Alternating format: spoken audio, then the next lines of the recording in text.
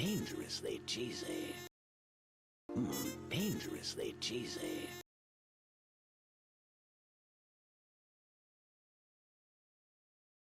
Dangerously cheesy.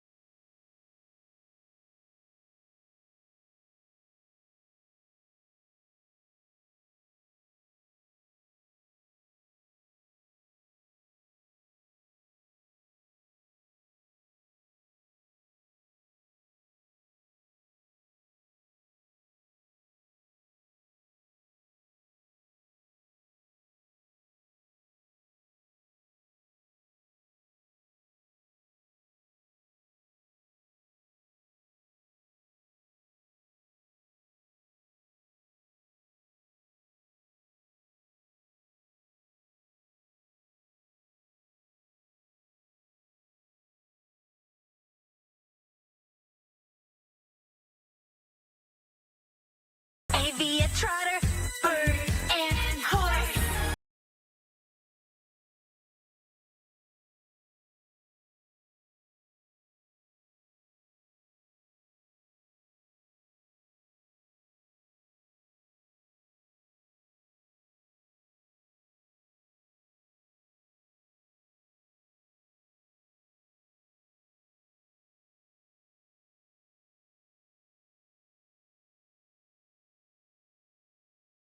Dangerously cheesy.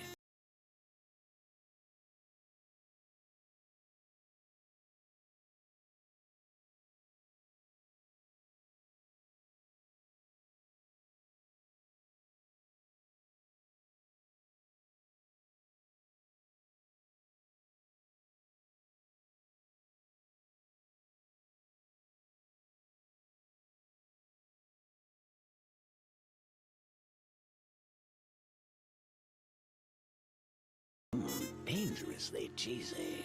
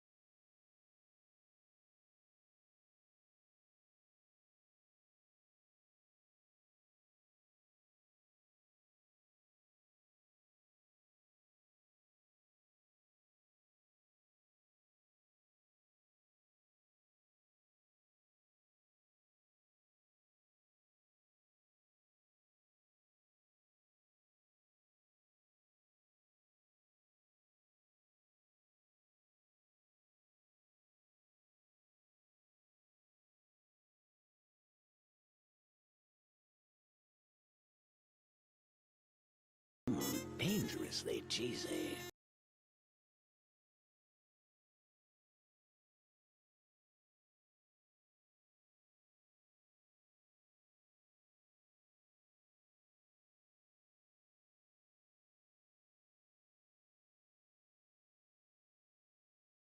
Dangerously cheesy.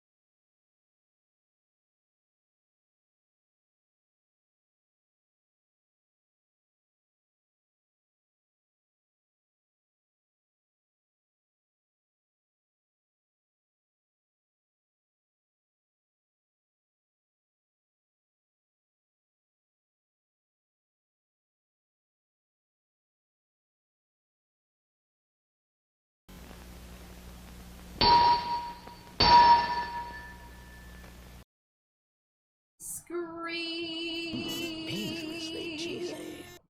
Monster, monster high. Hold on, where's my list? There it is. Scree.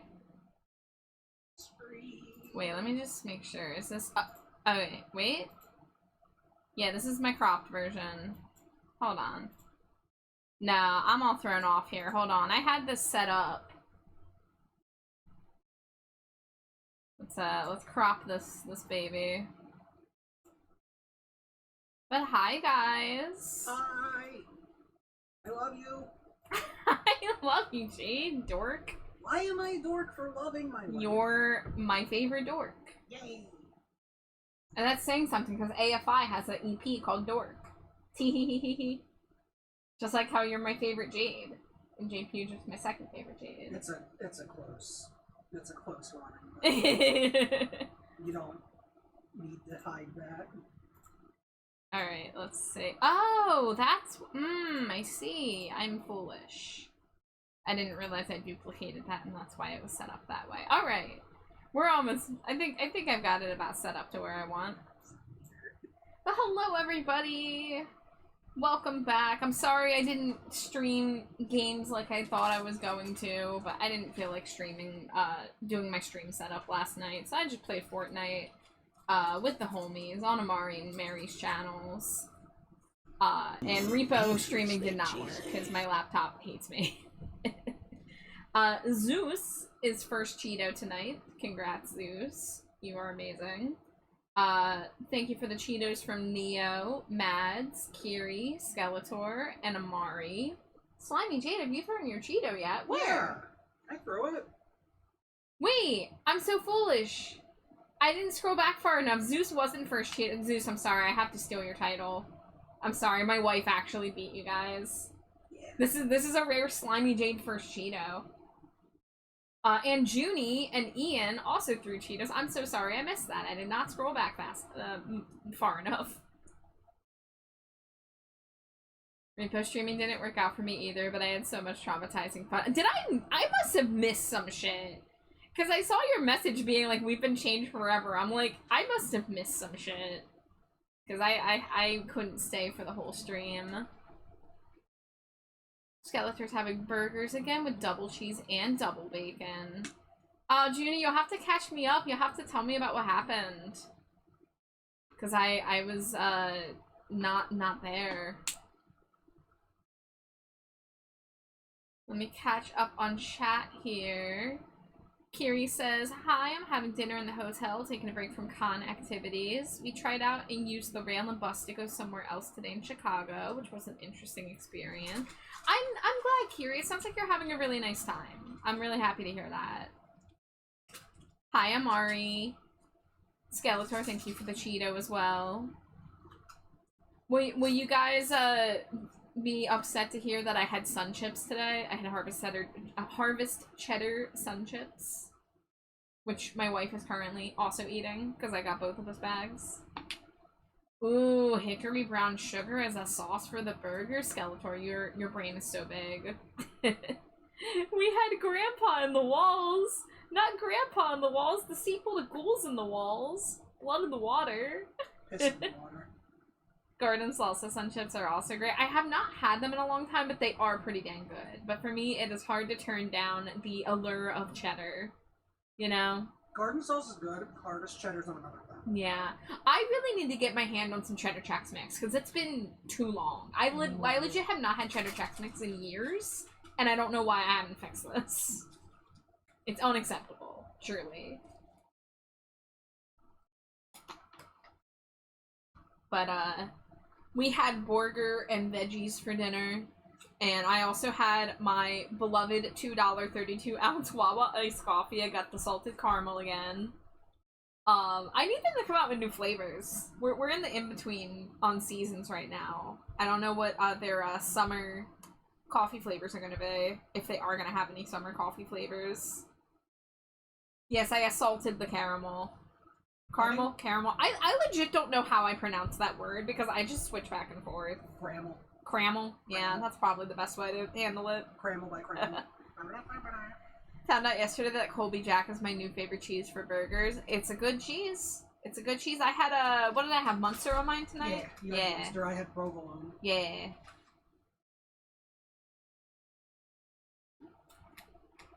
Well, Skeletor, I'm glad that Slimy Jade had a burger tonight, so she's not suffering from hearing about burger. I mean, she's suffering a little bit, I'm sure. Yeah, because these burgers sound better. Yeah, I mean, she's suffering from not having these specific burgers. Yeah, we're gonna put you, like, right there. Yeah. You're right, Caduceus and Gargamel. That's how you say caramel. Gargamel. From the Smurfs. I've never watched the Smurfs. Me neither. Burger do sound good as always. Burger fixes everything just about, you know? Yeah. Burger is just a good ale to life's woes. Hot dog technically fixes more for me, but burger also fixes everything. Burger into me. Oh, my cheesy one. I like that. Yeah.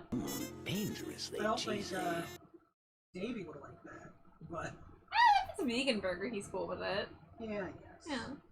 Oh no, Judy's I mean, talking about snorks. I love a good black bean burger, for real. I was vegetarian for 5 years, and when I'm, in the mood for it, I try to get the non-meat dishes when I can, just, for health and taste and all that. But I love a good black bean burger. There was this place that I went to. I went on vacation once with a friend in Connecticut, because her mom had moved up there, and we went there, and this was when I was in, college. And we went to a diner, and I was vegetarian at the time, so I got their veggie burger, and it was the best fucking burger I had ever had. And I had let my friend try a bite of it too, and she was also, blown away by it. She emailed the restaurant to ask for their recipe, and they actually sent it to us. But of course it was, for a large batch. So we tried making them ourselves. Unfortunately, ours came out a little mushier. We tried to let them set up in the freezer, but they just, by the nature of their ingredients, were softer than anticipated. They didn't crisp up as good, but still, the flavor was phenomenal. I think there might have been sweet potatoes involved, too. It was good. It was seasoned so well. Haunted by that good food I had in Connecticut. That's also where I had boba for the first time, but the first time I got boba, I didn't get it with boba pearls, I got it with red bean. And I haven't seen the red bean offered in all the places that do boba, so I haven't gotten it with red bean in a long-ass time until last weekend when we went to Kung Fu Tea. And I've been to Kung Fu Tea before, but usually I'm just like, oh, I'm gonna get my taro with the boba pearl, and I don't look at the menu a lot. But this time I decided to get something different, so I got the honey Thai tea. And I was like, that's like a nice neutral flavor. That would go well with the red beans. So I got it with the red beans, and it was a great decision. I was very happy, very full of bean. Love me a good adzuki bean. Love me a good sweet bean. You're a sweet bean. You're a sweet bean. Wow. Wow. Some foods need the right mood. Burgers, the universal constant. Pizza's up there too. I can pretty much always go for a good pizza. And like, pizza comes in so many forms because like a freezer pizza hits different than a ordered pizza or even a homemade pizza, but I still love a good freezer pizza. That Red Baron, that is really good. Like, I don't like an Elio's, but like... No, oh my, and see, that's what my mom always had in the house growing up, so I was not an Elio's fan, but I would have to eat it because it was what was there. But I love the Red Baron pizza. If you get a freezer pizza that has good crust, then you've won. When you get the freezer pizza and the crust is inedible, it's like, well, shit, what was the point? Kadushia says Tombstone, and Tombstone's another good one. Yeah. We also got some, like, store brand ones that were really good. Like, that one 6 cheese we got from wherever. Yeah. I used to get the Target brand ones, too, and they had, like, the goat cheese one, and I know you're not big on that, but I loved that goat cheese pizza, and it was, like, $4.99. It was a great price. Hi, Jay. Hi, Small. Hi, Klepto Jack. I think I said hi to Klepto Jack already, but just making sure all the Cheetos are accounted for. Hi, guys. I hope you guys are ready to hear me yap, like, non-stop, okay? Because we haven't even gotten into it yet, and there's going to be so much information I can provide as we look at these dolls. You're not ready. I mean, like, some of you have seen, like, when I mention Monster High on stream, and I go into a little 15-minute autism hole, where I just have to info dump about it, and then we get back on track. But tonight, and this is just gonna be Yap Central. I've got my water all stocked up and ready to go. In fact, I'm gonna pre-hydrate. It's all info dump. It's all info dump. You got it. And I like the format of this because you guys are gonna get to see the dolls with me too and form your own opinion. So we can like talk about it. You know, it's not like, you know, I'm doing a tier list on something nobody understands. It's like, I'm giving you exactly what you need to make your decision on how you would want to rate the dolls. If anybody is insane like me and wants this spreadsheet, I can provide the spreadsheet if people would like a duplicate copy to fill out for themselves. But I don't think anyone's gonna be as insane as me for that. So I hand typed this shit out months ago. I set this up back in like February. You can see I went full hog with it. Full hog. Shut up, Char. Full hog. I color coded the majority of the characters. I have the release dates. I have the name of the doll lines. And little notes about it, like if they're like exclusive to a 5-pack or stuff like that. So we have 435 dolls on this list. I'm possibly missing a couple because there have been more Skelectors announced since then. So, all right, it's probably a good idea for me to start with a little bit of relevant information to set the scene. I'm sure most of you know what Monster High is, but just in case you don't know, it's a doll series that started in 2010. And it's, you know, about monsters who go to a high school for monsters. And all of the monsters are the children of famous monsters, like from the movies and books and other media. So concepts. Yeah, and like mythology and you know, cultural, like, you know, cryptids and stories and stuff like that. There's they pull from all sorts of areas, and some of those a little more problematic than others, which we'll approach those when we do. Like, one is just the daughter of, like, gargoyles. Yeah. Like, just the concept of it. Yeah, like, if there's not, like, a specific, like, you know, because there's, like, Frankenstein, right? All right, daughter of, you know, the Frankenstein's... I don't know if it's daughter of Frankenstein's monster or the scientists who created Frankenstein also created Frankenstein. These are the kind of things we might need to look up on the wiki as we go through them. There's also the problem that I have G3 lore also in my head now. Yeah. I was gonna say, I think in G3, I recall Frankie saying that their parents were Frankenstein's monster and the bride of Frankenstein's monster, who then made them. Yeah. Using various mad corpse science. parts Yeah. and mad science. Cat, you're a manly man. How'd you spend your Saturday night? Rating Monster High dolls on the internet. Yes. Jay says, this is the most epic tier list. I don't know how much I can participate in the discussion, but I'm here for the vibes. High and on a good streak, apartment tidying. Here for this live video essay. Well, Jay, like I said, there will be pictures for you to look at with your eyeballs. So you don't have to know the lore. You know, I'm gonna provide little bits of information as we go, but you're gonna be able to see that. Like, let me just there we go. That's the format we're gonna be looking at the dolls. I have a slideshow here, and we're just gonna be going through the product pictures for each doll, and I will let you know who they are, what monster they represent, what their whole deal is. So Monster High is a doll series first, but they also simultaneously came out with a like a 2D animated web series, kind of like animated in Flash. And so that was the primary way, you know, that way to interact with the series. Then they started doing 3D movies. So there's 3D animation where they kind of, they look like the dolls. They don't have, like, the articulation, but they have very similar proportions. So there's a bunch of movies. And, you know, they were, you know, the G1, what that means, that's the first generation of Monster High. So that's like a toy term, if you don't know. They do this for, like, My Little Pony and, you know, Strawberry Shortcake, stuff like that. A lot of time, toy series will come out with a generation and they'll last for years, and then they do a reboot, and then that's when you start the next generation. So we're going to be looking at G1 primarily, which spans from 2010 till about 2015, 2016-ish. There's a couple that are on the cusp that you know, there's like one line that's technically G2 that I included because production started during G1, and they still look like G1 dolls. Now, depending on how this G1 list goes, I will probably also look at the G2 and G3 dolls. G2 was short-lived. G2 sucks. I'm just gonna say it. G2 was terrible. I will give my opinions on that when the time comes. And then G3 is what we entered around, like, 2020, 2021-ish.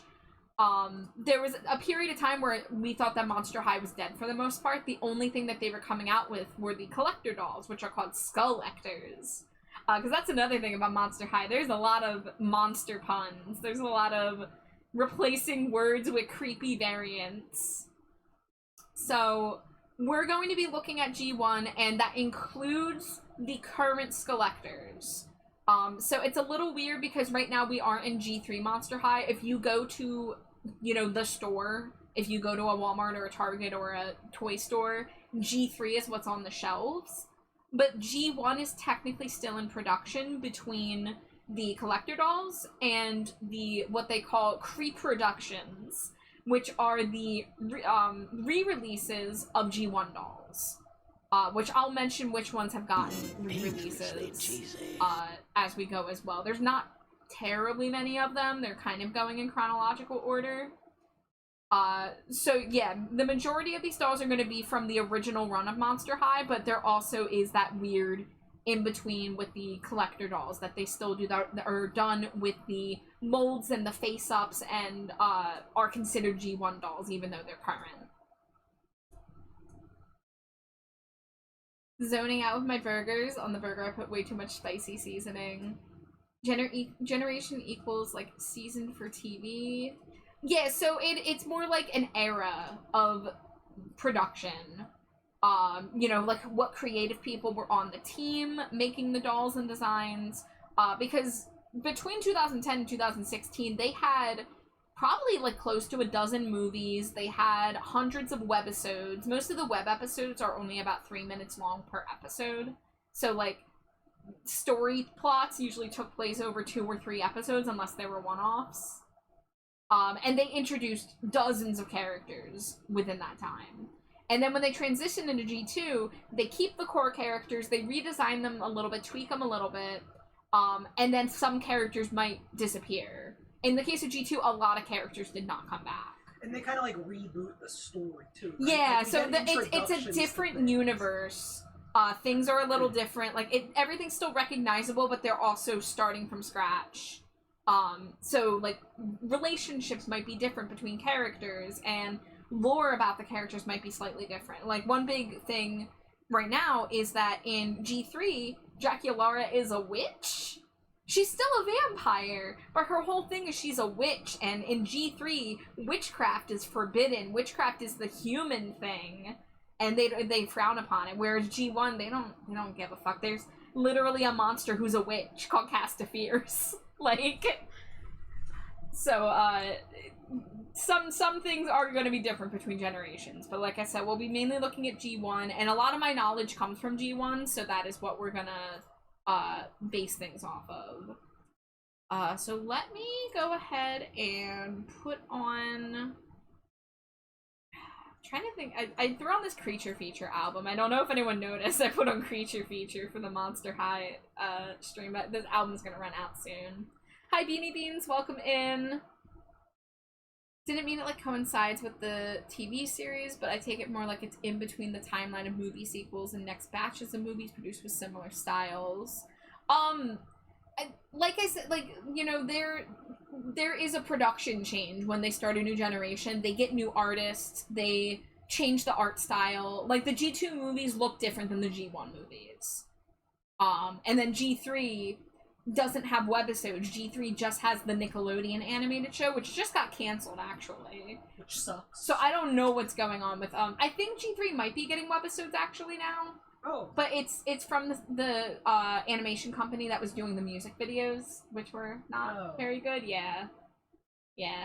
Oh. Hi Tin. Hello, hello. Alright, so one more, so I guess let's start trying to get into this. I'm trying to think of like something to put on in the background that's kind of like not distracting. Monster Mash on loop. Monster Mash on loop. I kind of want to just put on like a Halloween like ambient playlist. I need some dungeon synth. Where's my friend Autumn to tell me a dungeon synth album to put on? You know, maybe if I just type in dungeon synth, we can get a little bit, because I want a little bit of spooky background music, or I could just do like dark wave. Yeah, you know what? Let's just do a dark wave playlist. Let me just play it safe. That's pretty out of the way. We'll just do the first thing that comes up on Spotify. I'm not even gonna have the music in my ears, so people let me know if the music is not vibing. But that's kind of just supposed to be setting the scene. Alright, so I have my rank guide at the bottom here. I'll blow it up so it's easier to read. So I don't like the tier list website. There's also way too many things to put on the tier list website, so that I'm using a spreadsheet. So this is my rank guide. It's similar, you know, like S, A, B, C, D, but I tried to give them stupid monster pun names. So our top tier is Scarily Perfect, which is like the best designs, the ones I get super excited about, the ones that like I would want in my collection, you know. Then A tier is Real Good, which if you don't know is a reference to the TV show Real Monsters, which was a 90s cartoon. So yes. Yeah, that was on purpose. So these dolls are really great. I would probably want to add them to my collection, but I wouldn't like go out of my way to like overspend if I wanted to add. Then we got Bloody Alright, which is B tier, where it's like, it's good, it's solid, no real notes, but like might not be my cup of tea, or might just be like, you know, not 100% vibing. Then we got Monstrously Mid, which is the C tier, which, you know, means that they've kind of missed the mark, or I feel like it would need, you know, some changes here or there to fit my liking. Like, I have notes, you know? And then our D tier is Zombie Dirt, which is take this doll and bury it in the dirt away from my eyes, because I hate it. So that's our guide there. Bullet for My Valentine. Tin, I haven't listened to Bullet for My Valentine. I know who they are. I've known the name. That's another one of those bands that's been in my periphery, but I haven't checked them out myself. So if you have an album recommendation, you know, feel free to hit me with it. I love checking out albums, specifically. I have a redeem that you can make me listen to it on stream, but if you just want to suggest it, I don't care. You don't have to pay points for that. Kiri, so we're going to be looking at Monster High dolls. So the spreadsheet, you don't really have to look at it too hard. That's up on the screen for, you know, my point of reference. But I'm going to be showing dolls on screen and talking about them and giving my what I would rank them under. So we're going to try to rank every Monster High G1 doll, and then afterwards, after the list is done, then I can look at each character and see, first of all, which character I like their dolls the most, and which ones got the most dolls. I mean, I can tell you who got the most dolls. It's Draculara, straight up. But we'll be able to make, like, per character tier list, too, of, like, what is the best doll for each character. Which, for a lot of them, is gonna probably be their signature doll. Well, so Jade... Jade will be, looking at the dolls with me, too, and giving her opinions. Yeah. I'm just way less knowledgeable. Yeah. I'm here to yap and info dump at all of you. And you are all here to look at the dolls with your eyeballs and go, ooh. Or ew. I'm like the audience representation character. Yeah. Where I know some shit about Monster High and I go, oh wow, I like this one. Oh, you were thinking Bratz, not Monster High. So I did really like Bratz as a kid. But Monster High, I got into Monster High as an adult. Actually, I was 18 years old when I found out about Monster High. And I'll show you guys what my first dolls were, because they're relatively early in the list. But I think we're ready to go and start looking at these dolls and ranking them. So we're starting off with Claudine Wolf. Woo. You make me howl at the moon. So Claudine Wolf is, of course, the daughter of the werewolf. Just the, you know, the general concept of the werewolf. The Universal Studios monster. Werewolf. Yeah. So she actually originally wasn't supposed to have wolf ears. They were on a headband before. But then they did make her a little more monstrous. So she has claws, because, you know, Claudine. And she has the wolf ears. This doll caused controversy, as well as a lot of the other early Monster High dolls, because, you know, as you could expect, Christian moms were not excited about the monster doll line. Specifically, this one got ousted as one of the ones that they claimed to look like a prostitute. You know, because she does have a very short skirt and shows her midriff. So, this was a controversial doll. And one of the first dolls immediately pissed people off. But, you know, we've got, so her whole thing is that she's a fashionista. She is a wannabe fashion designer. And, yeah, well, yeah, the stripper boots too, yeah. And that's another thing about Monster High you're gonna see. So Monster High is a fashion doll line. Despite the fact that this is a high school, these, you know, monsters are dressed for Monster High really loves to get wacky with its to get high heel shoes, like, all the time. Even the ones that look like Converse sneakers have heels. But Claudine gets the freaking knee-high, strappy sandal boots. But, you know, so we got the purples, we got the black. Like, purple is her main color. And like, you know, like, I don't know. This is definitely not an S tier for me. It's iconic. It's one of those designs that, like, yeah, like, you will immediately recognize it when you see it around, but yeah, I don't agree that it really fit the vibe. Like, I get that she's a fashionista, but I mean, she's got these, like, beige knee socks. I think that's what I'm looking at. Yeah, she's got, like, mesh, like, knee socks. Yeah, the knees do not look good here. The doll knees are not good. Monster High definitely awoke Monster Girl lovers. There's so many better Claudine Wolf dolls, I know. So, for me, I think this is a B tier. I think it's a solid design. I think it's iconic. As for being one of the first Monster High dolls, but for me, this is not Claudine at her peak.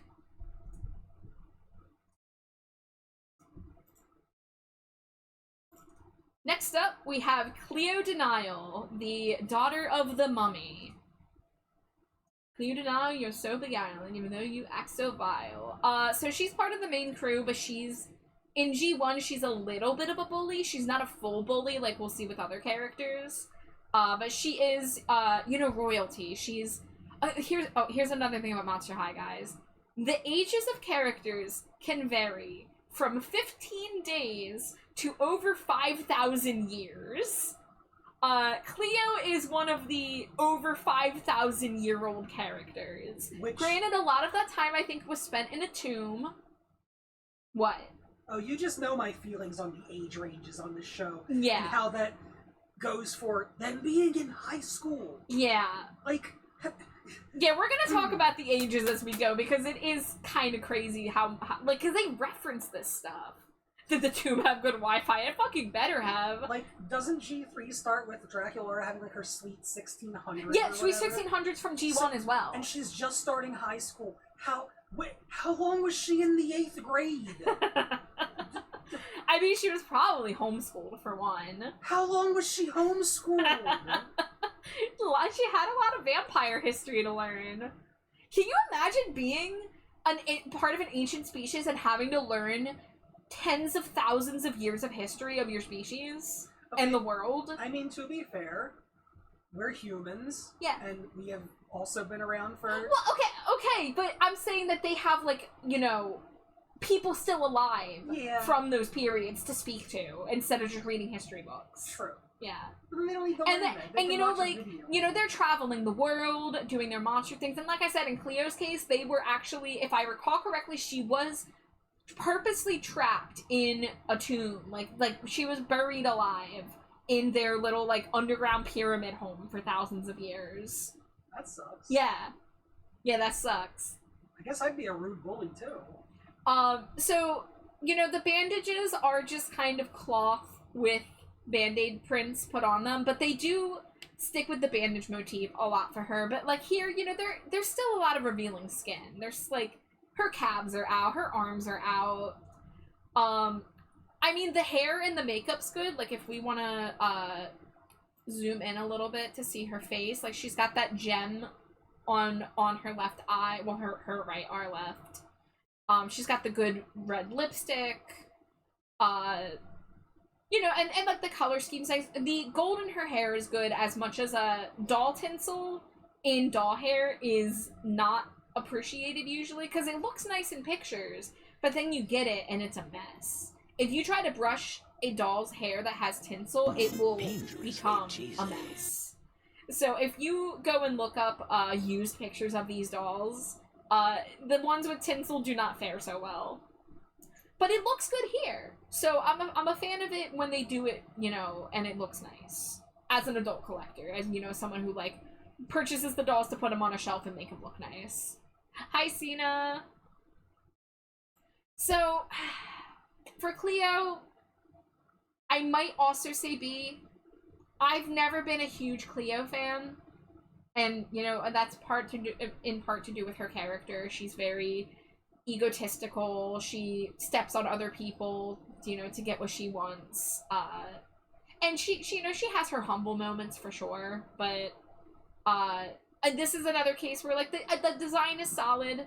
it definitely works for her first doll, but I know that there's better Cleo dolls. All her organs are in jars. Well, that's G3. Oh. Yeah. It might be I don't know how much of that G1. Because she does get access to the like Egyptian curse magic. But I don't know. I don't think they really reference the organs being in jars thing as much in G1. But it's also been a while, so I might not remember. She steps on other people in a bad way. Thank you for clarifying. All right. Next up is the first male doll that was just kind of tacked on with the starter dolls. This is Deuce Gorgon, the son of Medusa. I don't like Deuce. I do not like G1 Deuce even a little bit. Now, when we talk G3 Deuce I'm actually cool with. G1 Deuce looks like a douche, acts like an idiot. Okay. Douche Gorgon. Yeah, douche Gorgon. And he immediately, from the start, is dating Cleo. So his whole character, from the start, is being Cleo's boyfriend. And she, you know, like, they love each other, but she also doesn't treat him super good. Now, the fashion, it is very 2010 boy fashion. I mean, he's got those freaking checkerboard slip-ons. I had shoes that looked like that. I had a pair of slip-ons like that had crossword puzzle design on them. Very similar. But yeah, I just like the vests ain't doing it for me. Like, I get what they're doing with the mohawk of snakes, but it just doesn't look great. His head is like plastic, so like the scale area is like hard plastic. And, you know, he's got, like, the sunglasses, like, whatever. Like, I don't like G1 Deuce, so we're gonna do monstrously mid-tier for that. Can we talk about his little friend there? Oh, yeah, so the characters do have pets, and I don't have the pets in all the photos. I don't remember anything about his pet, so D tier.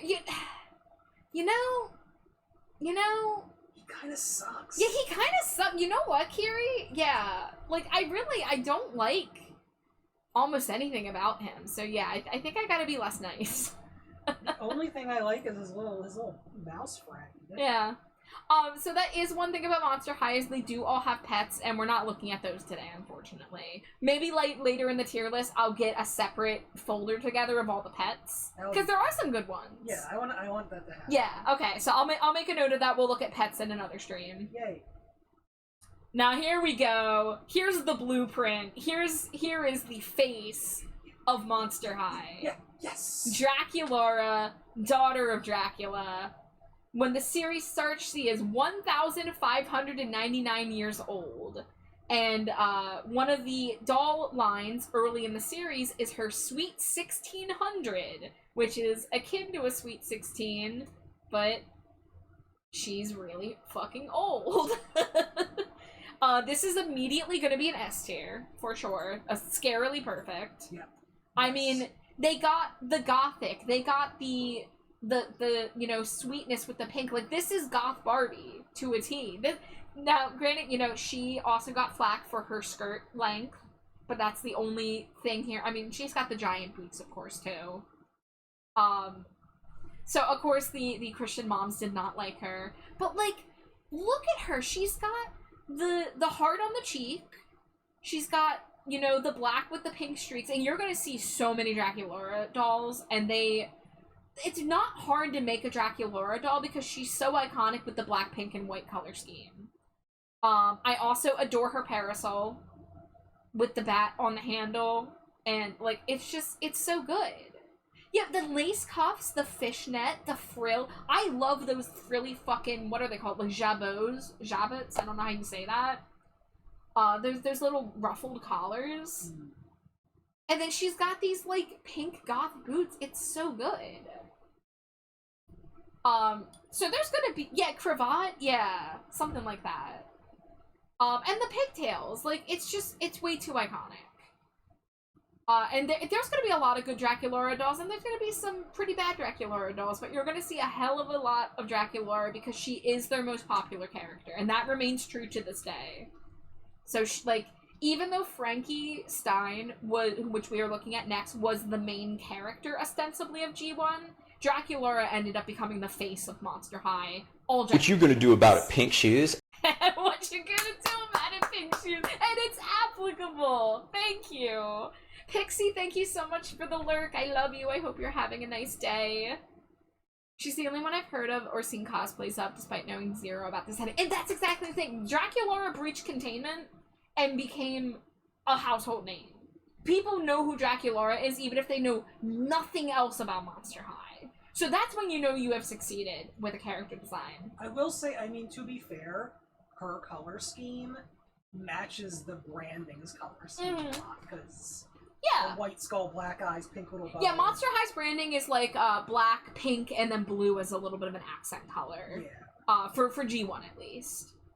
But yeah, I mean, it fits everything that a doll company wants, because of course, you know, Monster High is edgier and doesn't shy away from the goth influences, but they are still a doll brand competing with Barbie at the end of the day. So they still need to have the girly dolls that appeal to the normies, right?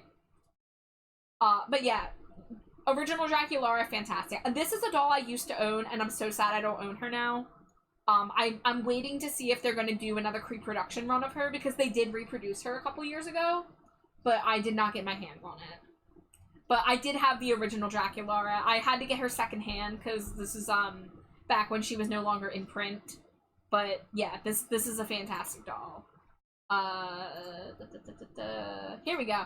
Now, this is what is supposed to be the main character of the Monster High webisodes and early series. So you're introduced to Monster High through the lens of Frankie Stein, daughter of Frankenstein's monster, who walks into Monster High on her 15th day of being alive. Because, of course, she is made from dead body parts of other people. So she is created with full sentience on day one. So she spends 2 weeks at home in the lab learning about the basics of, like, you know, interaction and stuff, and then gets pushed into school immediately. Now G3 Frankie Stein, they go a little bit more into the fact that, like, the body parts are from, like, famous people and stuff, so that's why G3 Frankie's, like, smart. G1 Frankie is not so much. G1 Frankie is the new student, the boo student, if you will. You know, and you're being introduced to Monster High because, you know, you're new to the series and she's new to the school. And she's, you know, naive. She has to learn about friends and norms and, you know, school things and all that. Like, she's just, like, everything is a new, exciting experience for her. So, you know, we've got the black and white hair, which, you know, brings in that Bride of Frankenstein influence.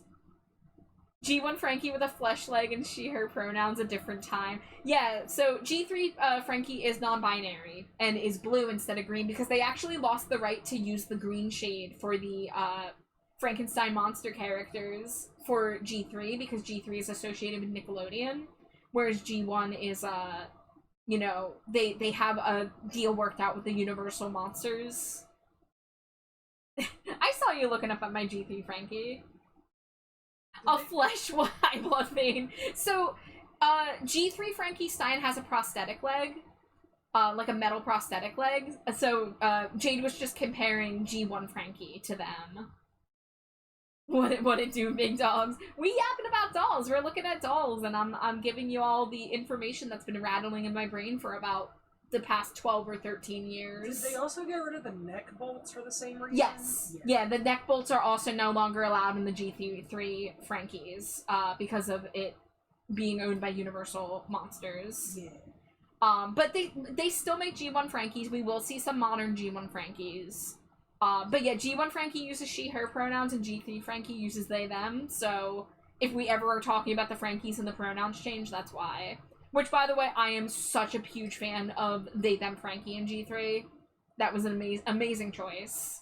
G3 Frankie is, like, my favorite thing about Monster High. Oh yeah, no. When we do our G3 list, we're gonna gush about G3 Frankie. But G1 Frankie, you know, like she is an iconic character. I'm not gonna say S tier on the design. I mean, she's giving some Avril Lavigne, right? She's serving like Avril Lavigne crossed with like a prep student. Yeah. You know, she's got the plaid, but she's also got a little bit of fishnet. As Kadusha said, the purse looks like something Davey Havoc would have carried in 2006. Hi, Patsy. This is how I find out dolls have gens. Yeah, toy brands often have generations. When, you know, they reboot the series and they update the designs and change the people in the creative team and stuff like that. And that is 11 wife smooches. So, again, I know we're gonna see a lot of better Frankie dolls, so I wouldn't put this one in S tier, but this is a solid design, and, you know, is a good vibe for early Monster High. You know, because she is, you know, she's new, and she's just, like, she wants to fit in at school. Another smooch. And if you can see, she's also got, like, the stitch on her face, and she's got various bolts on her body parts, so love that. Hi, Sundrake, welcome in. Officially taking a tortilla chip break. I want a tortilla chip. Alright, moving on. Here we go. Ghoulia yelps. Ghoulia, my ghoul. Ghoulia was one of my favorite characters when I got into Monster High. This doll in particular haunted me, appropriately, forever, because when I got into Monster High, this doll was no longer in print. So she was already expensive to get secondhand, because she was one of the first dolls, you know, released in 2010. So for a long time, I yearned to own this doll and couldn't afford it, or every time I found one that was affordable, it was, like, bad quality, because, like, it was a kid's, you know, a kid's well-loved copy. My ghoul. Now that my ME CFS is ramped up, it's kicked my assness. I relate even more to Ghoulia than I originally did. Yeah, so Ghoulia is a zombie, which may not be the one thing I think they failed in her design here is that it's not immediately apparent that she's a zombie. She's just kind of a gray girl. So I will have to dock points for that, but she'll probably still end up in S tier because of my personal bias. There are going to be other Ghoulia designs that bring the zombiness in a lot more. But when they start, she's kind of just like a scene girl with, weirdly enough, a music theme. Her belt is a keyboard, and not pictured here is her purse, which is a cassette tape. Let's go personal bias, yeah! Alas, I can only but throw a single Cheeto each occurrence. Yes! I like your boots. I do like her boots. I love the knee-high Converse boots. Oh my god. That is so 2010, in the best way. The fishnet gloves, the horn-rimmed glasses, the cherry red lipstick, and that just tiny little bit of green accent, because she has cherries on her top, so they gave her the green headband to help tie in the cherry theme. But yeah, like, I will admit, from a design standpoint, this is just a scene girl wearing Homestuck troll gray paint, right? But I love Ghoulia. I love her aesthetic. She gets the black, red, and white color palette primarily for herself, and it is, you know, one of my favorites, if you can't tell by my own design. So from an objective standpoint, I'd have to give her an A. However, this is not an objective list. We're subjective as fuck. And my girl Ghoulia gets the S rank. Might I suggest Yes. putting this Ghoulia in Yeah. A, since other Ghoulias that are better designed and will be in S? Okay, but have you considered, this doll was my holy grail doll for so long, and I finally got my hands on her a couple years ago with the Cree-production? That's fair. Yeah. Again, this is my personal bias because Ghoulia is one of my favorite characters. So, the way they represent her in G1 is that she's a zombie, and the zombies cannot speak English. They speak in zombie modes. So they're like, like, you know, like, I can't do it. It's better when she does it. It's raspier and creepy. But all the characters can understand them, thank goodness. But because of the lack of verbalizing for the audience, you know, we only get to find out what she's saying through other characters repeating and being like, oh, Ghoulia, you want us to do this? Not quite a Thunderburker. Not quite a Thunderburker. But some people have taken her to be representation for nonverbal people. People have taken her as being an autistic icon. They very much code her as autistic in G1. And, you know, in, like, the movies and the plots and stuff, she's always, like, the smart one figuring out the problem in the background. Like, there was this chain of movies where just, like, there would be an issue, and all of the main characters would be, like, going through it, and then there's just Ghoulia in the background taking care of business, and then she's the one that presents them with the solution to the problem. And she was, best friends with Cleo, but it was kind of a little bit of a, like, she was almost treated like Cleo's assistant, but Cleo did actually respect her too. It's a bit in a gray area, and they go back and forth on that. But yeah, so we'll talk more about the characters as we get to their other dolls, but have it be known, this probably should be A rank, but I'm biased and I love this doll. Oh god, here we go. So we're gonna see his other half, Ooh. but this is Holt Hyde, who has an alter ego, Jackson Jekyll. So this is the son of Dr. Jekyll and Mr. Hyde. I feel like it'd be easier if I could show you Jackson Jekyll, but he's a little bit further down the list. We have about 12 dolls to get through between then. Because they did not release at the same time was the thing. Which is weird. Yeah. Oh, that poor guy being a ginger is what makes him count as a monster. Well, that's fire hair. That hair is on fire. Okay. Also, hi, Rad. Thank you for the Cheeto. I know you've been here, but thank you for throwing your Cheeto. Which, the fire makes no sense, because, like, Dr. Jekyll and Mr. Hyde isn't fire. Yeah, and so I've never understood the fire motif myself, because the other thing is that Monster High has another male character who is literally a fire elemental, who is, like, the son of, like, Hades. Yeah. And has flames for hair. Why do we have two dudes with flames for hair? I don't get it. And he's got a face tattoo, guys. Do you see that? He's got the frickin' face tattoo. What gives? So Holt Hyde is a DJ. So the way that the Jackson Jekyll and Holt Hyde thing works is that Jackson Jekyll is a normie, aka a human. They literally call them normies in G1. And when he is subjected to music, to, like, loud, danceable music, he transforms into Holt Hyde and has no, you know, no recollection of what happens, right?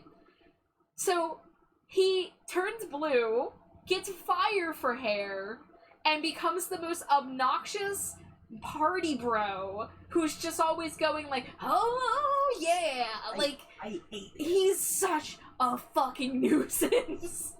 I can't. No disrespect to any party DJs out there, but this guy is insufferable to watch in the cartoon.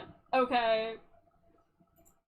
And, like, looking at his design, it hurts my eyes at first, and then the more I look at it, it's not as bad, but ultimately, like, you know, I like the pinstripe pants with the fire on the bottom. That's nice. I like his shoes. I like his shoes. And, you know, the red jacket really invokes that kind of, like, Michael Jackson Thriller kind of vibe. But I can't get over, like, he's an eyesore a little bit. Like, yeah, they're going for a primary color thing with him, but why the fire hair? I've never understood. With that being said, I think I'm gonna agree with Jay and go with mid-tier, monstrously mid, because he's at least not boring like Deuce is. As a character, I don't like him, though. But he doesn't get many dolls, so we're not going to see a lot of him. What do you think, Jay? What would you rank him even lower, or? I would say mid, because he's not boring. His Yeah, like, design is looking at the design, like, objectively, with, like, the art lens, like, yeah, he is well put together. Yeah. It's just, he's supposed to be a lot, so he does come off very strong. He has all these, like, powerful colors fighting for dominance. Would I want to own him as a doll? No. God, no. No. But he's not Z tier. Yeah. Not Z. I mean, I'm like, I guess I get it if it's only to torture the character. Damn, Jay. Damn, we're getting into what Monster High dolls we'd buy to torment. My conspiracy is this is just someone's personal OC they slipped in. Oh my god. By the way, guys, ad break is about to start, so I'm going to wait to move on to the next doll. I also need to, like, blow my nose, because apparently talking for an hour straight makes my sinuses run. The best interpretation I have for this guy is Jackson has Holt as a headmate, and when Jackson gets overstimulated, he disassociates so hard that Holt manifests, and because of his parents, science magic makes it a physical manifestation. Yeah, and that's more or less how it is. I mean, I'd have to rewatch the episodes to get the specifics of it. But yet, they don't tell Jackson about Holt. He has to find out through classmates, I'm pretty sure. God, that's rude. Yeah, I know. I mean, because already he's bullied for being the only normie in school. Again, like, we'll look at him and I'll talk about him when we get to him, but, like, that's so cruel. Yeah. To send a human to a monster school and not tell him that he's part monster and that he has a whole other person inside of him. Yeah. Alright, I'm gonna take a BRB. Everybody get some water, stretch a little bit, and we will get back to it.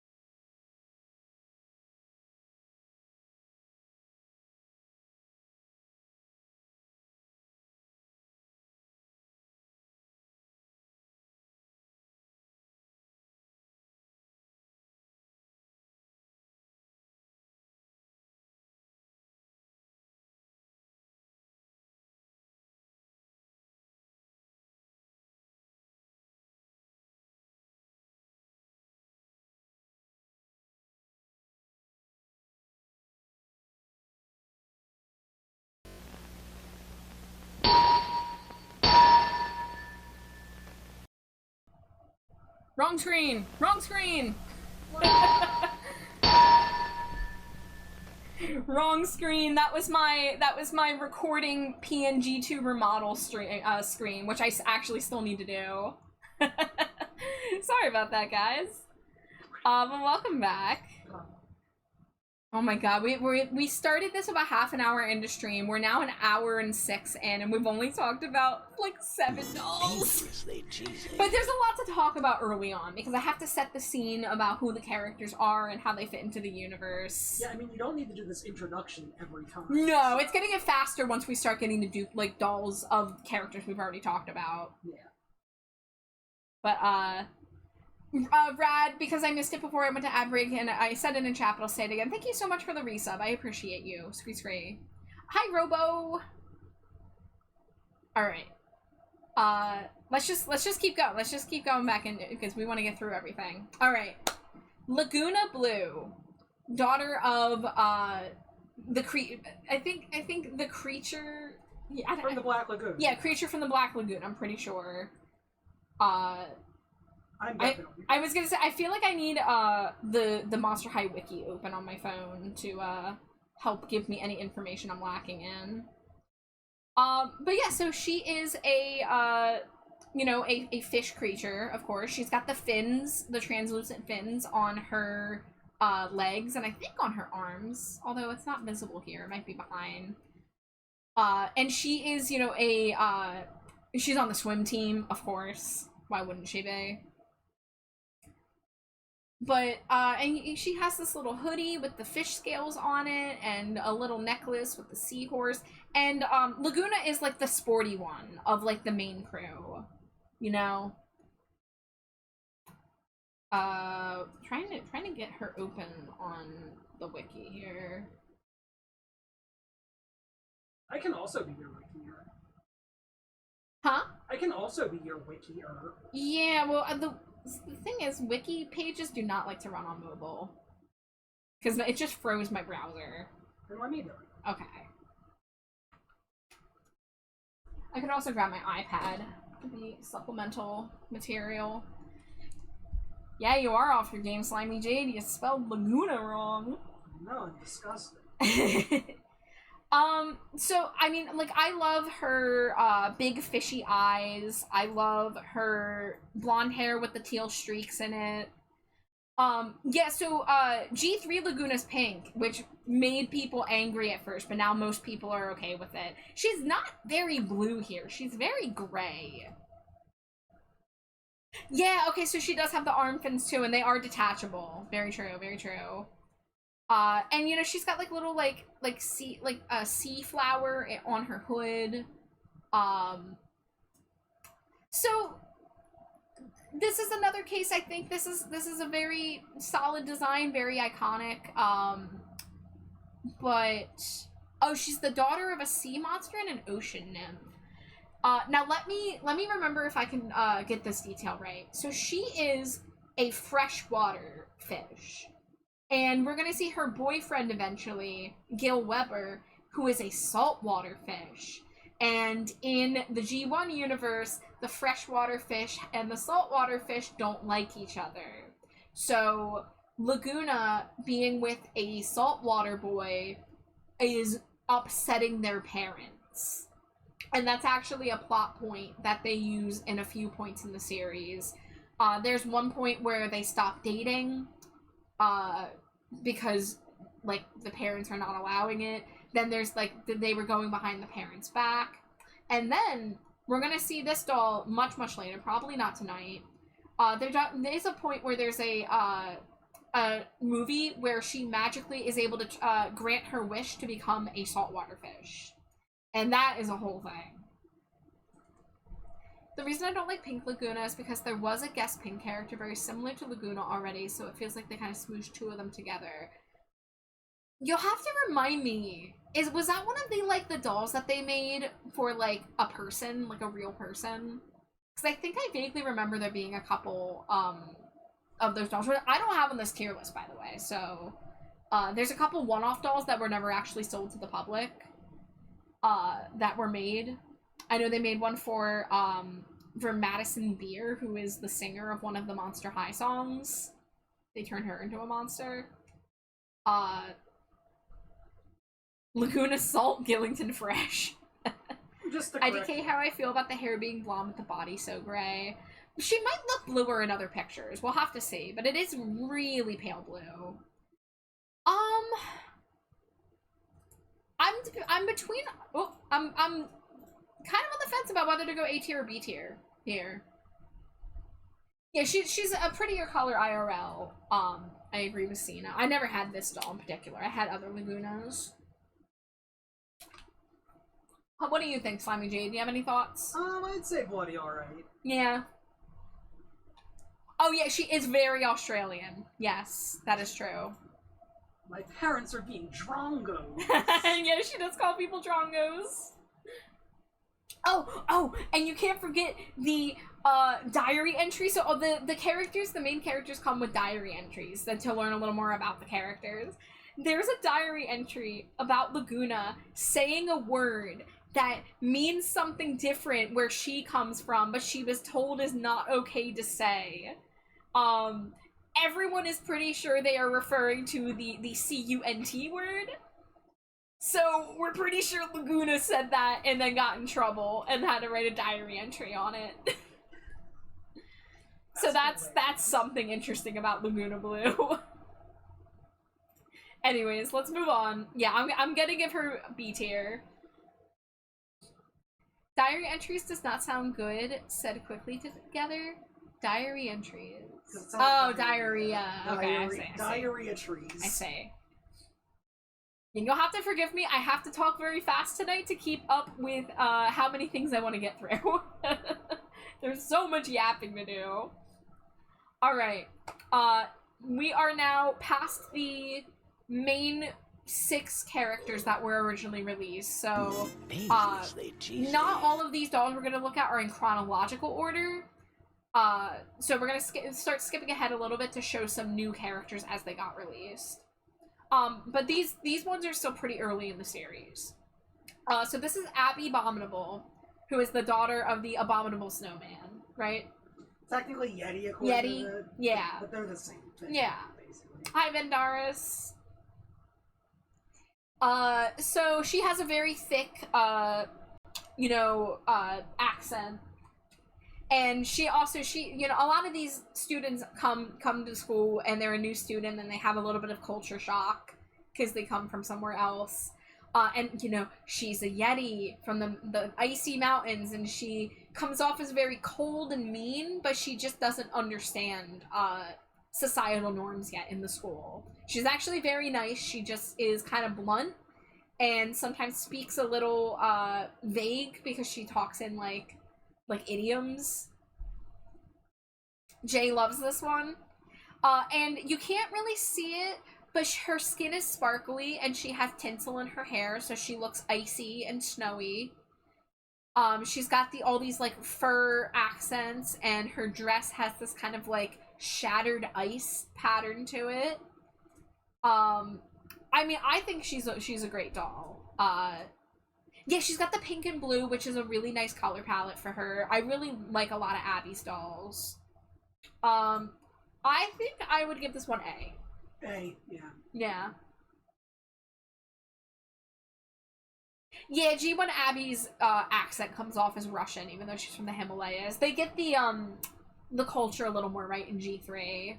For a lot of characters. For a lot of characters, yeah.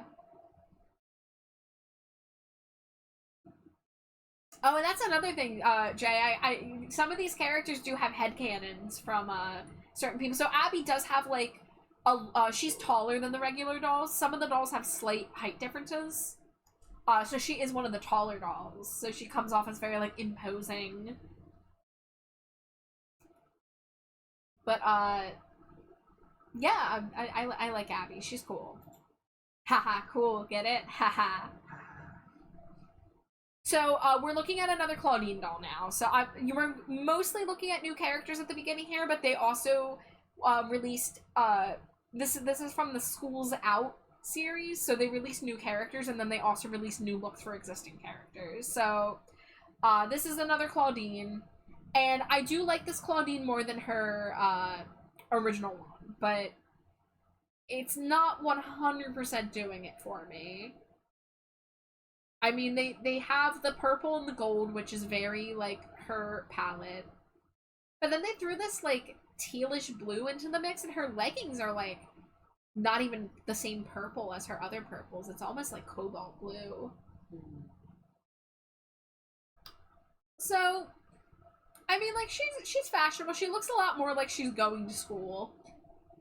So, like, I would rank this higher than her signature doll, but also it might still be just B tier, because it doesn't wow me. It's funny that she looks like she's going to school and the school's outlined. Yeah.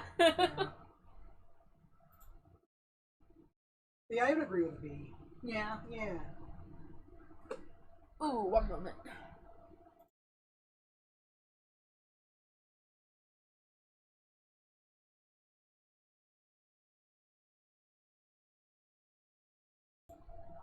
Alright, I'm back. Alright, let's keep going. So now here is, here's another Cleo. Here's School's Out Cleo. They have her hitting the classic walk like an Egyptian pose. I don't know if they needed to give her the belt that looks like it has a loincloth. I don't think I like this one very much. I don't like the leg and arm warmers. The leg warmers are over some tights. And yeah. The bandage patterns look stupid. The black leggings underneath the bandages is an odd choice, especially with the open-toed sandals. Yeah. You know, like, I wish they had just committed to doing, like, the bandages on the leg thing instead of adding this black fabric in. This is a mess. And, like, the headband, I know what they're trying to do, but that doesn't scream going to school. You know? This is School's Out. Yeah. Isn't School's Out not school? I mean, that's just the name of the line. The line. It's still introducing new students to the school. That's fair. Yeah. Yeah, so this is gonna be a mid tier for me. Yeah. Alright, so here's a 2-pack. Now I didn't separate these dolls. Some of the 2-packs I did separate, some of them I didn't. This one, they're like a couple, and they have to come together like this. So I do have to rank them as a whole. Now I will say, if I was ranking just Draculaura by herself, S tier here. I love this Draculaura. She is adorable. They give her a little bit of yellow. Every once in a while, they give her a yellow accent, which is so nice to break up the monotonous pink and black and white. As much as that color palette's great, when you switch it up, it can be so refreshing. And I love that she has the high pigtails here instead of the low ones. But she's got the frilly white shirt on the dress, and it's so good. It's such a good outfit. So her boyfriend is Claude Wolf. Yes, that is Claudine Wolf's brother. There is the whole Wolf family. All of their names have to do with either claws or howls. So a lot of them have really similar names to one another. There's Claudine, there's Claude, and then there's Claudia. And then they have a little sister, Howleen, which we'll see Howleen very soon. Draculaura equals S, other guys M, which makes the package B for me. Claude looks like he should be working on a train in the Old West. Yeah, so this is not Claude's, like, classic look. This is, like, a date night look. This is supposed to be they are going out for Valentine's Day's kind of vibe. Yeah. The yellow's adorable because it's a little reminder of her sunny personality, deliberately at odds with the fact she's a vampire. I didn't mention the thing about Draculaura. She's a vegan. She doesn't drink blood. She drinks fucking tomato juice, and somehow that's okay. Yeah. She actually, in G1, she faints at the sight of blood. It's really good. It's such a good little thing to add to the kids line about monsters. To make your pink goth vampire afraid of blood. That's really good. Yeah. Sorry, had to mention that. Also love that she gets the parasol here again. They don't give her parasols too often. Early series, they gave her parasols. You're looking at new Draculaura with the hat? I saw you looking at my shelf. That's like a parasol. But I have a couple G3 Draculauras on my shelf, so Jade was looking at them. I love G3 Draculaura. Yeah, Marceline style, just eating the red pigment, pretty much. So, yeah, so we are having to judge this as a 2-pack. And Claude leaves a lot to be desired. I do not like that hat. The hat is bad. The outfit's fine. I like his little bandana scarf. I like his jeans. His shoes are snazzy. The teal is nice. It complements Draculaura's yellow well. Yeah. But yeah, Claude really does drag this 2-pack down. So it's so hard. I want to give it an A because of Draculaura, but then it feels like Claude drags it down to bloody alright. I think it's gotta be a B. Yeah. Like, you could... I can separate them Yeah. after the fact, because if we do separate them, I'm giving Draculaura possibly an S. Yeah. I'd say Draculaura gets an S. You know what? No, an S/M. Like, Yeah, I'll figure that out. I'll figure that out later. No hair on the dude really brings it down. I don't know if he has hair underneath that. Because he does have hair. I just don't know if this doll in particular has it. Yeah, I mean, his design, if he weren't looking dead on straight at the camera, he's supposed to have, like, sideburns. Yeah, and I chose product photos for these because they're the clearest and best looking photos. But yeah, we are missing some other angles for some of these dolls. Okay, this playlist I have on is not doing it for me. Let's just put on like the boy harsher station before we continue. Let's see 80s dark wave.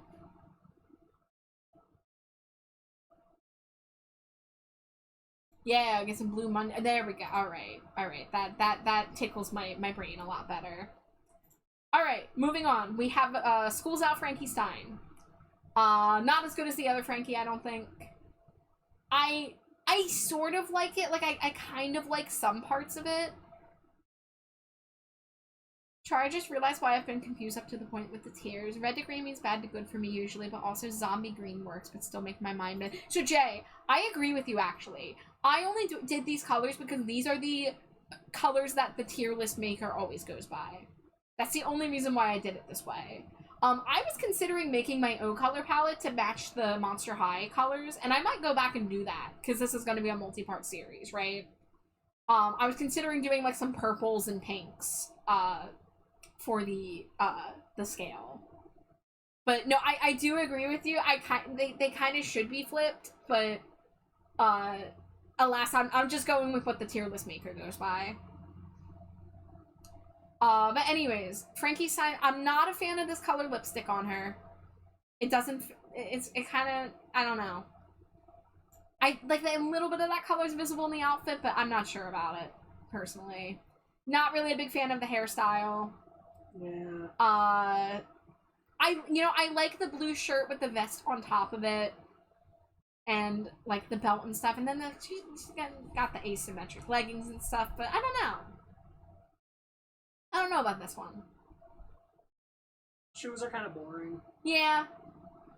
I'd say this is, like, it's B. Yeah, I don't hate it. There's nothing, like, major about it I would change. It's just, you know, not really doing it for me. Yeah. So yeah, we'll go with B. They make the top red and green box. So, there's, like, the tier list maker website. Literally, if you just look up tier list maker, yeah, the S is always, like, a pale red, and the bottom tier is always, like, a pale green. And then it's, like, the in-betweens.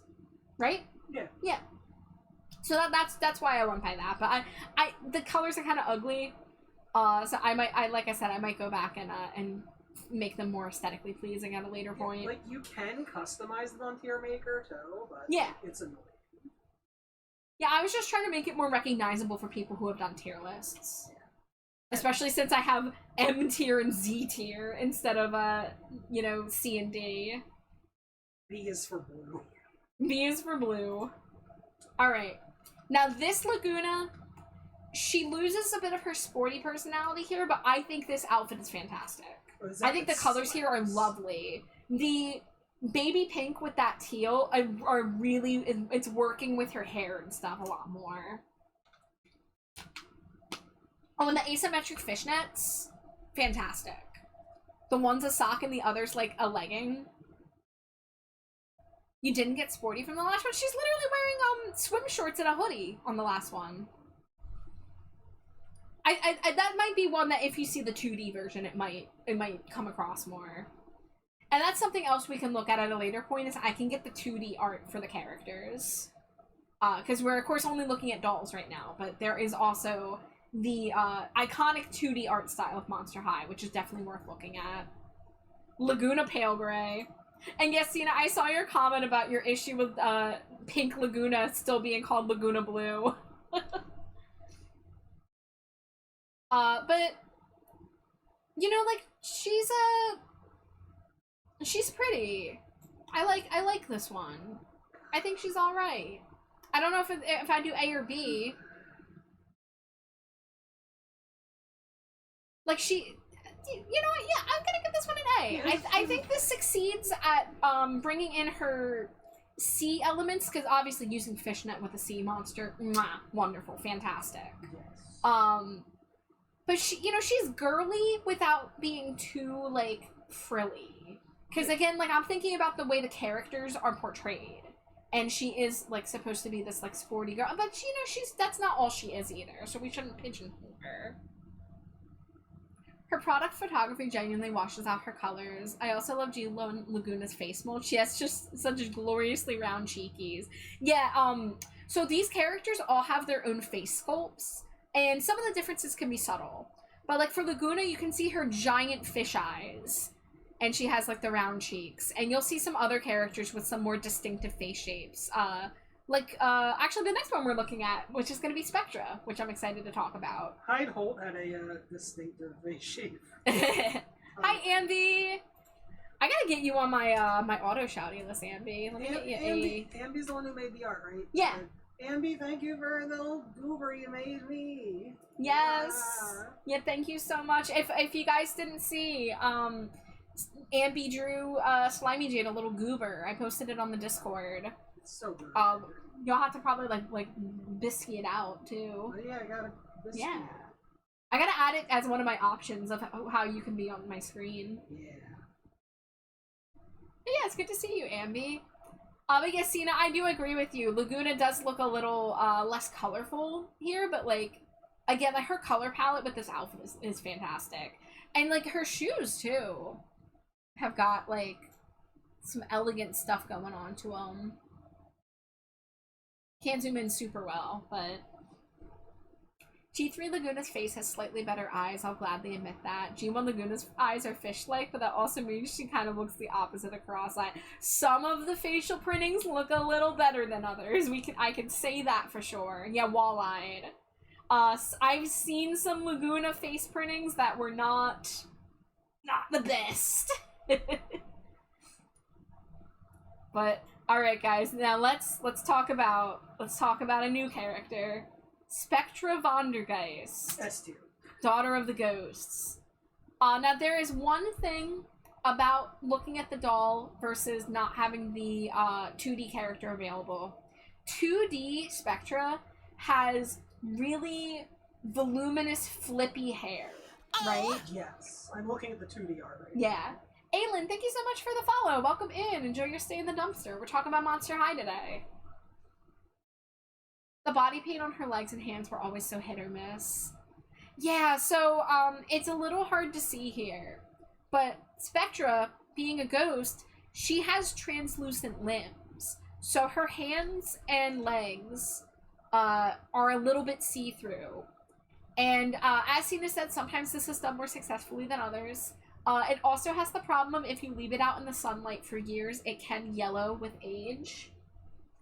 But yeah, my one problem with the doll is that her hair is, like, pinned straight, whereas in the show it's all flippy, like, you know, because she's floating, and it looks more ghostly and having movement that way. Now, I used to own this doll, and I bought it secondhand from a seller who did her hair to be flippy. And I'm so sad I don't have that Spectra anymore, because she looked amazing with the flippy hair. But, I mean, you can see she's got some cheekbones to her. You can see, that line of her jawline. She's got the, like, ghostly purple sclera with the, like, very light blue, almost white eyes. Wonderful shades of purple. They used the chain motif for her. She's got this, like, sparkly tulle in her dress. This is an S tier for me. Yep, I agree. Yeah. And I love Spectra. So as a character, hold on 1 second actually.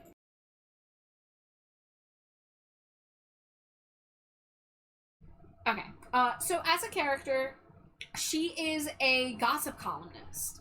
She runs a blog, and she uses her ghostly ability to be intangible and invisible to get gossip around the school.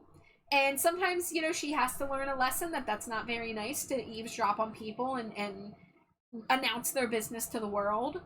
But she loves getting a good scoop. It's like she's addicted to getting the story. In fact, if I'm not mistaken, I'm not sure if this is a G1 thing or a G3 thing. I think it might be a G3 thing. But I think she almost has like a ghostly obsession with being a journalist, and if she doesn't get the scoop, she like starts to kind of lose herself a little bit. I don't know how much of that was portrayed in G1, but I have seen that with her.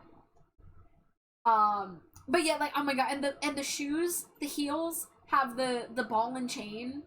So good.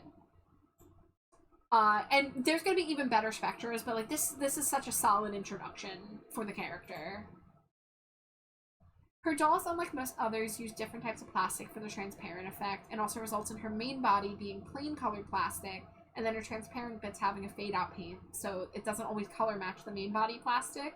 So it's paint, 2 plastics, and the vinyl of her head, which can all discolor differently over time. Yep, precisely. So this is a doll that, like, you kind of have to take a gamble when you get a Spectra doll, especially if you get an older one. It's so worth it if you get one that's good, because she is really gorgeous in person. This is a doll that if I can get my hands on the Kree production, I would love to. But there are other Spectras I like more than this, but this is still a very good doll. Okay, apparently Nephra is not next. We're skipping ahead a few. Oh. So this is a 2-pack with another Claudine. This is a very different look for Claudine than we've seen so far. And this is her little sister, Howleen. Now, of course, we don't really get the good head-on view of Howleen's outfit, but she's wearing, like, a little sleeveless crop hoodie. And she's got, the really nice curly, orange hair. It's almost, like, in kind of, like, a mohawk pompadour kind of situation.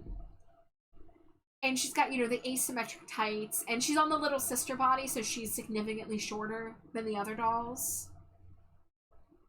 This is 100% a Howleen doll that just has a bunch of Claudine tacked on TBA. Yeah, I mean, this Claudine, her hair is really good. The outfit, not so much. So I'm going to primarily be judging Howleen here, because this really is just a Claudine tacked on, just because. Cena says, fun fact, seeing a Spectra in person was the start of my MH doll collection.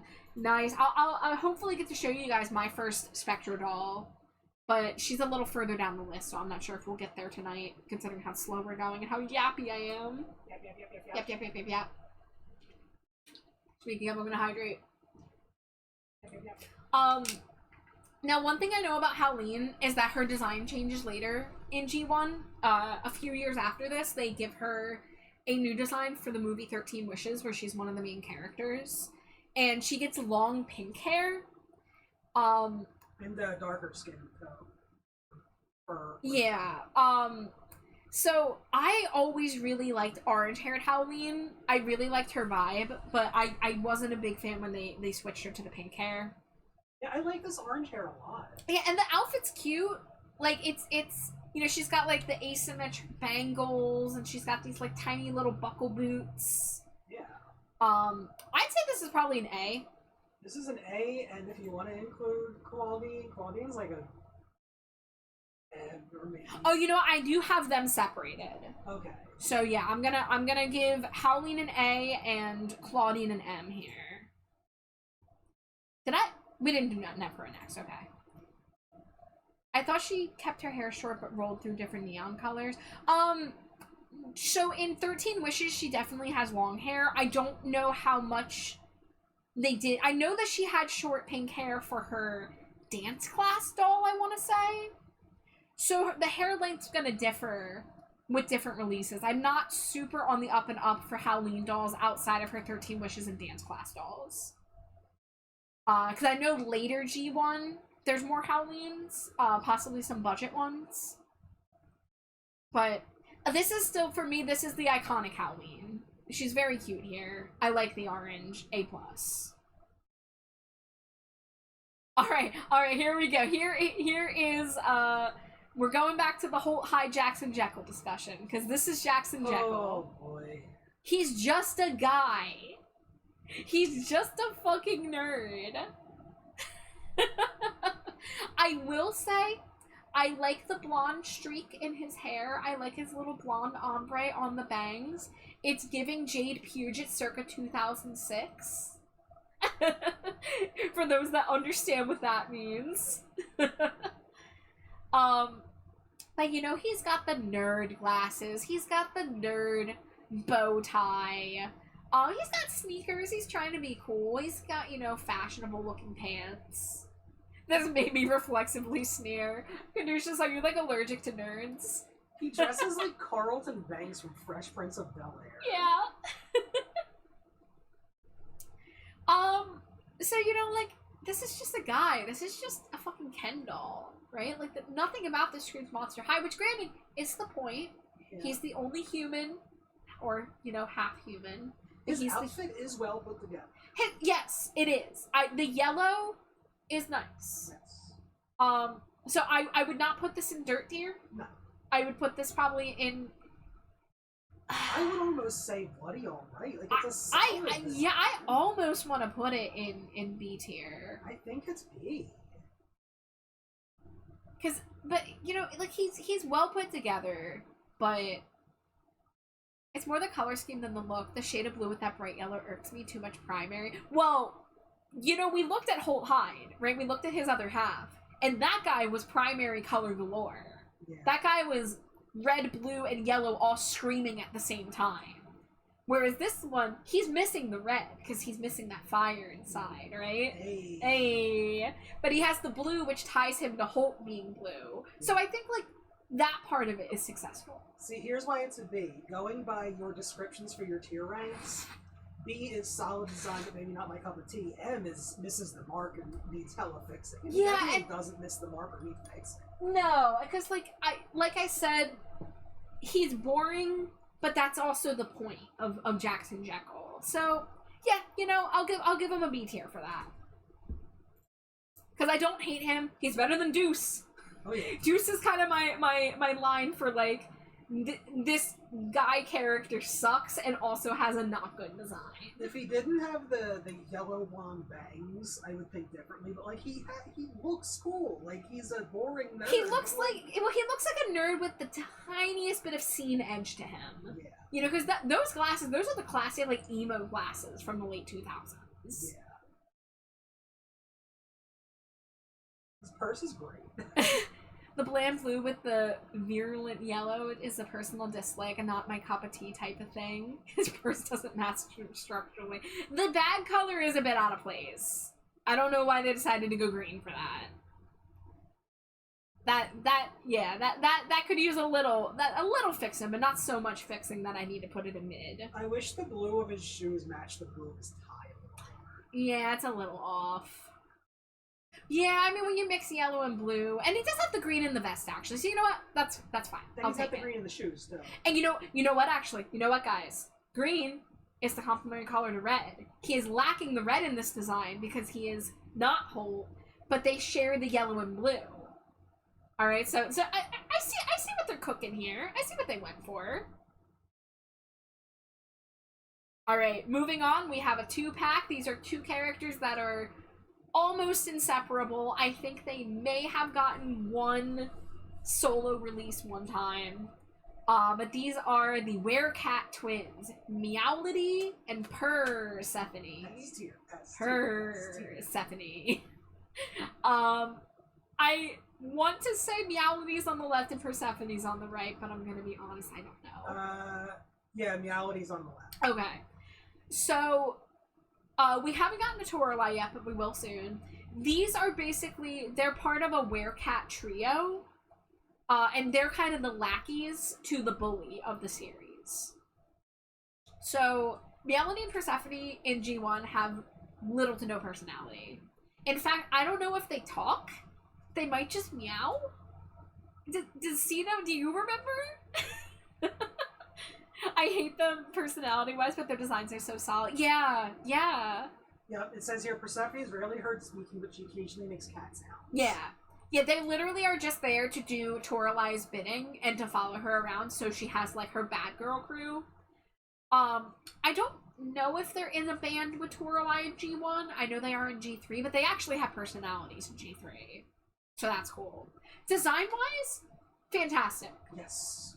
I mean, we got the black, white, red. I'm always a fan of that color palette.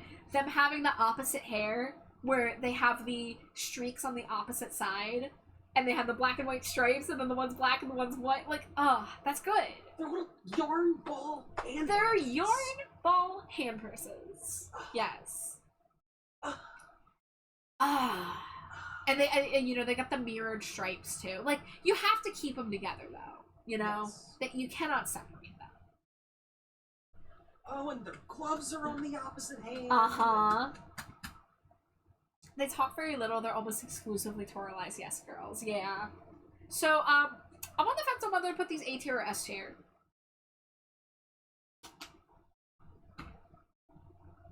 What do you think? I love them. Yeah. I love them.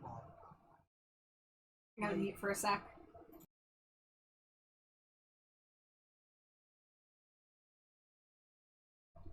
Alright. For me, I'm gonna say A tier. Because they do get lost in the shuffle. Yeah. There's one other set of them that I can think of in my head that I would be excited to talk about. But, you know, like, these characters basically have no substance to them, so I have to dock them a little bit for conceptually them just kind of being, you know, I don't know. Yeah, no, I get you. Yeah. I love them. Yeah, I mean, the outfits are simple, but they're effective with how they do the mirroring black and white thing. So yeah, I'm gonna say A. Hey, I'm gonna say pretty damn good. They look great together, but yeah, not an S tier. real hours. Hi, Error. Welcome in. Welcome to Doll Yap Central. Get cozy. We're talking about Monster High. Yeah. All right, now we can go back up to Nephra. So Nephra is Cleo's older sister. She is just also a mummy, a slightly older mummy. She's one of the bullies of the series. She definitely gives mean girl realness. Her design better than Cleo's, just right off the bat. The shade of teal that they go with for her is lovely. Her little helmet, I'm not so big on. Her little, like, headpiece. Yeah, what is with that? Yeah, it doesn't look as good here. It probably looks better in 2D. I have a 2D pic. Yeah, it looks way better in 2D. Yeah. Yeah. Never watched Monster High or know anything of it. Well, I'm giving context as we go. We're looking at dolls, and I'm providing what context I can provide as someone who had a huge Monster High phase when I was 18 or 19. Looks way better in the cartoon. The doll accessories, like many, is a chunky disaster. Yeah. Nephra is a very well put together doll though. Other than that bit. I love her face. I mean, her face is fantastic. The shade of lipstick, mwah, so good. I love the teal tool asymmetrically going through her outfit. Maybe not as big on the leg bandages being like the length they are. Yeah. I would have maybe liked the more asymmetry, because she has the one bandage sleeve. That's fantastic. I kind of wish they had done one full bandage leg on the opposite leg. I like how the bandages are worked into her skirt. Yeah. And she's got the tinsel hair, and it looks good on her. Yeah. Oh, thank you for the lurk, Erg. Best of luck packing. I know packing's a huge pain in the butt.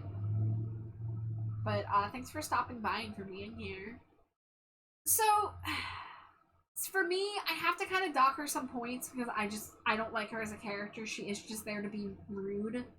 And she doesn't really get any of the character development that Toralai, the other bully, gets. But, you know, she's well put together. I think I'd give her a B. I think I'd give her a solid design. Yeah. But just not, you know... Although, what did I give? I gave Cleo... Yeah, I gave Cleo an M. Wait, no, that's wrong, Cleo. I gave Cleo a B. Is this significantly better than Cleo's that I should give it an A? Maybe? I'm gonna give it a high B. Because I'm not really ranking these within ranks, but I'll give this what I would call a high B. Yeah, I wouldn't say quite great design, great doll, nice job. It is a solid design. I mean, I wouldn't want to own this doll, so ultimately my rankings do also take into consideration would I purchase this doll for my collection, and for this one, I just don't want an Nephra at all. I legit think that she would go up to A if her headpiece was different. True, the headpiece is holding her back here. That is another truth. Yeah. Cena would give her an A. Cleo gets way more dolls, and Nephra's signature was a strong starting entry. And I know that this doll is well loved in the community. I know that Nephra's original doll is really well loved. But for me, you know, it's solid. I appreciate it. I recognize it. But for me, it's not so much for me. But that's the thing about tier lists, baby. That's why we can come up with our own ranks. All right.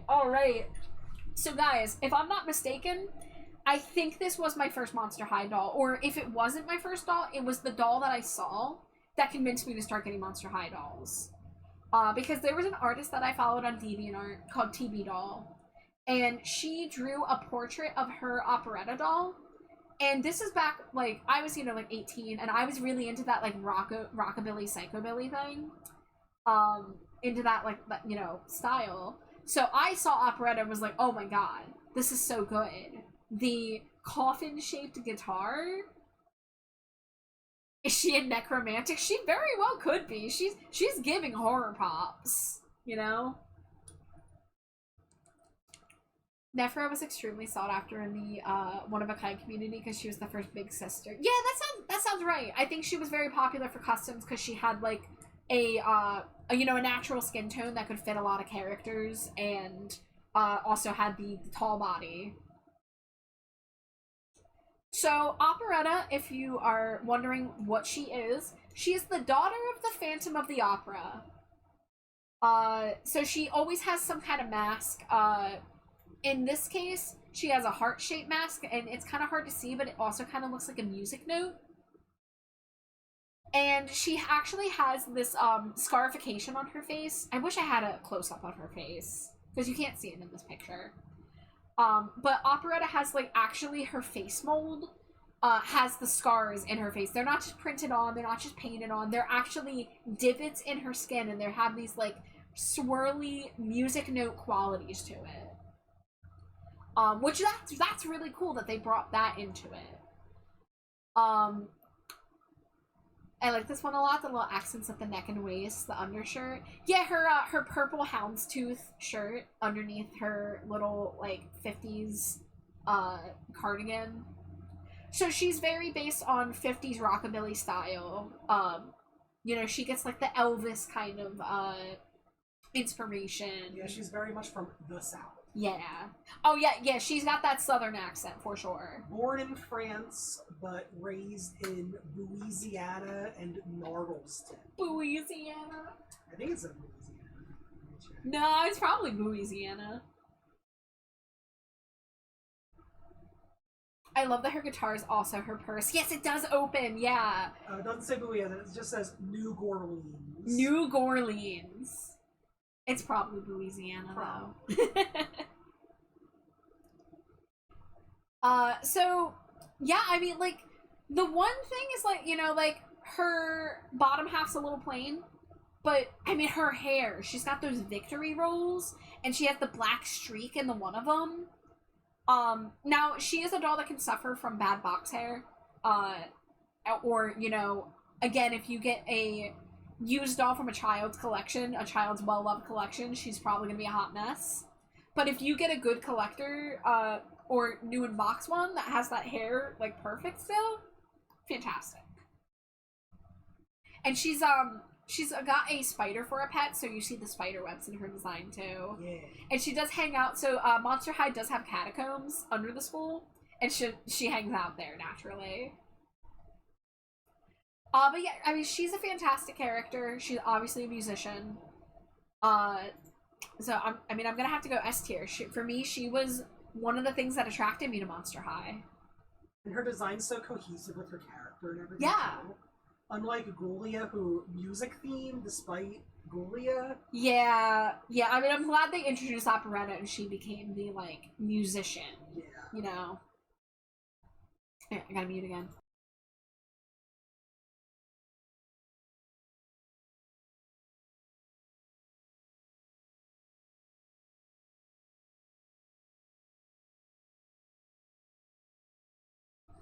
Guys, it is crazy how much yapping about dolls is making my sinuses run.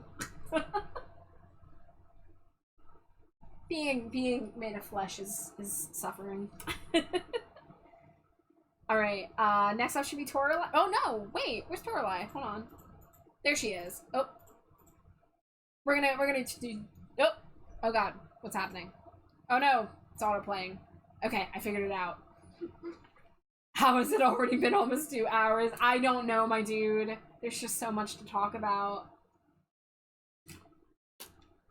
So, we talked about the Werecat twins, and I mentioned Toralei. This is Toralei. So she is the main Werecat of the series.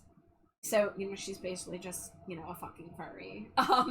Monster High does enter that phase later in creating new characters where they kind of just start making furries. I mean, they started with furries, but they just, at some point, it's just, here's a rat girl. Here's a bat girl. Here's, you know, etc., etc. So she's one of the other bullies of the series. She's one of the, you know, antagonists of the main group. She's always trying to thwart their stuff. I don't remember. Oh, we're getting a raid. Charcuterie cat. It's a Char raid. Welcome in. From Char to Char. Welcome in, everybody. How are you? What were you playing? Oh, you're playing Piku Niku. That's a great game. I haven't played Piku Niku in a while. Well, welcome in, Raiders. Hello, Gruz. Char, thank you so much for raiding. I hope you had a lovely stream. Feel free to tell me how it went. For anybody coming in with the raid who doesn't know who I am, my name is Trashbat Char. My pronouns are they, them. You can call me Char or Trashbat. I primarily do art streams, but you have come in on a special night where we are looking at Monster High dolls. So I'm making a list, a tier list spreadsheet of every G1 Monster High doll, which is comprises over 400 dolls that were released from 2010 onwards. So we are looking at the dolls together. I am yapping about them as we go, and we're gonna get a feel for which dolls are more successful, which ones are my personal favorite, that is, because this list is biased ultimately. Nisa, welcome in, Nisa. Hello, CK the Wolf. Thank you for the Cheeto. Thank you for the head pats. We got a pronoun roll call. If anyone who came in with the raid would like to sound off on their pronouns, we all get to know each other better. Like I said, I am they, them. My wife, Slimy Jade, here. She, her. I was excited. A trotter, bird, and horse. Bird and horse. We'll get to her someday. I was excited when I saw you post on Blue Sky about this stream. Yeah, I'm really glad that people were excited for this because I also have been wanting to do this for months. I've had the spreadsheet typed up since like February. So I'm excited to be yapping, even though, oh my god, I'm gonna need so much water. I can already feel my voice starting to go and it's been only 2 hours. So I'm gonna keep hydrating.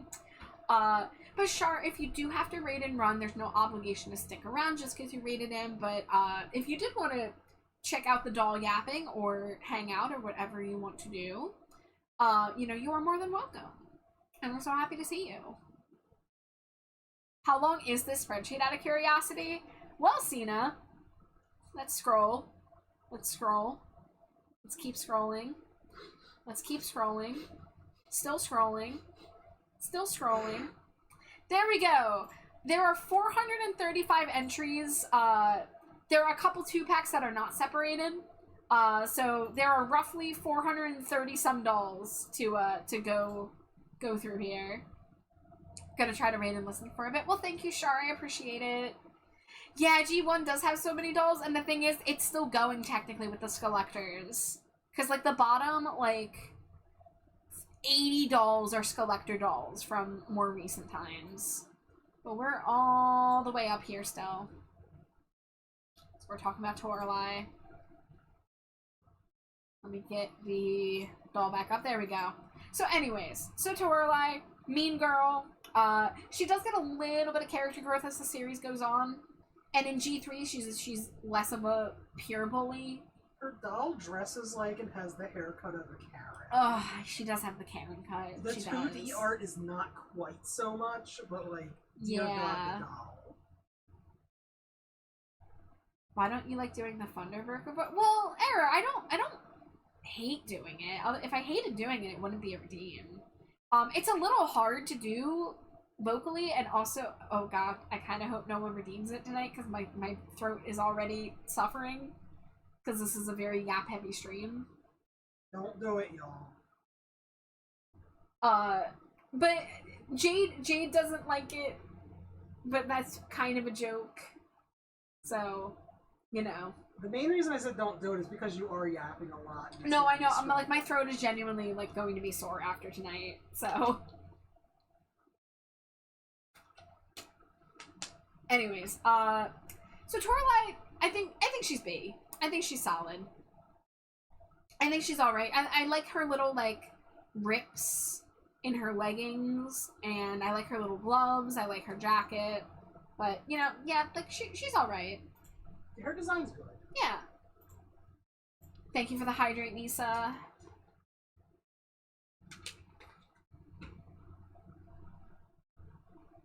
Alright. Another new character. So this is Venus McFlytrap. Daughter of, do we have the name of specifically? Lag, give me 1 second. She's basically a Venus flytrap. I mean, obviously from her name. Yeah, she's a plant monster. Yeah, she's a plant monster, possibly a little inspired by Aubrey too. She's more just kind of Yeah, doesn't really plant. say. She's very into nature, as you can imagine. So her whole thing, she's an eco punk. She's supposed to be punk themed. I know I mentioned that Frankie Stein was giving Avril Lavigne earlier, but Venus is really giving like Yes. 2006 Avril Lavigne Yes. with the side shave. So if you can see her shaved hair, that's flocked. It has this like fuzzy little material. It feels very nice. It's very cool. But yeah, she has the pink and green aesthetic with the denim. Venus, my eco punk queen. I don't know her, but I wanted to hold on. I love Venus. Yeah, lots of I love Venuses. Oh shit, she has weird mind control pollen. Yeah? In one of her diary entries, she admits that she hypnotizes people with her pollen that she breathes out to make them help save the planet. Oh my god, our problematic queen. Yeah. And we can try to zoom in. I can't really get the zoom in that I would like to get on these things, but you could she's got the plant teeth on her lipstick. She's also got a bunch of ear piercings. And you know, she's got the vines, which are fantastic. The one thing I'll say is that the green streaks in her hair get a little muddy. They don't really stand out as much as I would like them to. But, I mean, Yeah. like, this is a fantastic doll. I'm between whether to do S tier or A tier. Mud is part of a healthy ecosystem. You're so right, actually. If you want my input, Of course I do. it's S tier. Yeah. This is so good. Can I send a custom doll pic to your server? Yeah, sure. I have a doll and toy channel if anyone wants to share anything in there. I often send custom dolls there. I love custom dolls. Yeah, the pink overpowers the green a little. We'll see some other Venus designs that I feel are more successful, but like, in terms of introducing the character, this is a solid design. Now, I'm looking over at my shelf, and I will say, G3 Venus is even cooler. Yeah. It almost makes me want to knock this down to an A. You know what? Yeah, this is an A. This is an A. Well, because, I mean, A is still great design, great doll, nice job. Yeah. I did used to own this doll, too. But, you know, like, I also have to think about... Well, okay, yes, this is G1 ranking. I'm also thinking about the other Venuses we're going to look at. Because there's some Venuses, I think, that have more successful outfits and hair. What rating is M? M is C tier. So I have a rank guide at the bottom left-hand corner that's monstrously mid, which means that it misses the mark or needs some fixing in order to succeed. Oh, God, this really is the fandom is going wild. Yeah, you know, S and A. Yeah, we've got a lot of people saying that this is S tier. My instinct is S. Like, I'll agree. I will agree with the class. I will because I do like this design. Again, I'm just thinking about how many other dolls we have to look at. But no, I'm trying not to be influenced by G3. I did happen to look over at my G3 Venus and go, oh man, she's so good. you're gonna need to start a S+ rank. I mean, I can put like asterisks next to my personal like I would do anything to own this doll, because that's the thing. This is an S tier doll that I'm not like, ooh, I need to own this. That's kind of the thing that's making me want to give it A. Yeah. But again, I did used to own it. I am a big Venus fan. She's a great character. See, I want to own this one immediately. Oh, we got ad break. I need a break from talking, so I'm taking this ad break. I will see you all in a few. Stay hydrated.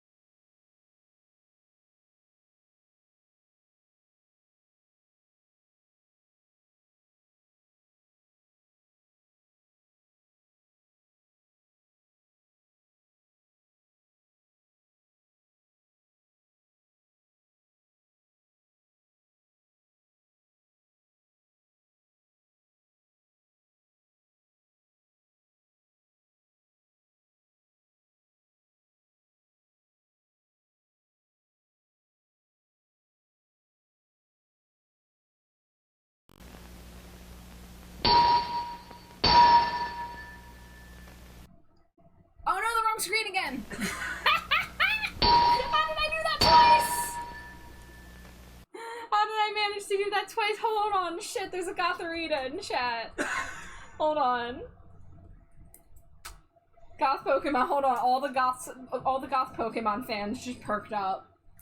Let me chuck a bunch of Ultra Balls at that bitch. Complimentary.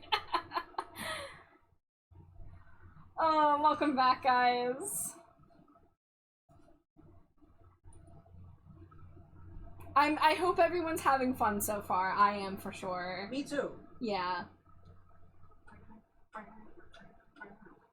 We just needed to walk past the purple brick wall to get to the doll reading dumpster, that's all. Yeah, you just had to walk down the alley a little further to find all the Monster High dolls. I would love to draw a dumpster image of me in a dumpster that's full of Monster High dolls. That'd be fun. Yeah. That would be really, really silly. But anyways, we have so many dolls to go through, so let's just keep going, maybe. We have like 3 more. Yeah, just 3? Yeah. Alright, so now we're skipping ahead a little bit. These are new characters that are a little further into the series. So, let me confirm. This is from 2015. Wait a minute. We're going back. I forgot that a couple of these are a little out of order. We have 2 other characters that came out alongside Venus that are very important to talk about. Sorry about that. Getting back on track. This is Rebecca Steam, who is, Jade will get me the correct information, but she is a steampunk robot creation, created by a man called Hezekiah Steam in the, late 1800s. Now, I'm just gonna say it, we can talk about it after, but, Rebecca's an S for me. You're a say it. I'ma say it. Rebecca, this is actually one of the only dolls that I kept from my original collection when I sold my collection. For those of you that don't know, I used to collect these dolls back about 12 years ago. I got a collection of about maybe 50 dolls, and then I ended up having to sell most of them due to a financial situation. But I kept a few of my favorites, and Rebecca was one of the ones I kept. She has always been one of my favorite designs.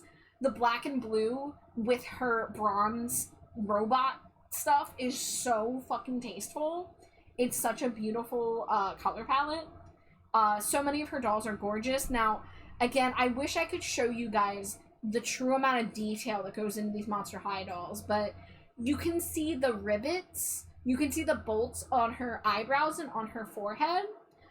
She also has spinnable gears on her legs. So on the back of her legs, you can kind of see it a little bit poking out of the bent leg there. There are actual spinnable gears on the back of her legs, which are very good for stimming. Hey, so what am I supposed to be confirming? Oh, what they call her, the daughter of blank. Oh, she's the creation. The creation of Hezekiah Steam. Okay. Although they consider each other father and daughter. Yeah. And also, after her father disappeared, she came to live permanently with the Kindergruber, who is a witch who teaches home ick at the school. I don't remember this part of her lore. Guys, we're gonna watch Monster High movies in the server. I've decided it. We're gonna do it. We're gonna watch Monster High movies together. I haven't seen some of these in over 10 years. We're gonna do it. She ends up living in the same place as Hoodooed Voodoo. Oh god, not Hoodooed. Yeah, Hoodooed. But yeah, I mean, Rebecca is just phenomenal. Her little jacket with the shoulders, her cage skirt, her bag is a clock. Just the goggles, her eyes are gears. Guys, this is a perfect doll. This is an S+ for me. She's one of my favorites. Cena, yeah, I will talk to y'all on the server about when we can schedule Monster High watch parties, because I would make that a weekly series where we get together and we watch each of the movies, the animated movies from G1. What? Her pet? Is a mechanical penguin with a jetpack named Captain Penny. Captain Penny! Captain Penny! I probably have him somewhere in one of my little Ziploc bags of accessories. Wow! Yeah, so, Amazing. I love Rebecca. Fantastic. Phenomenal. Love her. No notes. Yeah. And then, also released alongside Venus and Rebecca is Rochelle Goyle, who is just the daughter of the Gargoyles. She's French. So she gets this, like, Rococo kind of pattern. You know, she has, like, this very nice, shiny, intricate design on her skirt. She gets this very gentle cotton candy, like, slightly grayed out, but still colorful. The pink with, like, the darkish blue streaks. She hatched from an egg. She hatched from an egg? Is that From true? an egg. Yep. Oh my god! Female gargoyles lay eggs. I didn't know that! Jade was so excited to reveal she hatched from an egg. Egg. I like being on wiki duty. I like you being on wiki duty too. So like, I'm gonna give this an A, I think. Yeah. It's very, very good. A for I egg. used to own this doll. She's very pretty. She's a great character. We'll probably see some nice Rochelles later on as well. But this is a nice solid design for sure. I mean, more than solid. It's because it is my cup of tea. Solid and my cup of tea, which is real good. So yeah. Now we can move on. So now we're gonna skip ahead a little bit. Because this is from 2015, so we're skipping ahead a couple years here. Those dolls we just looked at were from 2012. So we still have a lot of new characters we haven't seen, but many of them are tied to movie releases.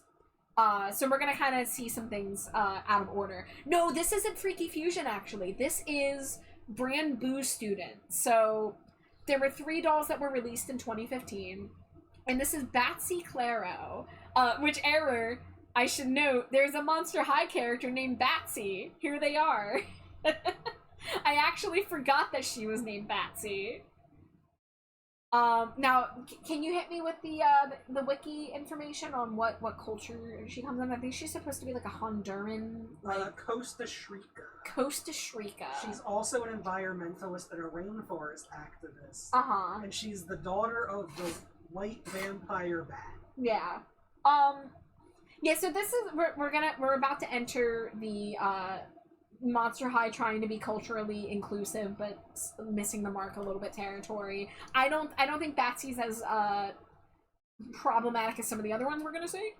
Her best friend is unsurprisingly Venus. I was gonna say, if her and Venus are not girlfriends, are not shipped together, then I don't know what. Concept super cool, execution not so lovely. She's pretty.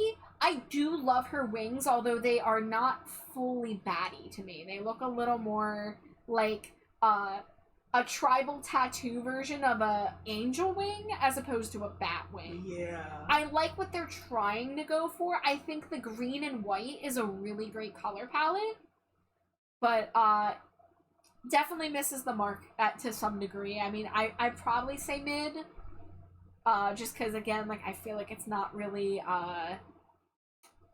fully probably representing the culture it's supposed to be. And she's a very forgettable character, because she was just kind of...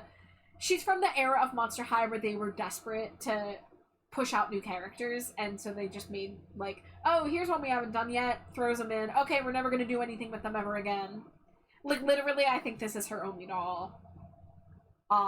So yeah, it's not batty enough for me. I want to like it more, but it's not batty enough for someone named Batsy. So I'm going to give it a mid, because I feel like there's elements here that I like, but there's stuff I would want to improve, you know? Yeah. So that's where I'm at with it. Cena says green's my favorite color, but this just kind of dip dye everything same color and uninspired. If they had done an ombre on her sandals, that would already help it more. You see that little itsy bitsy bit of pink on her belt? Why did they not do a pink ombre on her sandals? That would have looked a lot better. What's on her forehead? That's a lovely question. Looks like some, like, tribal paint of some kind.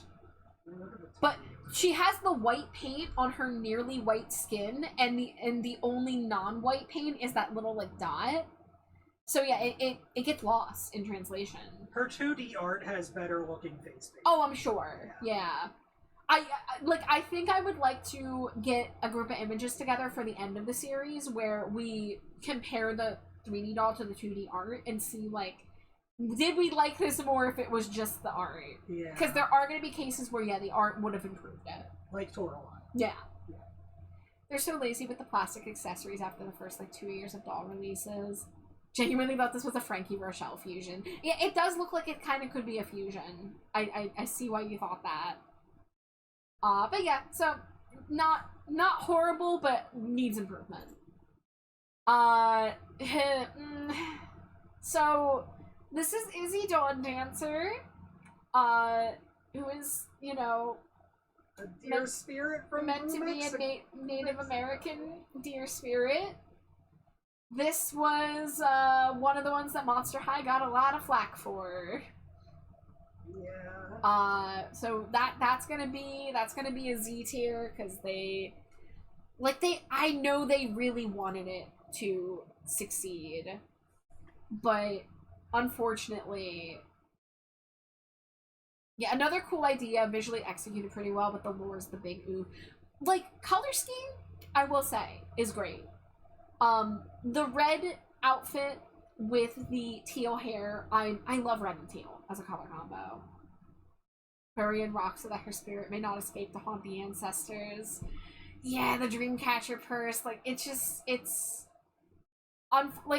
I almost want to give it mid just because I do like the color palette, but yeah, it's unfortunately, they should have stayed in their lane on this one. Yeah. So Or consulted someone from the correct lane. Dangerously cheesy. hi, Mommet. But yeah, the color scheme is good. Yeah. Is it a zombie or is it a misses the mark?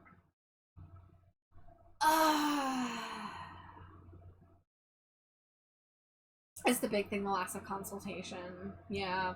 Which they do more in G3. Yeah. The way Okay. trendy hipster white girlies are still out here making glitter dream catchers on Etsy is a constant source of annoyance.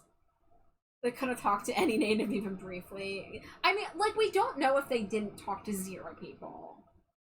Because, there are... People do have dissenting opinions from, how cultural, appropriation is handled. Because some people do want to see their culture introduced to others and are more okay with letting these kind of things slide. So, it's like they maybe got permission from one person, but, it's really hard to know. But yeah, I'm gonna leave it in Z tier. But again, it's not abhorrent, but they shouldn't have done it. Yeah. And then we have another one that I'm going to just go ahead and give a Z tier. Kirsty Trollson. She's a gamer troll. She's the daughter of the trolls, and she has a crochet Viking helmet and pixel glasses and gamer purse. What's up? Are you okay, Slimy Jade? No, Are you losing it? I just want to say, Kirsty considers herself an indoor girl. It's on her bio. Her online username, her handle is Trollhammer530. She's a pro gamer. Her pet is listed as, would it be odd if I said my video game console? Oh my god. And she has 3 older brothers, Stomp, Grunt, and Clobber. Oh my god. Also, she has 2 grandparents that she loves very much but never really visits because their cave has bad internet connection. Shar, thank you for reading in. Thank you for being here. The VOD, of course, will be available for you if you would like to see which dolls we talk about this time. But I think I'm going to try doing this weekly on Saturdays. I think that's what I'm going to do to make it nice and consistent for everybody. Guess who her best friend is? Who's her best friend? Keith Burns. Why? Because they're gamers. Oh my they game God. together. I mean, I don't know if this is a M or if this is a Z. Who, Kirsty? Yeah, I mean, I get the concept, but I kind of want to say Z because I don't like the hat. I don't like the purse. her shirt also, like, Her shirt's not great. no. Love the skirt. Yeah, like, she definitely, like, I get, haha, troll, gamer troll, but, like, that's the only thing she really has going for her. Yeah. It's a Z. Yeah, her color scheme is good too. Yeah, like, her hair color, fantastic. You know, the pale, bringing in the pale greens into it is nice, but the texture of the hat is cool. Yeah. Hi, Drago. Oh, my boop's off. Hold on. Dangerously Let me cheesy. fix my boop. It's like, hey, look at my collar. You see my collar? There we go. Oh, it's a little off still. I do like what Alright, boop is Katusha fixed. said, like, let's make the Issy but for gamers. Yeah. Yeah, it's funny that, like, Batsy's, you know, a rainforest character, and Issy is supposed to be, like, a indigenous, like, deer spirit type character, and then it's just like, hey, Nordic troll, culture, gamer. Yeah. That's really bad when you put it like that. We got a Smooch the Wipe 10 pack. Mwah, mwah, mwah, mwah, mwah, mwah, mwah, mwah, mwah. Wow. And Drago, thank you for calling me and Jade cute. I'm sure if Jade saw that she was also called cute. What if the Big Bang Theory were a monster? I don't! Caduceus! No, don't do Kirsty that dirty. Oof. Oof. But yeah, I don't like that she's one of the 3 cultural exchange students, and her culture is just gaming. Uh-huh. It's not good. Well, we've got some opinions on this one. But she's a Z tier. Yeah. She's a Sorry, Z tier. Kirsty. Gamers don't have rights, actually. Like, I would say she needs hella fixing, like, M, but, like, she needs so much fixing that I think it's just time to put her in the dirt and start fresh. Yeah, exactly. Yeah. Exactly. In the dirt. Alright, moving on. Alright, so now we're going backwards a little bit. So this is a character that was released in, I want to say 2013. Oh yeah, 2013, because 13 is her whole thing, because she's the unlucky black cat. S tier, S tier, S Caddy tier. Noir is one of the first pop star characters they introduced. There's a few Monster High characters who are like performers. Oh my god. But yeah, I mean she's a black cat. They gave her the hella pink. She's got the mirrored chrome boots and the broken mirror aesthetic because like Friday the 13th, crossing a black cat, broken mirror, like they brought all of that stuff into her design, but it also kind of like serves like disco ball realness too, Yeah. She's a fantastic doll. I mean, like, I do have one story about this doll. So she was released around the same time of there was this character named Wedona Spider, who we're not going to see for a little bit, and this was at Comic-Con 2013, New York Comic-Con 2013. My friend was going, I was not. And I asked her, hey, if you're able to, can you stop by the Monster High booth for me and get me Weberella, which was the Wedona Spider doll that I wanted. And she said, okay.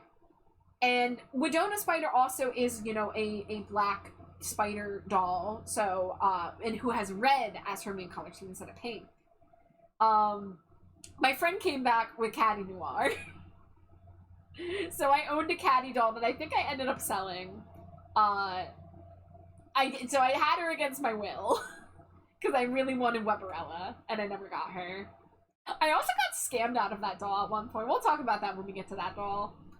Yeah, I got scammed by a Monster High doll one time. No. Yeah. This one is What If Prince but Monster High in pink, S tier 0 notes. Momit says I love her new design so much. Cena says Queen, S tier, no notes. Yeah, I mean, this is a fantastic doll, fantastic concept, beautifully executed. She's good. She's good. She's great. Oh yeah, her G3's so good. Yeah, G3, they gave her she's the first like truly plus size Monster High doll. Yes. And it looks really nice. Yes. Her design, like fashion design's a little less successful in G3 because G3's gotten kind of lazy, but it is what it is. Yeah. Widona's also so fucking good. Oh, you have Weberella. I have I Heart Fashion Widona. She's one of my faves that I kept. Yeah, they Fisher Price some of the outfits. Yeah, the whole vibe is cohesive and flawless. Exactly. Yeah, it's a great doll. So moving on. This is Headless Headmistress Bloodgood and her horse Nightmare. So she is, of course, a successor to the Headless Horseman. I don't have any pictures of her with her head on, because her whole gimmick is that her head comes off. But I mean, she came with horse. Horse, cool. Horse the I like her purple coat. She's like the authority figure that the series needs, because they need someone to yell at the kids when they, get in trouble. But, she's, kind of plain outside of this. The horse is cool. Yeah, the horse color scheme. I mean, this is a Wildberry Pop-Tart right here, just about. With the red eyes, like that's great. Is the horse based off of? What? Oh, I think it is. What? What is it based off of? I think Nightmare might be based off the blue Mustang statue at the fucking Colorado airport. Yeah? Yeah. There's a freaking bluish horse statue, giant, outside the Colorado. Oh, its nickname is Blucifer. Okay. At the Denver airport, and it is cursed. People have died because of this horse statue. Wow. And it looks pretty similar to Nightmare. Well, And, that's pretty cool. Has blue horse, red eyes. Yeah. That's cool. I dig it. I mean, I might put this A tier. Maybe B. I'm not sure. The face mold on the horse breaks my brain. I hate it so much. Was a horse girl for a while. I take it is not true to proportions. It does look a little skinny.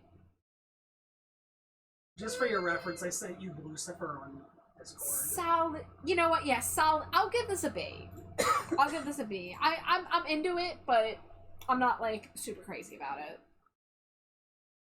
But she's good as a character. I like that she has her horse. Pretty solid. Yeah. Are you gonna give a separate rating to the horse? No, I'm not giving a separate rating to the horse. Where did you send me stuff? Discord. DM. I'll get the next doll up on screen here. Oh yeah, there he is. Cena says, I'm looking through my old posts on Tumblr and I own all 3 of the problematic foreign exchange student dolls. Cena, you got the gamer? Cena, I love that for you. Cena, I know you own a few of my old dolls too. I'm pretty sure, if I'm not mistaken, you have my CA Cupid, and you might also be the person who got my caddy. If I'm remembering, but I could be misremembering. Hey, who's this? This is Jane Boolittle. Okay, the text is a little Yeah. with the color scheme. Yeah. You'll have to remind me what her deal is. It appears that she is just a jungle monster. Yeah. Who was found and adopted by two mad scientists, Dr. Boolittle and his daughter, Dr. Moreau. Okay. So, let me see. She's a shy jungle monster.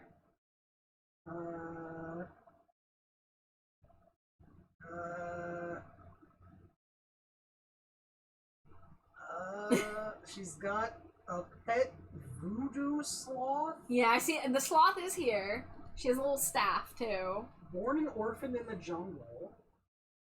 What are you? Yeah, she's kind of a mess.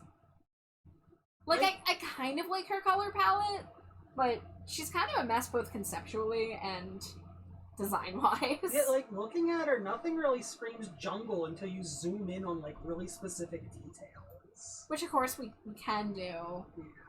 She's got a little bit of the face paint that's barely perceptible at a distance thing again. I like her little feathery shoulders. Yeah. But, yeah, this one doesn't really do it for me. I think this is gonna be mid.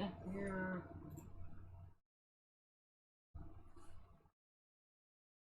I hate that she's just a jungle monster. That's it. It doesn't have any sort of information about that. Jay is laughing and saying, "Hey, Jade." What's up, and going, Jay? What's up, Jay? Yeah, so I think she fails in execution. She's not. You apparently should check your Discord. Where at? Where? What? It says go check Discord. Yeah. Oh yeah. Oh, The slimy ball. slime ball. Slimy ball, slimy Jade. Thank you. An orb. This is good. This is good. I love this. Hold on, I'm putting the heart reacts on here.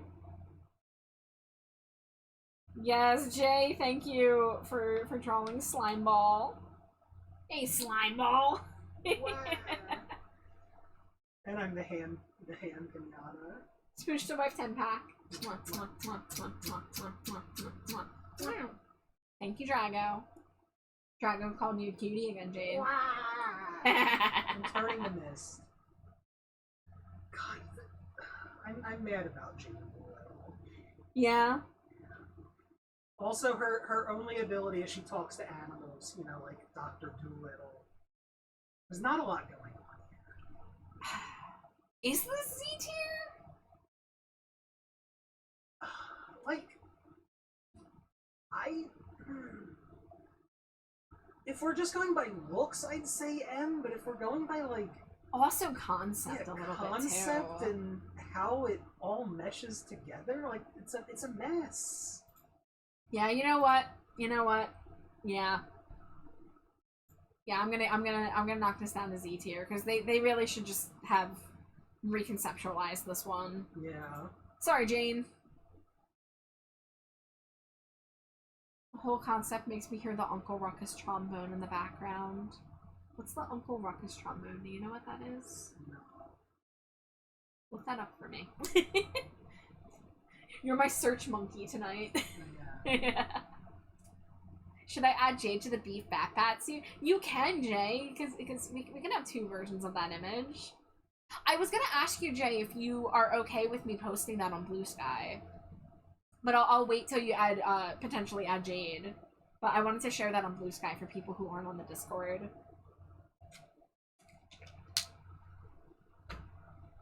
Oh my god, we're only like 33 dolls in, guys. This is gonna be a wildly long series. Dangerously cheesy. Hi, Ember. Thank you for the Cheeto. Let's move on. Okay. This is another pop star. This is Casta Fierce, who is a reference to Sasha Fierce, which is I think Beyonce alter ego. Yeah. She is just, she's actually specifically, if I'm not mistaken, the daughter of Hecate.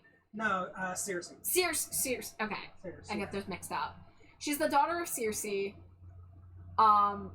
is a Halloween witch pop star. S tier. S tier.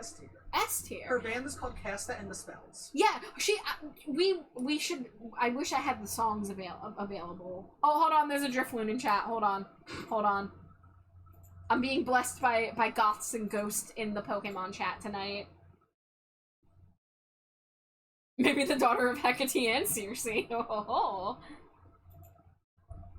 She's got a younger brother named Spelden. Yeah, Spelden actually has gotten new life in the Monster High graphic novel series. He's canonically gay and dating the dude vampire. Oh yeah, Spelden's cool. Yeah. Oh my gosh! I'm gonna get rain! Thank you, Harvey! Hello! Welcome in, Raiders! Welcome in, Rain. It's so good to see you. The thunderstorms are approaching the weather forecast. Hi, hello, welcome in, guys. I hope you had a fantastic stream. Were you doing art? Oh, you're doing Dredge. Ooh, I need to play that game still. Welcome in, Raiders. For those of you who don't know who I am, my name is Trashbat Char. My pronouns are they, them. You can call me Char or Trashbat. I primarily do art streams with the occasional game here or there, but tonight is a special night because we are starting a series where I am going to be ranking and reviewing every single Monster High doll, starting with the G1 series, which is the original generation of Monster High. I have a spreadsheet back here with every single release listed, and I'm putting my rankings, and we're looking at the dolls together and talking about them. I have so much to say because I love Monster High. It's one of my special interests. I just almost knocked out my face tracking there. Okay. So I'm doing a ton of doll yapping. We're having a good time in here. You love Monster High too? Yes, I'm so glad to hear that. I'm a huge Monster High fan, so I've been wanting to do this series for a while. We've been here for 2.5 hours and we're only about 35 dolls in. So this is going to be a multi-part series for sure. Rain, I hope you had a lovely stream. If you do need a raid and run, there's no obligation to stick around just because you raided in. However, if you do want to stick around or lurk at all, you are more than welcome to. I'd love to hear your Monster High thoughts if you would like to share. There's so many different ones, it's crazy. There are, in the G1 series of Monster High, including the Skelectors, over 430 dolls. So, again, we're on number, 33 right now. This is gonna take a while. No, I think we can finish it tonight. Yeah, you think? Yeah, why not? I think I'm gonna lose my voice in the next hour and have to stop. But, yeah, so we're talking about Casta Fierce right now, the witchy pop star. Now, not pictured here is that her microphone stand is a witch's broom. Yep. Yeah. Yep. Yeah. Very cool. I love her orange and purple streak in the hair. Yes. I wish there were more Casta dolls. I don't think they made any other Casta dolls from what I can recall. I'm sad about that. I've drawn fan art of Casta art, like Casta designs that I would like to see. I looked at one of Beyonce's music videos and took a look from that and tried making it into Casta. I'm alert, so I have to eat food, have fun ranking. Thank you so much, Rain. Enjoy your meal. Enjoy your lurk. But yeah, I mean, she's just great concept for a character. Great execution. Love anything with that very blatant Halloween branding on it. But yeah, moving on. Here we go. This is Amanita Nightshade. She is a character who blooms from a flower that only blooms once every 1,000 years or something like that. 1,300. 1,300 years. Of course, the corpse flower. That's right. Yeah. So she's in this flower hibernating for 1,300 years at a time, and then she comes out and is like a jerk, from what I recall. Yeah, she's her only friend is freaking Cleo's sister. Oh yeah, she's friends with Nephra. Yeah, that's not a good sign. And they only bond over being a jerk to everybody else. Yeah, I remember the webisodes a little bit about her. So she's a jerk. However, she's got a great design. I mean, the color palette, she's got the dusty purple with the green, and then she's got that bright purple hair. Her hair does probably not look that good in box. And I think she's distinct enough from Venus. She's not just like, oh, another green plant girl. Like, she's got different stuff going on. I wouldn't quite call her S tier. I'd say A. Yeah, I think she's pretty good. I think she's successful. I think she also doesn't have many dolls, if at all. She might have one more. Yeah, she's a great color combo. You know how I feel about purple and green. Looks at my wife. Wow. Amanita was one I was more excited for her concept than her execution. I think she's also one that looks better in 2D. Gonna say that. Is this A or is this B? Let me get a little better look at her face. She's got, like, the vines under the eyes that I really like. And the dusty purple lips. The little black flower in the hair. Her hair in her 2D art is more wild. Yeah, I'm not... I think her hair looks better in 2D, for sure. I'm thinking... What were you? You were thinking A? I think A. Yeah. But maybe B. It's like a low A or a high B. Yeah. I mean, it's a solid design, but yeah, I think also I'm thinking about her character too and how she doesn't really get much outside of this. Yeah. But you know, she's good, but you know. If you do the 2D art comparison things, that's gonna be A. Oh, she's way better in 2D. Mm-hmm.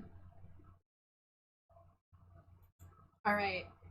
Next up, this was a doll that was voted on by fans, if I recall correctly. So he's a character that was in the series for a while, and then he won a fan vote to get made into a doll. His name is Finnegan Wake. He is a mermaid. Or a merman, I guess. However you feel about mermaid. Yeah, merfolk. And you know, the first Monster High character to get wheelchair representation. Cena says, I love this guy. He's simple, but the fact that he has a working wheelchair is so fucking cool. Oh no, not named after Finnegan's Wake. I don't know much about that. I know it's a thing. I don't know much about it. My only real criticism is his freaking head fin mohawk and the bald head. I kind of wish they would have, like, painted on some, like, shaved stubble type of thing going on with the... Or done like the Deuce Gorgon. Yeah. I think that's the thing. They're probably trying to avoid him looking like Deuce. Yeah. I mean, like, design-wise, I mean, he's got the buff arms, which is great, and he's got a tattoo, which is interesting. I like the fingerless gloves. He's got the goggles. That's nice and sporty. The shirt's a little cheesy. The shirt's a little silly. Dangerously cheesy. Hi, Laser. Welcome in. It's a book that was intentionally written weirdly, horribly, obscurely, purely to be salivated over by people who wanted to prove how cultured they are, like Infinite Jest. If I recall correctly, his stories, he's a top athlete in the water, but obviously has no legs, so he uses a wheelchair on land. Yeah, I think you're right. So he is a jock. Oh yeah, he's hella a jock. Yeah. What are your thoughts, Jade? God, like, I love him conceptually. Mm-hmm. He is pretty plain, but, like, it's not a downside. The wheelchair is cool as hell. Yeah. I wish his backpack wasn't just brown. Yeah, it doesn't really fit. Yeah, I kind of wish it maybe matched the fiery color of the wheels. Yeah. Also, the wheels being fire motif are also a little strange for the water character. Cause, well, I think he zips around on Yeah. the wheelchair on land. I'd say I wish that I could give it higher, because, like, wheelchair representation is important to me. Of course. Like, not my cup of tea. I'd say B. B. Like, solid design. I'm really glad that he exists. Yes, but, and like, and that's the thing about B tier. It's like that's like I recognize that this doll should exist, yeah, but it doesn't mean that I want to own this doll. yeah. The head is what kills it for me, I think. Yeah, and once you pointed out the bag too, that made me like, oh, that's like part of the wheelchair, and it's just kind of like doesn't feel like it has anything to do with his character. I mean, I think it's separate from the wheelchair because the straps go over it. Well, but it's part, Yeah. you know, it's meant to be Yeah. posed on the wheelchair like that. Why is it brown? Why is it brown and plain? Yeah. So I think I'd give it a solid B. Yeah. Solid B. I'm glad it exists. I don't want to scramble to own it myself, but I'm glad that it won the fan vote and gets to exist. Yes. Strong concept, not great execution. Strong concepts, you know, solidly middle of the road execution.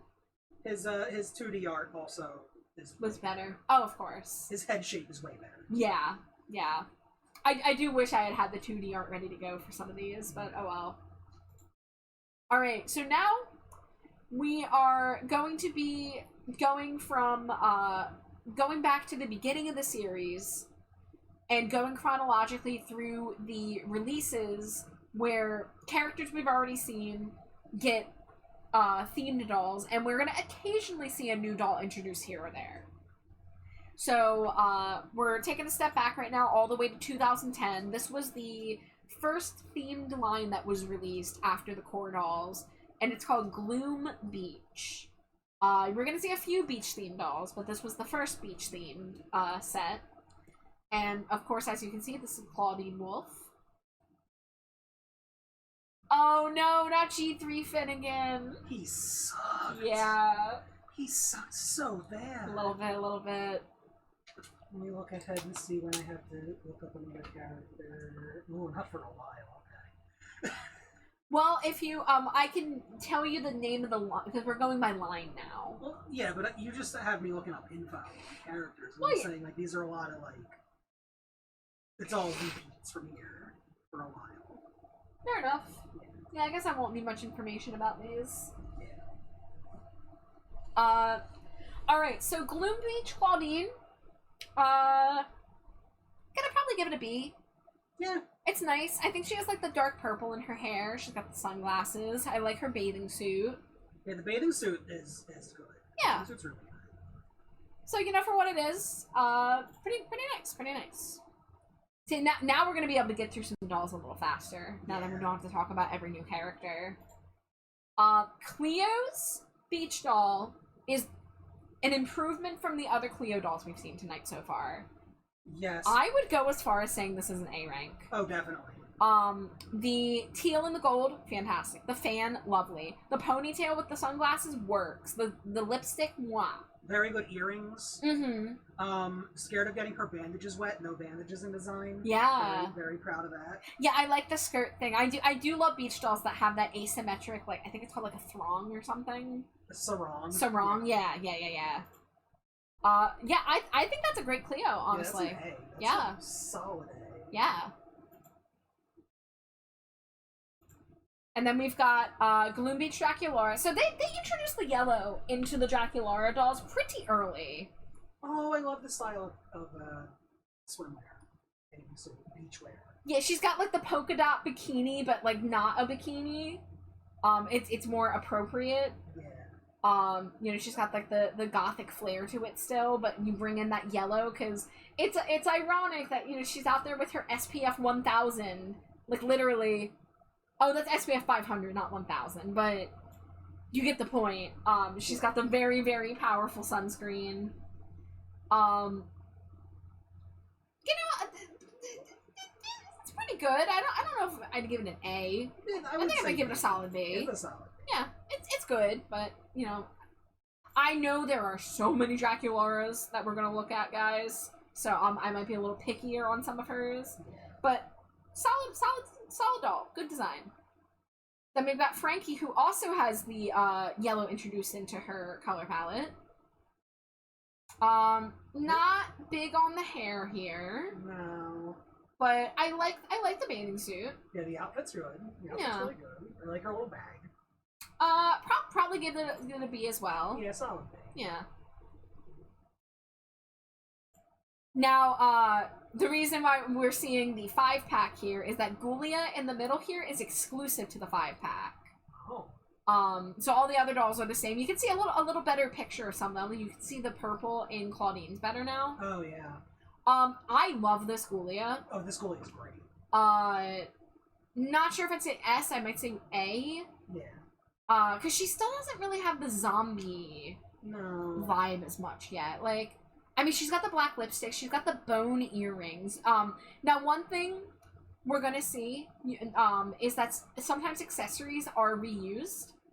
So those earrings, I know they're on another doll, because I used to own the doll that had those earrings, and I never had Gloomy Ghoulia, because she was rare, because she was a 5-pack exclusive from 2010. What is Ghoulia's purse? I'm gonna lose my face tracking here while I try to zoom in. That's a great question. Is it trying to be a brain? Because if it is, it's failing. It's like, it's got a grid pattern. It's like a grenade?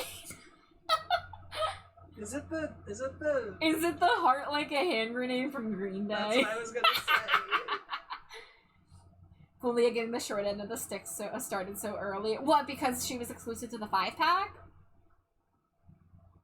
I mean, her red sunglasses, fantastic. Black lipstick, ooh. They didn't do a lot of the black lipstick early on.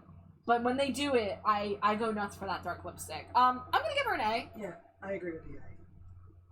That is a Ghoulia I would love to own, but I would not go out of my way, you know, to spend money on. And then, don't forget, Jackson Jekyll's here too. In fact, I think this was Jackson Jekyll's first doll before he got his regular release. Which is an interesting choice. Char, what am I looking at here? What? Why is his hair like that? His hair is, His hair's bad. yeah, his hair's a choice.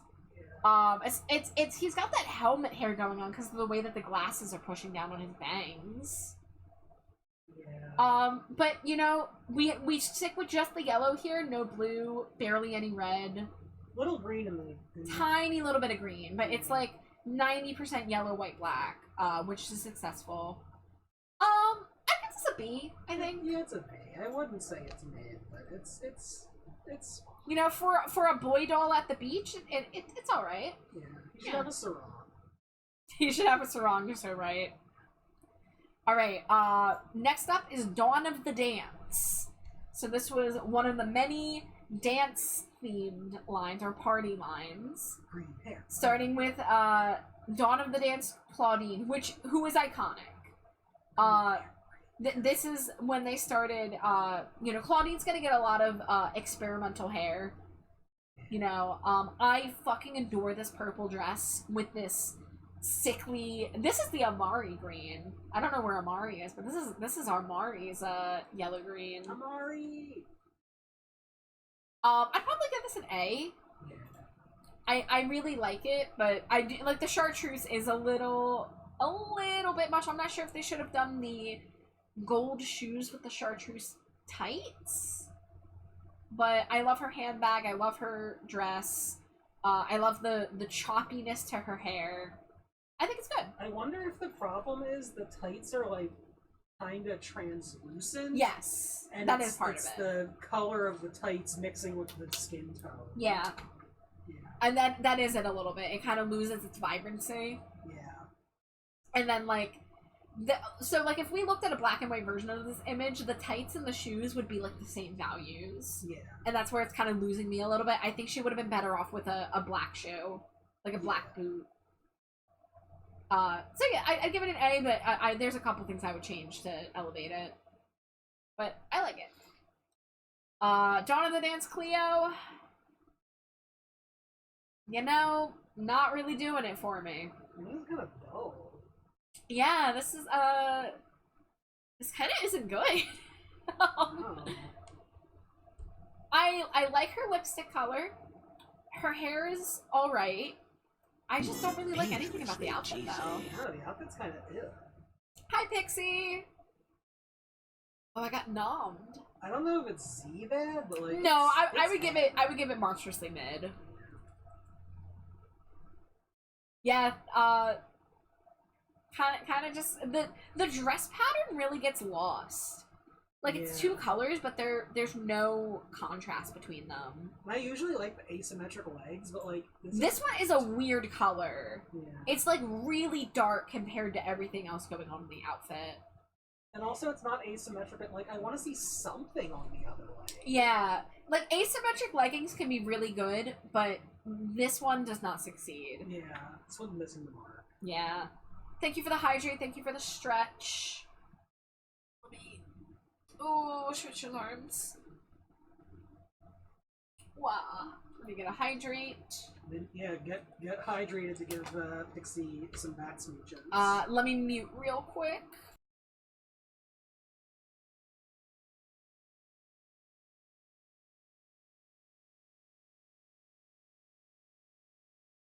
Sorry, I have to mute every 15 minutes to clear my sinuses, because apparently talking about dolls makes them run.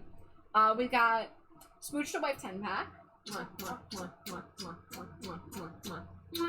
And Pixie wants bat smooches. You ready for your bat smooches, Pixie? You ready? You ready? Here they come. Sweet. Welcome back, Jay. I hope your coffee's good. I am fueled by my $2.32-ounce Wawa iced coffee today. I love that I was back in the room earlier and I was telling Jade, like, I really want a treat today, but I don't want to, like, ask to go out just to get a treat. And then, like, an hour and a half later, I hear from across the apartment, "You up for Wawa?" And I'm like, my prayers have been answered. I get a little treat. So I got my wishes and I got to have a coffee today.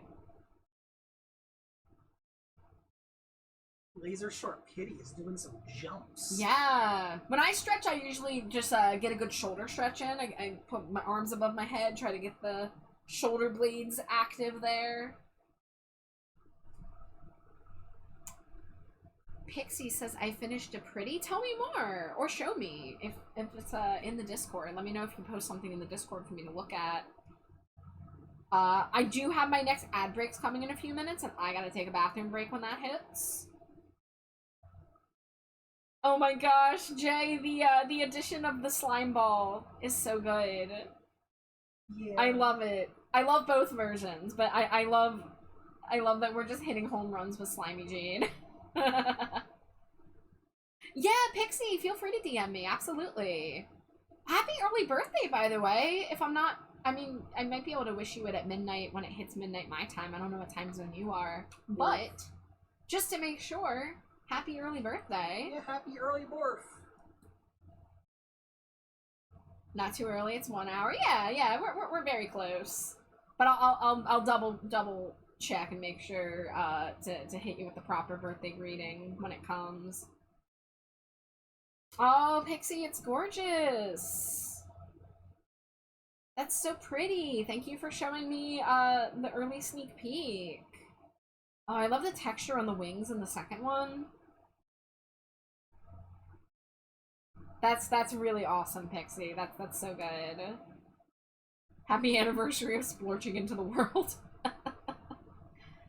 Oh my. Rest day today. Didn't do stuff outside, but I did a jump just now. It's very good. Use my maca pot to make espresso for an iced SF vanilla cinnamon honey latte. Jay, send that to me immediately. I'm gonna need you to pour that into your laptop and let it travel through the wires to my laptop.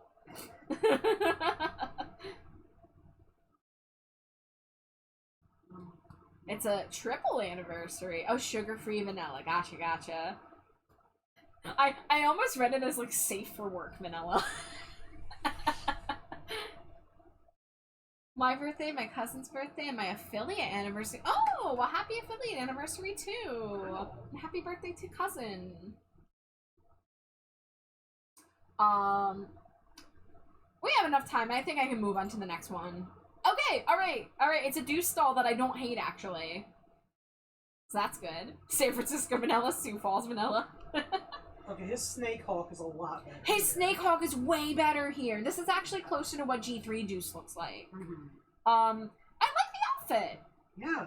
It's pretty snazzy. He's pretty well put together. This, dare I say it, this might be an A. Yeah, I was gonna say, do we dare He's a very well put together lad here. Yeah. The little bit of purple, like, I don't really know what I'm looking at with the purple. What is that? Is it the inner lining of the vest? I'm not sure what I'm looking at there. Popped collar in addition to his normal collar? The double collar's a little, it's making me question, but I love the pants. I love the suspenders on the pants. It's a hood. Is it a hoodie vest? He could sing in a Dream Car cover band, hell yeah. I think it might be a hood. Yeah, I think it's a hood as part of the vest. The sunglasses are snazzy with the gold accent. This is an A. This is a very well put together boy doll. Yeah. You know? This might be the best boy doll. Yeah, and this probably is going to be the best news we say. Probably. It's giving some decade of the latter half of the 20th century. Yeah, he's giving a little bit, you know, it still seems very 2010 with a little bit of, like, 90s party vibe. Yeah. You know? But, yeah, good job, Deuce. You came back from having a horrible starter doll. I feel like I shouldn't like it on principle, but it really pulls together. Yeah, again, I don't like Deuce as a character, but he looks nice here. You got a glow up. Yeah. With that being said, it is break time, everybody. Go get a snack, get a piss, get a... Don't say it like that, Char. Use the bathroom if you need to. Grab a snack, get hydrated, all that good stuff. Pretend I've never spoken at all. Get a tall glass of piss. Oh my god, goodbye.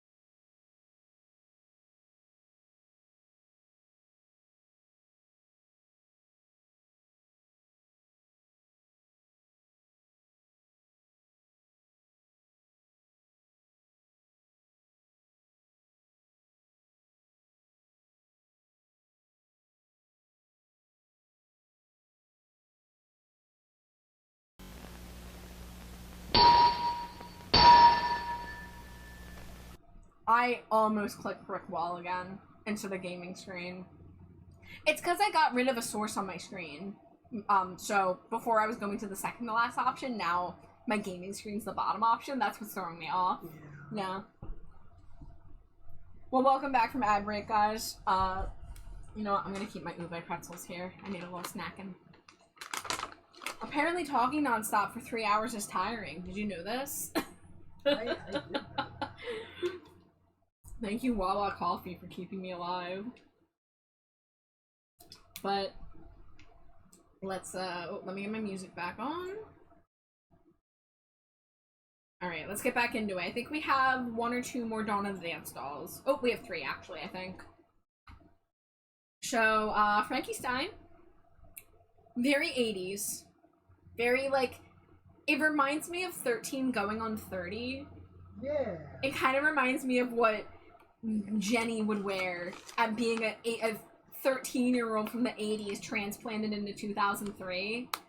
That's what this reminds me of.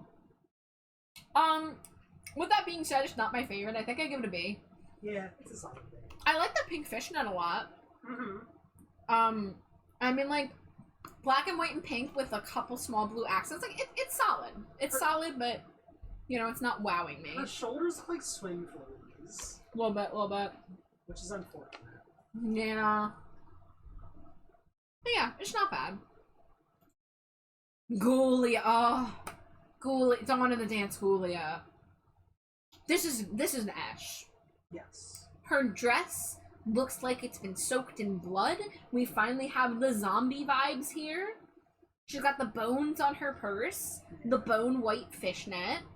Good shoes. I was gonna say, can we get a better look at these shoes? The shoes are cool. Oh yeah, there's like skeleton hands and bones on those shoes. That's phenomenal. This is an S. Her bangs, her hair being wavy, the red horn rimmed glasses with the deep dark red lipstick. This is S tier. Yeah. I would love to own this Ghoulia. She's one that was never gonna be in my price range because again these are the first Monster High dolls. These are from 2010. I got into Monster High in late 2012, early 2013. So some of these dolls we're looking at were already out of print when I got into the series and were therefore more expensive. Now, oh my god, the price has gone even more up since those days. Hi, Zero Confidence. Sorry, I have pretzel in my mouth. Pretzel chopper. What is this music? It's a little too much.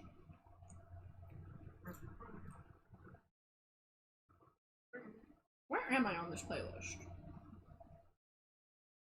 No, we're gonna skip ahead to songs that I recognize. There we go. Alright, one more Dawn of the Dance doll. Mohawk Laguna. So, I remember seeing this doll and thinking that it was very cool at the time. I like her dark teal lipstick. I like the literal fishnet. Oh, gotta resize this now. So one problem with this is I wish I could zoom in on these images a little easier. Not an S tier. No. It's a little hard to fully get the vibe of the hair here. Yeah, the hair is just kind of confusing me. Yeah. Size. I mean, I like what they're going for. Is it an A? B? It might be a B, honestly. I think, like, if you asked me 10 years ago, I would have said A. But I think I'm looking at it now and thinking about the Lagunas we've seen so far and the other Lagunas I know we're going to see, and I think I'd give this a B. Yeah. Alright. So moving on, we are now going to look at the Dead Tired series, which is the sleepover series. Dead Tired was released in a few different years. So we're going to start with the 2011 Dead Tired dolls, and then there were a few released in 2012, a few more released in 2013, and I thought I had some even later ones that I'm not seeing on my list right now. Hold on. Are they?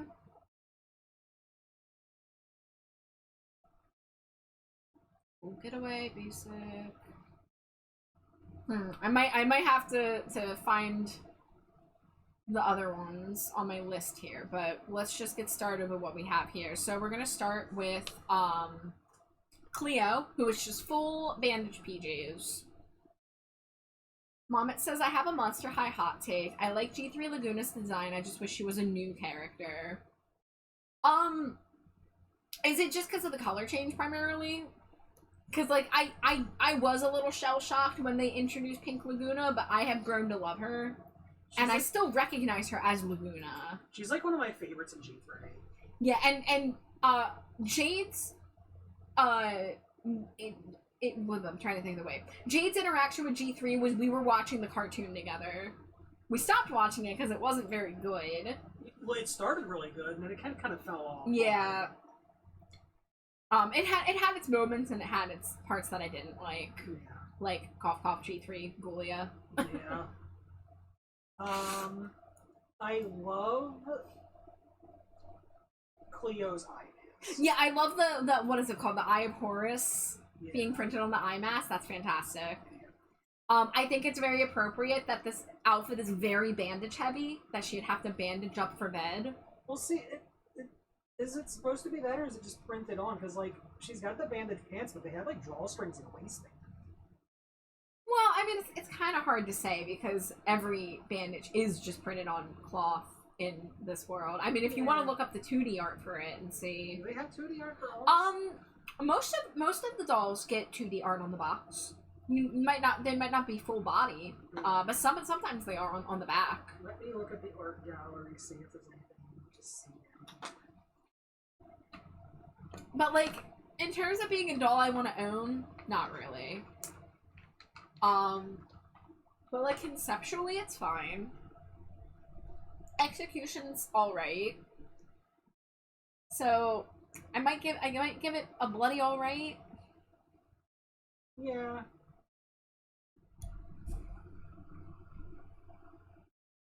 Yeah, because I'd say this is around the same tier as her regular doll, for me.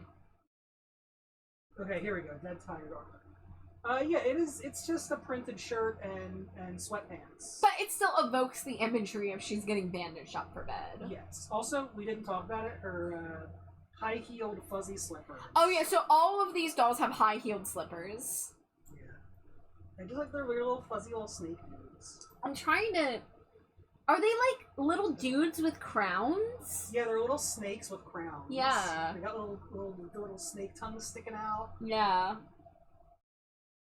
So what did we give a bait? Yeah, this is a bait. Yeah. Solid. Next up, so this one is really fun. Draculaura's, because she's a bat, because she's a vampire, Upside down. she sleeps upside down, so that's why her pigtails are defying gravity. I love that. Yeah. And she still gets the frilly cravat. We see the polka dot theme start to come through again. They give her polka dots quite a lot. You know, we got the eye masks. Most of the ones get the eye masks here. I think I'd give this an A. Yeah. I love her slippers. Pretty damn good for a sleepover doll. And the hair, again, was just such a cute idea. Here we have Frankie. Sleepy Frankie. You know, not terrible, but kind of boring. Yeah, kind of plain. Yeah. I don't know. I don't know if I'd give this mid. It's kind of mid. Yeah. I kind of expect more out of Frankie. Yeah. Yeah. Now this is the first Ghoulia I ever owned. Because it was just one that I found on eBay for cheap at the time. Now we don't get to see all the accessories that they come with, but one of the things that she came with was a little bucket of popcorn that looked like brains. Yeah. And, like, she's got this polka dot pattern that, like, looks like blood splatters ever so slightly. Yeah. And she's got this, like, tiny little bow tie and these stripes on there that are supposed to look like suspenders. I'm kind of digging it. Yeah, she's... I'm digging it. I'm nostalgic for this doll, because she was one of my first Monster High dolls. I'm thinking A. A sounds right. Yeah. Now, this next one, I don't have an image of her without the hydration station, as they call it. So you'll have to forgive the, it being behind water like that. So there are some playset dolls we're going to be looking at. Dolls that came with playsets. And this was one of the early ones. Because, you know, she's a sea creature, so she has to sleep in a little sea pod. But, you know, we can see her outfit. It's just whites and blues. She's got a striped tank top and, you know, some pants. Like, you know. Her just... slippers are pink. Uh-huh. Are you looking up a photo of her without the playset? Yeah, well, with the playset open. Yeah.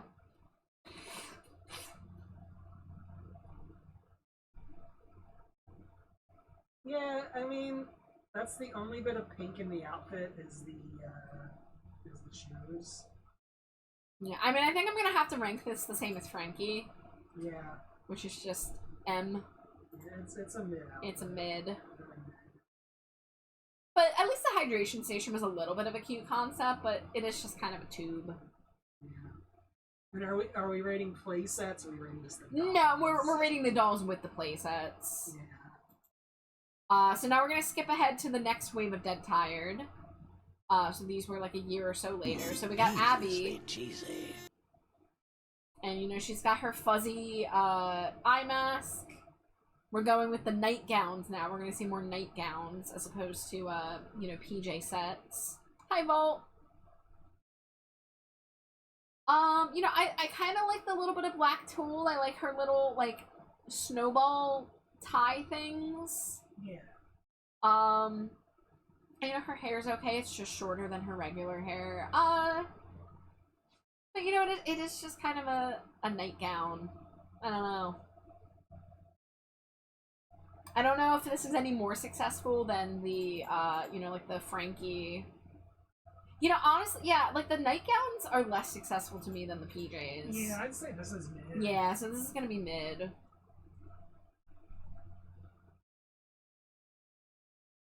Okay, we got Claudine with a PJ set. She's got shorts and the tank top. This is all right. I kind of like this outfit a lot. Yeah, I think this one works. They got the leopard print in there. She's got the gold accents. It's a strong yellow. Yeah. Yeah. Yeah, I think I give this a B. Yeah, this is a B. Now we've got another Draculaura. So now we've got Nightgown Draculaura. Definitely not as good as the original. This is gonna be a mid for me. Yeah, big down. Yeah, I like. Sometimes they make second versions of dolls, and it's just like, why did you need to make another one of these? Why wouldn't you just make a Dead Tired of a doll that didn't get a Dead Tired yet? You know? Yeah, like, here. We're getting a raid! Hi, Metal! We were playing Spyro. Oh, I want to play Spyro. I have Spyro. Welcome in, Raiders. Welcome in, Metal. How are you? I hope you had a lovely stream. Scorpions are here. Hi, Neon. Welcome in, guys. For those of you that may be meeting me for the first time, my name is Trashbat Char. My pronouns are they, them. You can call me Char or Trashbat. I am primarily an art streamer. I stream games every now and again. But tonight is a special night. We are starting a series where I am going to be ranking and reviewing every single Monster High doll. Starting with Generation 1, which is the largest generation. This has over 430 dolls for us to look at over the next several streams. We are about 55 dolls in right now. So it's gonna take a while. You're tired? I'm so sorry you're tired. I'm doing good, Metal. I'm yapping up a storm, so I'm trying my best to stay hydrated over here, because I'm not used to talking this much in a row. But oh my god, I love Monster High, and I love talking about Monster High and showing everyone the dolls. So I'll show you a little bit. This is our spreadsheet I have made for our tier list. I have the rank guide at the bottom there. You know, we have S rank, A rank, B rank, but then M rank instead of C, because that's monstrously mid, and then our lowest tier is called Zombie Dirt, which is Z tier. So I just realized that you have tiers that are M, B, and A, Yeah. and now I have to be on the lookout for you to have a sequence that is my brother, and me. Oh, I see an AMAB sequence right here. Nice. And maybe Yeah, the you closed gotta captions keep hearing dolls. I'm not sure how to read that. I don't know what's happening here. 36 hours in with no sleep. Metal, please get some rest. Oh my goodness, bud. Please get some sleep if you can. I know that you didn't sleep last night. I hope you had a good stream though. Thank you so much for raiding in, but please take care of yourself and go get some rest if you're ready. But for anybody who, you don't have to know anything about Monster High to enjoy this stream, because we are looking at every single doll together and I'm providing context when needed. We looked at a lot of introductions to characters at the beginning of stream, so that's where a lot of, oh, 450 dolls and they put it as dollars. I see. Oh. Good old doll hairs.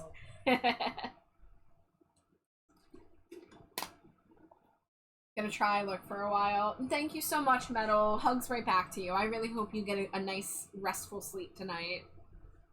But thank you so much for rating and I appreciate you. But yeah, Cena, so we looked at, you were here for Gloom Beach, we looked at Dawn of the Dance, and we looked at Dead Tired. We're still looking at Dead Tired, actually.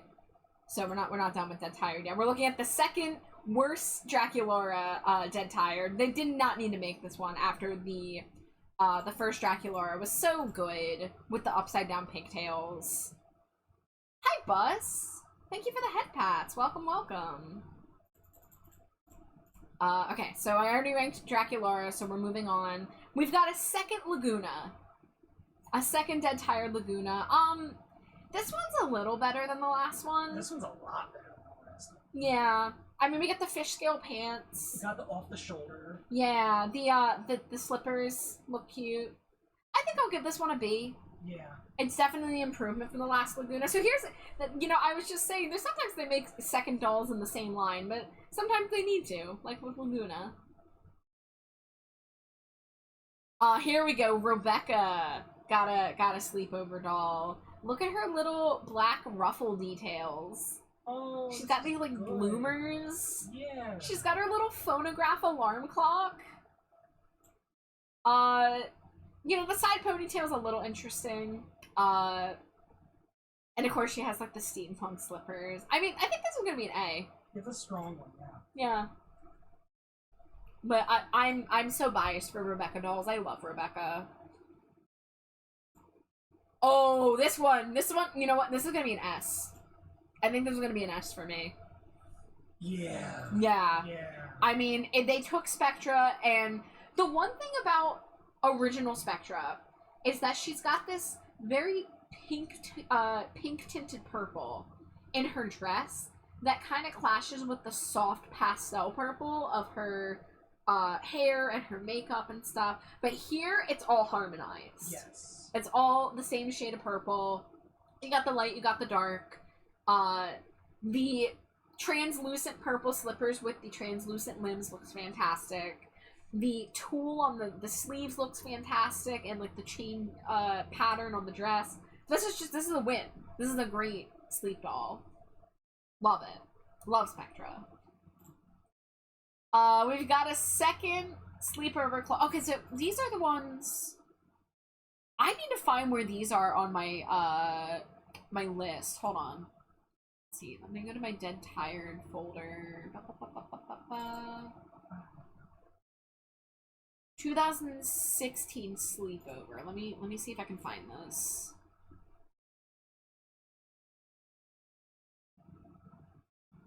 Shriek Rex. We got playset. I'm not seeing these ones. Okay, so Sleepover's not there. Let's look at the 2016 dolls. We got I Heart Fashion. We've got Shriek Wreck. We've got Fierce Rockers, San Diego Comic-Con, Collector. I think I missed putting these ones on my list, so I'm gonna have to put these on my list so I can rank them. We're just gonna call this Sleepover, because that's what they say on my file. What was the first one? Claudine? Yeah. And this is 2016. This one...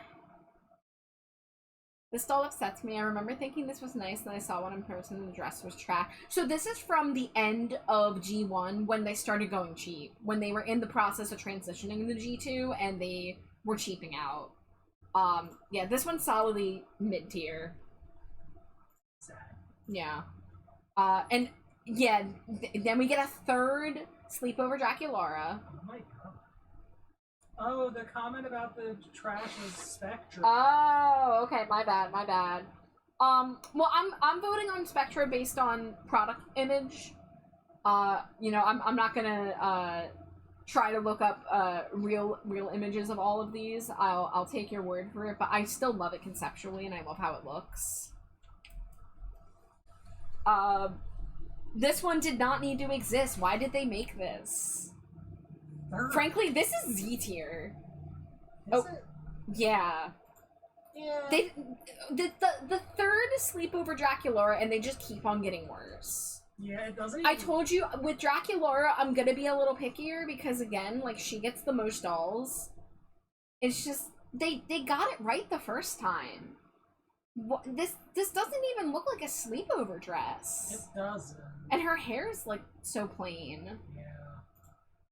And then, same thing with Frankie looks like a beach doll here. That doesn't look like a sleepover dress to me. Oh, no, not at all. No. What are they doing? Yeah, this is Z tier too. This is zombie dirt. This line did not need to exist. These 2016 sleepover dolls had no business being made. Let me see. I'm looking at the Claudine doesn't offend me as much. Because she has the purple and green, and the pattern is nice. So, I'll give her mid-tier for that. But, yeah, these are just so... They all have the same hairstyle. The same, basically, silhouette. There's just not very much to it.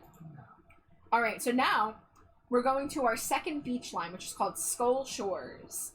I love this Abby. Her hat does it for me. I owned this Abby, and I actually would sometimes dress my dolls up in different outfits and use that hat. It was beautiful. It was a great hat. That hat is solid. Yeah, this is gonna be an S tier for me. I mean, she's got that, like, the blue sarong with the snowflakes on it. She's got her nice color palette. I like that they use the black in her swimsuit, that contrasts with her white hair. But the hat is just so cool. I love it. Skull Shores is a fantastic line. You're so right, Cena. Yeah, I had several Skull Shores dolls. Abby being one of them. And her side pony with the askew hat. Lovely. Her little shoes, love it. Great doll. Great doll. Absolute S tier. Let's see. This is, I think, supposed to be representing Claudine and Frankie specifically. Because Claudine and Frankie were exclusive to this 5-pack. We'll be looking at the other 3 individually. But there were 2 versions of Frankie made. The color version was exclusive to the 5-pack, and we're going to see a black and white version that was a single doll. But let's start with Claudine. I do like her little poncho. It's a good one. I like her purple hair with the chartreuse streak. I think it's not too much chartreuse. Yeah. I think A tier for Claudine. As for color Frankie, she's got the bob, the mildly asymmetric bob. The suit being in color doesn't really do it any favors compared to the black and white version that we're going to see shortly. Yeah, the outfit's not super doing it for me. Yeah, so I'm going to give that a B.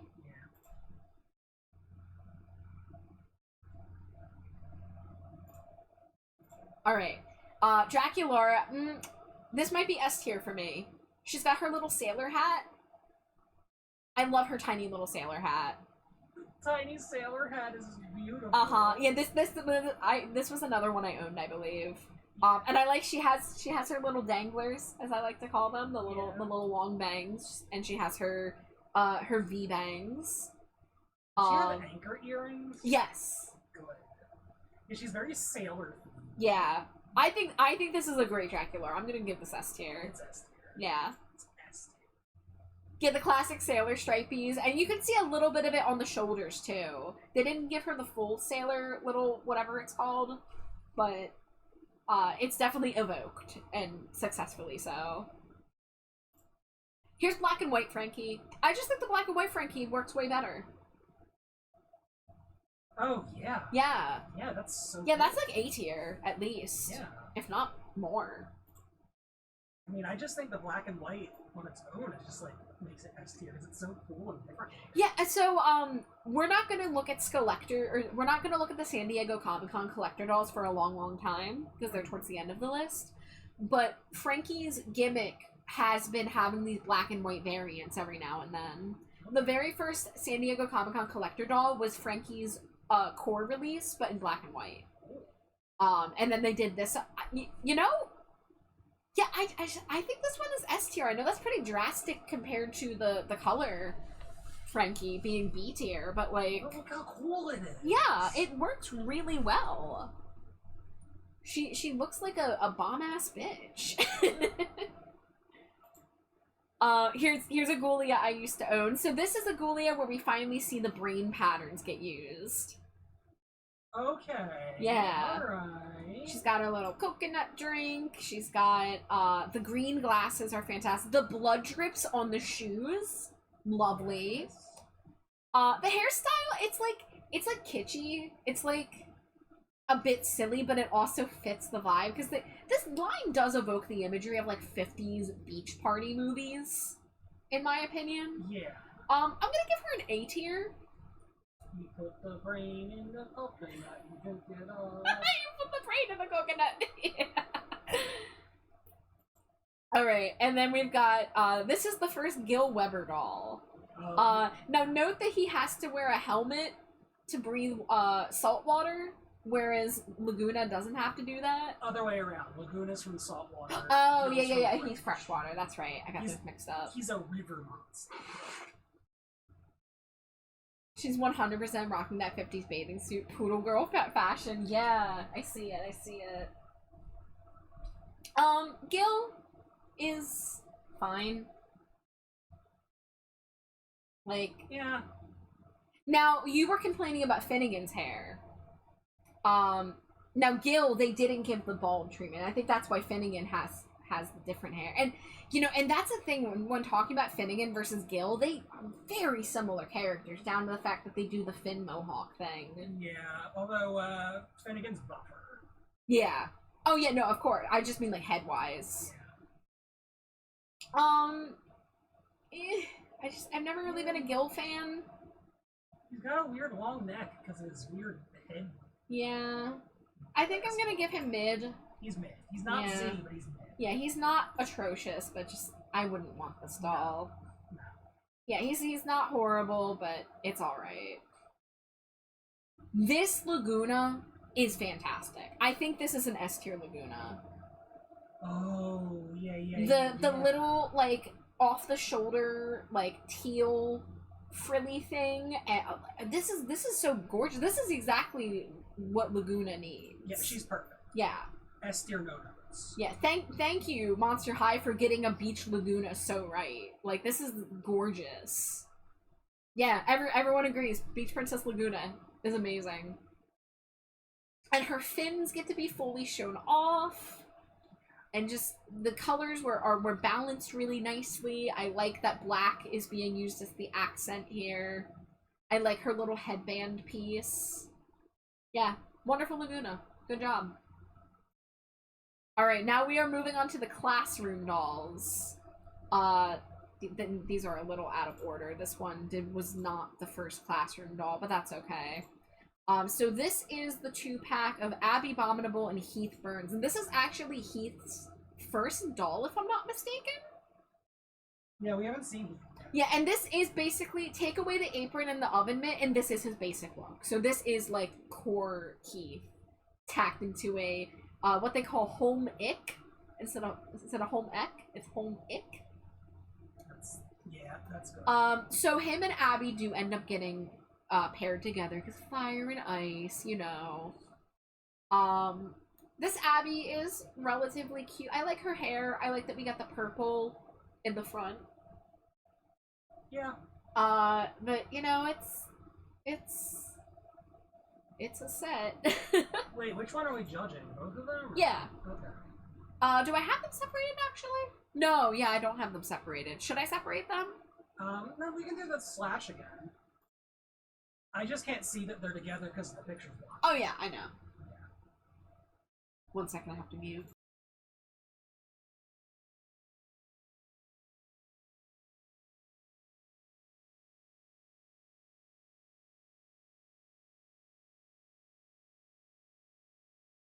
Okay, I'm back. I thought the classroom sets were all really cute, even if they were quite basic compared to signature entries. Yeah, and like we're missing kind of like the inbox framing, because they were made to look like they were like at a desk together. You know, like in like a lab. You know, like you would have like the little tables for where the pairs would be. And we're missing kind of like the accessories that kind of tie it together, right? You know, I think this is all right. I think this is a B tier for both of them. Yeah. So fun fact: Heath Burns is not the son of Hades yet. Oh, that's a G3 thing. Yeah, okay. He's just the son of a fire elemental. Yeah. And he's also, according to what Monster High G1 thing you look at, possibly the cousin of Jekyll Hyde. You mean Holt Hyde? I'm just saying both. Yeah. Same person. Oh. But yeah, he's the cousin of Holt Hyde slash whatever. Like you said, these were the first dolls for the guys, so the girls paired with them got kind of watered down outfits to let the dudes shine. It is a little interesting that they felt like they had to justify so many of the male doll releases by tacking them with a girl. Yeah. Because I guess, like, for the stereotypical mom buying for a daughter, which was the, you know, target audience that they were going for, it would be, like, weird for them to buy just a male doll by itself. I wonder if Ken dolls went through the same thing. Probably, in some cases. Like, there were standalone male dolls, but there are a lot of these ones where they come in the 2-pack, and that's the only way to get them. Excuse me. I had a friend, an online friend who was also collecting Monster High and really liked Heath Burns, and I actually got them this 2-pack to send to them because I saw it in Walmart back in my doll hunting days, back when I used to frequent I do a loop of the Walmarts, the Targets, and the Toys R Us, back when Toys R Us was still a thing. And I would go doll hunting oftentimes before or after college. Like on my way to school or on my way back. I still have dreams about doll hunting. It's really funny. There was only like this 1 year, maybe year and a half long period where I was driving myself to stores that sold dolls to look for them, to look for new releases. And even though I only go to the doll section now like once or twice a year for like very brief periods of time, because I'm not as big on collecting as I was back then, I still constantly have dreams that I'm at stores looking for new dolls. It's really funny. But yeah, for what it was, this was cute. This is all right. You know, good job. Solid existence. You yearn for the doll lines. Yeah. When I'm able to get out to a store with a toy aisle, I often try to wander down it just to look what's on the shelves. Yeah, like me and Jade, the few times we're able to get to the store together, we love going to the toy section. Not just for Monster High. I like you know, there's also Rainbow High for one, which I'm mildly interested in. And then like what we like to look at the Pokemon and the Marvel stuff and the see what blind Mario. bags Yeah, exist. Jade loves blind bags. That is one thing about Jade. She cannot resist the blind bag. Blind bags is weird. Here's another one I remember buying for myself. So this is the Science Lab Partner 2-pack of Ghoulia and Cleo. So I mentioned that Ghoulia and Cleo are besties, or beasties as they're called in the Monster High universe.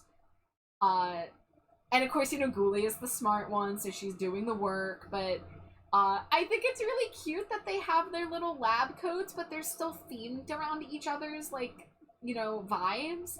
So Cleo gets the gold bandage trim, and Ghoulia gets the red collar because she always has the red accents in her outfit. She has the periodic table of elements on her dress. Oh, that's so cool. Yeah, I think this is a great 2-pack. I remember being really excited to get this one. I'll give it an A. Does Cleo have, like, the safety goggles as glasses? Yes. Yeah. Yes.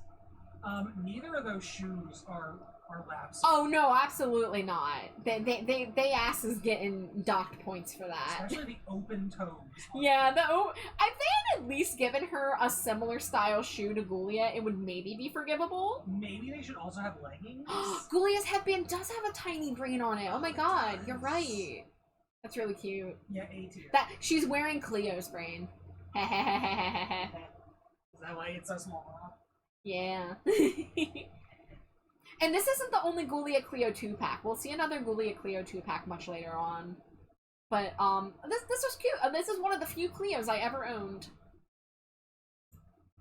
So now, these are the original, classroom dolls we're gonna look at. These next three, they were single dolls, and they came with 2 outfits, so you'll have to look at the dress off the body and try to imagine what it's like.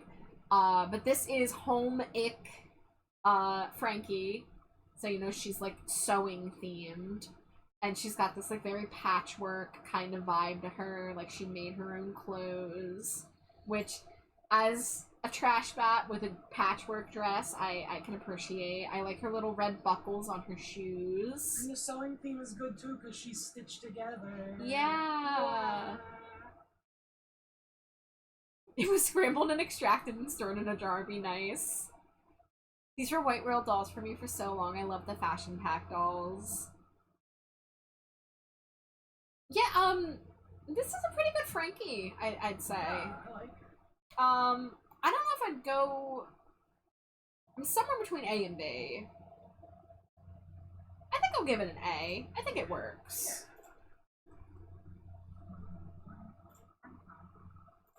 And then this is a Ghoulia I did own. I loved her hair on this one. She had this little, like, bump in her bangs. Yeah. So she's physical education themed. So she's got the dodgeball. Yeah, I used to have this one. I might still have the dress, actually, the side dress, in my, my collection of odds and ends that did not get sold. And her glasses, her black glasses they're the goggle kind. They're like the sports glasses, so that they stay on her head. Nice. You know, I kind of wish maybe they did a little bit more, because it is just kind of like a school uniform slapped onto her without much of her own personality shining through. Yeah. So I'm tempted to knock it down to B for that reason, because it's solid, but I feel like, you know, they could have pushed it a little more to have a little bit more of her personality shine through. But I did have this doll, and I did like it. Oh my gosh, we're getting another raid! Holy studs! Hello, hello! How are you, Hex? Welcome in, it's so good to see you.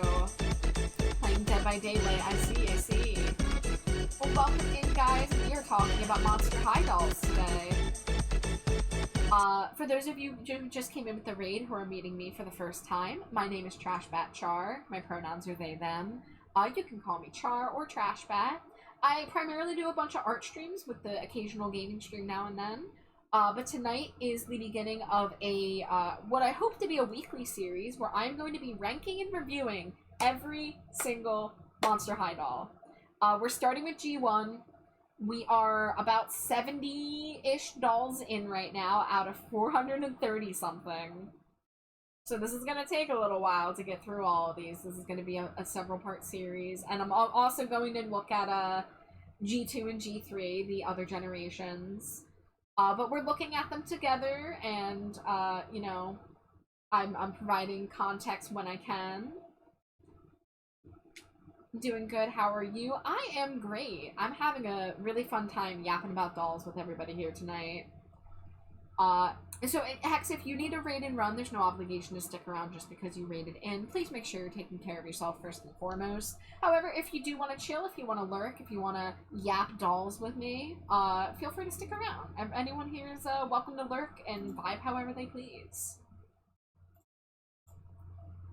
So we just looked at the physical deducation Gulia, so we're gonna move on to Mad Science Laguna. Hi Mary! Thank you for throwing your daily Cheeto. Mary. Now one thing I do like is she has her little frog. Yeah. I think if I recall correctly, there's a webisode where she wants to save the frogs from being dissected, and so she frees them. That's cute. Because she's a freshwater monster, so she She's a saltwater monster. No, I keep mixing them up. Oh my god. Well, she is a sea creature and she cares about her fellow amphibious friends. There you go. With that being said, this is very similar to the Ghoulia 2-pack we saw, the classroom science lab partner one. It's a similar situation to Ghoulia in that they didn't, I feel like not enough of her personality shines through with it. Yeah, like her lab coat is just a regular lab coat. Yeah, which is a little less, yeah, it's a little plainer than the 2-pack that we saw with the lab coat. I would have liked to have seen some trim or some fishnet or something on that lab coat just to make it a little less plain. Yeah. But like her hair's cute, she has her pink and gold and her teal. So like, I'd give it a B. Yeah, It's solid, but, there's a couple things I would have done to improve it. Monster High is such a special interest of mine. Me too! Yes, I'm so glad to hear. It's really funny, because every time Monster High has come up on stream, ever, I, stop what I'm doing to yap about it for 20 straight minutes and have to, chill myself out. And that's why I decided to do this stream series, so that I would be able to, yap at will. I definitely had this doll secondhand. I got that dress and necklace. Try not to go too far.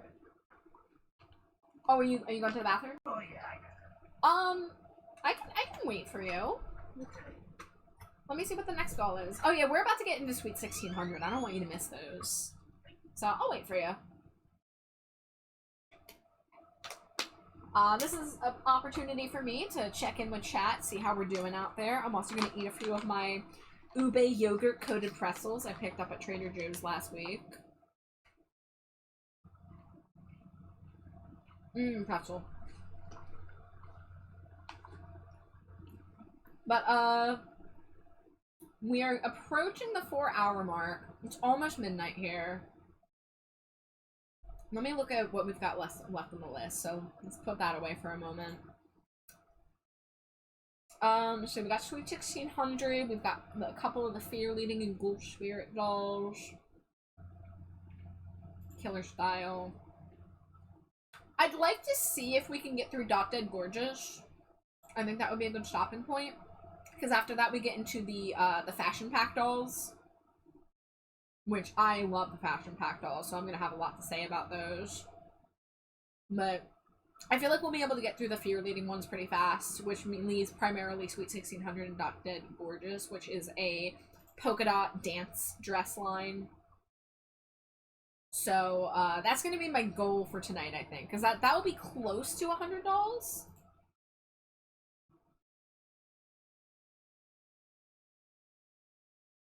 And I think, in future streams, we might be able to go a little bit faster for a little while, because early stream, I had to introduce all the characters and talk about, who they were and what their connections were and stuff like that.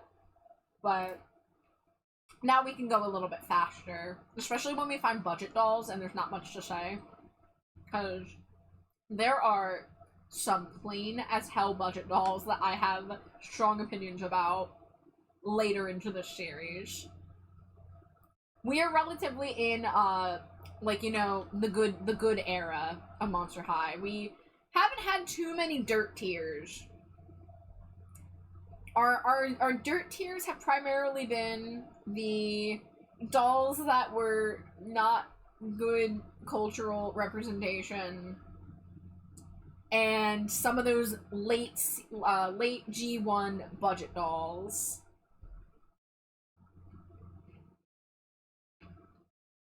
Halfway / towards the end, they get bad. Yeah.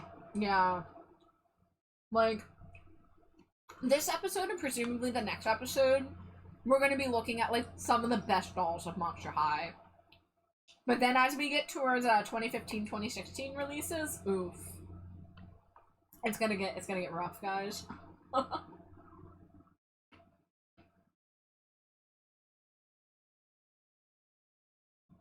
Hopefully you don't hear my munching. I'm loudly eating pretzels.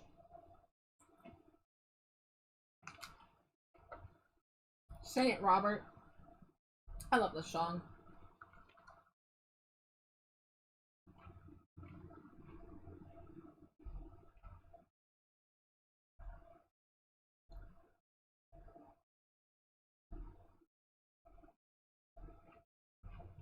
And we got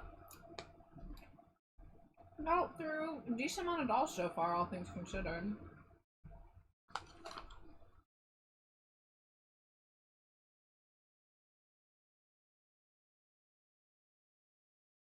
But yeah, I hope, for anybody interested in keeping up with this series, I hope doing it on every Saturday night for the next few weeks sounds alright. Probably more than a few weeks. I mean, if we do about 100 dolls a stream, it's gonna take at least 4 streams to get through G1. And then we're gonna have to do a G2 stream, and I'm gonna be angry about it. And then G3 I can probably also do in 1 stream. I don't know exactly how many dolls were released in G2 or G3, but it was significantly less than G1.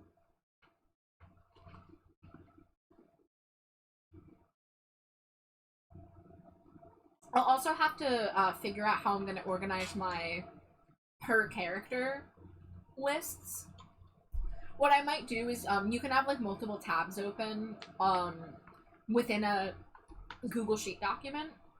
So I might start making tabs per character for, like, the main characters. Like, characters who only get 1 or 2 dolls, like C.A. Cupid, or, Casta Fierce, or, you know, characters like that are not going to get their own page. But any character with, like, maybe, like, 4 or more releases, will get their own page.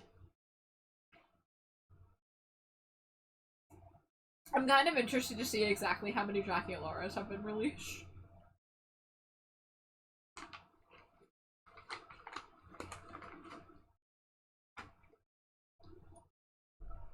Okay, I'm gonna mute for a second.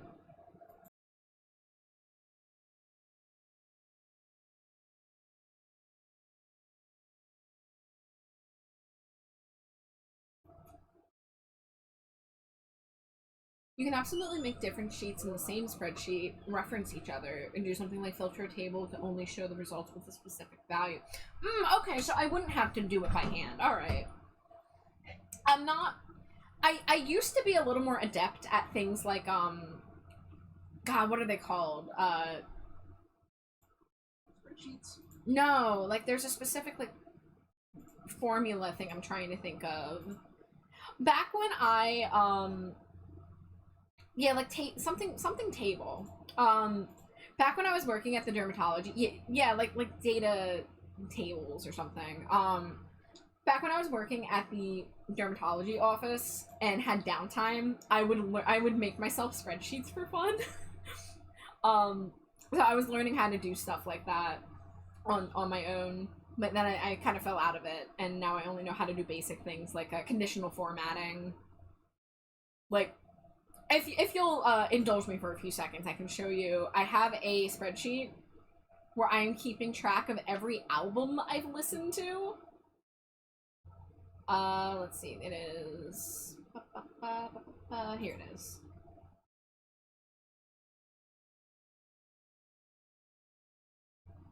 So this was a massive spreadsheet that I made back when I was at the dermatologist. And it's by default organized by release year. But then I have these data tables on the tabs where it keeps track of how many albums I've listened to by decade. So I was able to set a span of years, you know, so anything labeled 1970 through 1979 gets put in the 70s column. Like, I was able to do, like, formulas like that. Let me see. Pivot tables. That's what I was trying to think of. Pivot tables. That's what I used to know how to do better. I'm looking at it now, and it kind of boggles my mind a little bit more to look at now. But this is the kind of shit that I would get up to in my spare time, because I like data. I like lists. I'm that flavor of autistic. But anyways, Jade is back, so let's get back to dolls, because I would like to get through a little bit more before we wrap up.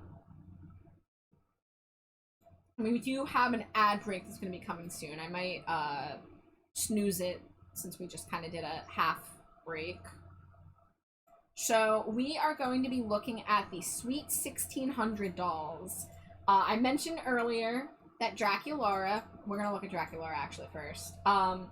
Draculaura, when the series started, was 1,599 years old, and she's having her big Sweet 1600 birthday party. They actually did a movie that this was the main plot point. I believe it was called Why Do Ghouls Fall in Love, maybe?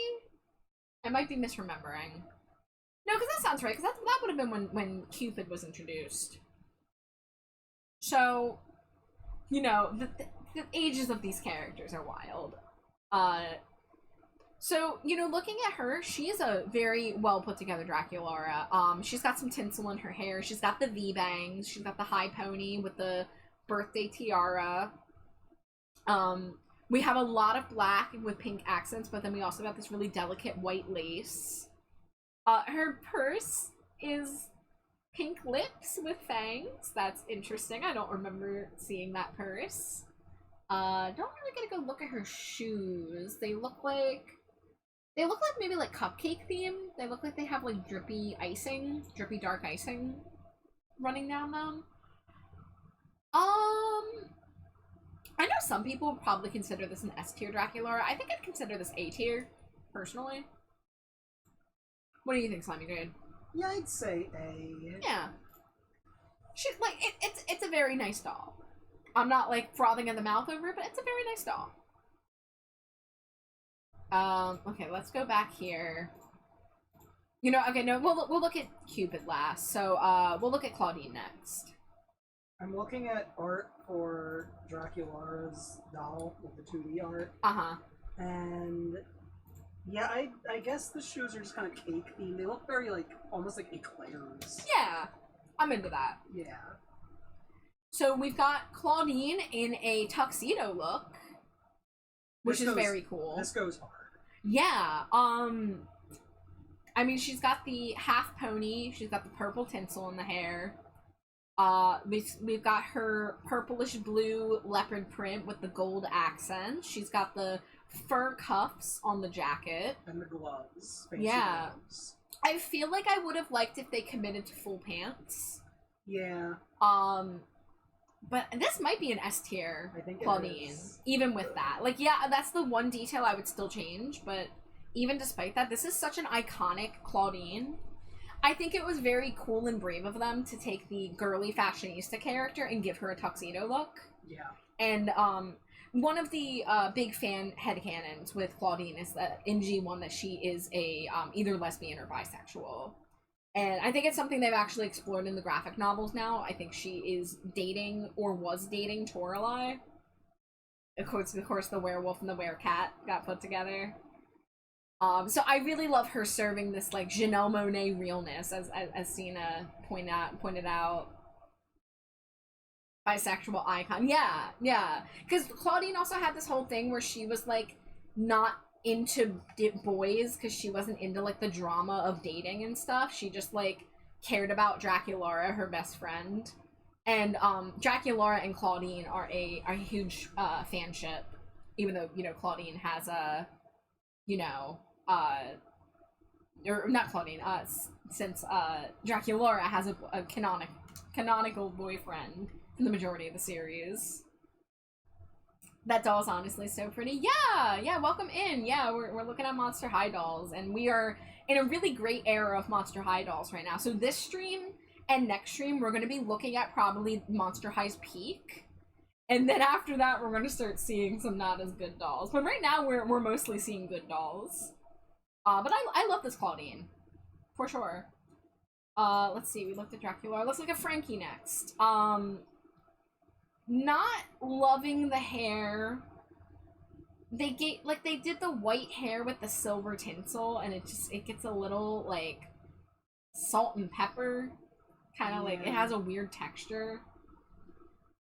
The dress is pretty cool. Cena says, I actually adore this Frankie. The red lipstick, fantastic. The dress is really cool. Because it does, it kind of gives that, like, she made it herself vibe. Which I like that they give her those, like, patchwork sewing kind of vibes. Because she's, like, learning and doing it herself and stuff. Imagine how annoying it would be to get stuff out of that hand bag. Yeah. So, I'm between A and B tier on this one, because I really don't like the hair. But I do love the dress. Yeah, I think I'd say solid design, but it could use some improvement. Yeah. So, where's Sweet 1600? Yeah, we'll give that a B. Let's see, we still have Claude and then Cupid. So this is the second Claude doll. We saw the first one, he came in the 2-pack with Draculaura. This is now his first standalone doll, if I'm not mistaken. The color palette, the plaid pattern focus that ties into patchwork DIY. Her accessories are all actually painted and detailed. The only thing I don't like is that one bag. I agree her handbag's ridiculous, but that's also just MH standard. Yeah, Monster High does not care about realism or usability. What are his boots? Why? Those look like fucking rain boots. What's up with your little Wellingtons, sir? His gray wellies. Yeah, those are some wellies. I like the suit. I hate the hair. The hair's awful. The hair's awful. I think this is gonna be a mid. I think this is gonna be a monstrously mid. There's a couple redeeming qualities, but it's kind of a mess. Oh, goodbye, Laser. Bye, Laser. Have a great night. Thanks so much for stopping by. Hug you back. Oh, wow. I'm gonna snooze ads a little more. Alright, and now we're gonna look at C.A. Cupid, who is the adopted daughter of Cupid, and is actually a bone elemental, which that was a cool and weird decision that they made. So she's got a ribcage heart wing set. Very cool. Yeah. Now her hair suffers in real life. It usually has to be fixed very delicately. Which, when I owned this Cupid, which Cena is now the owner of, that was the other doll that I got secondhand, that someone fixed the hair to make it look nice. Yeah, her hair is high maintenance. Yeah. Obsessed with her whole vibe. I adore the black accents. I love the drippy part on her skirt. I love that she has this, like, black ombre that you can see the white lacing pattern of, like, the hearts and stuff. She also has a tiny little baby ring-sized bow and arrow. Because, you know, she's the daughter of Cupid. She can play matchmaker, but it's so tiny. It's, like, just this tiny little accessory. And then and she's got the heart-shaped lips. You have to point that out. By Cupid. Huh? Not adopted by Cupid. No? Adopted by Eros. Eros, okay. Yeah. Fair enough. And the Ever After High franchise just says that she's not an elemental of any kind, and she's just a cherub. Yeah. So, there is another doll series, if you don't know, called Ever After High. It does not exist any longer. I think Disney kind of smothered it with Descendants. because Descendants was basically Ever After High, and that kind of took over, so Ever After High had to go bye-bye. But Cupid was actually the crossover character that they sent over to Ever After High, which was a fairy tale high school. Which I would gladly look at those dolls too. I used to collect those, a little less so than Monster High, but I definitely followed them for a while. Her accessories, earring, and paint details are also cool.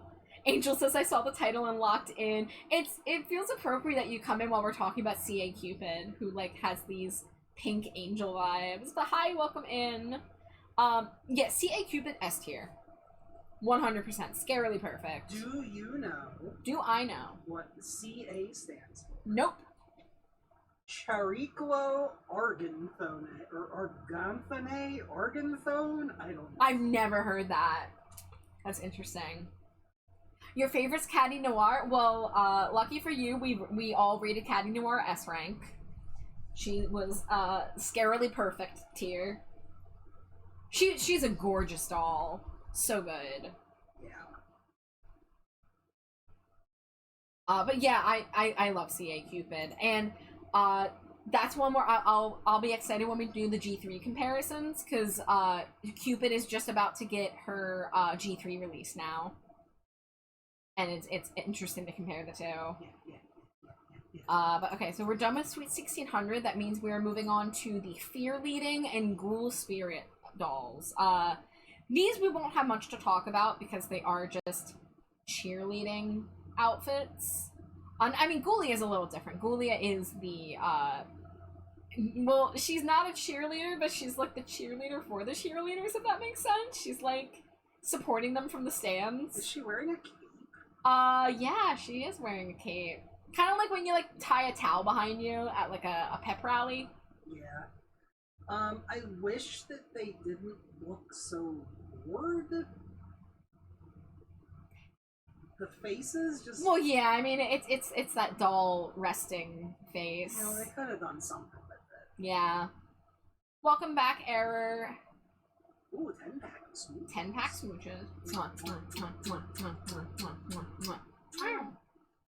She's a super fan in the stands versus the other two who are actually part of the cheer squad. Yeah. I do like her foam finger. Yes. No, Ghoulia is nice here. You can actually see a brain pattern shirt underneath her little crop jacket. I like that. I think that is nice. I don't want to spam, but can I get it to special number? You probably have enough time you'll be able to get it to special number. I'm gonna wrap up in the next like half hour, but yeah, you can go for it. I love the older dolls fashion. It's a huge inspiration. Yeah, we're looking at you know, G1 in relatively chronological order. We skipped around a tiny bit. Speaking of tiny, I'm behind my wife's fat ass now. Watch out for farts. No. Okay, I wanna compliment Cleo. Yeah.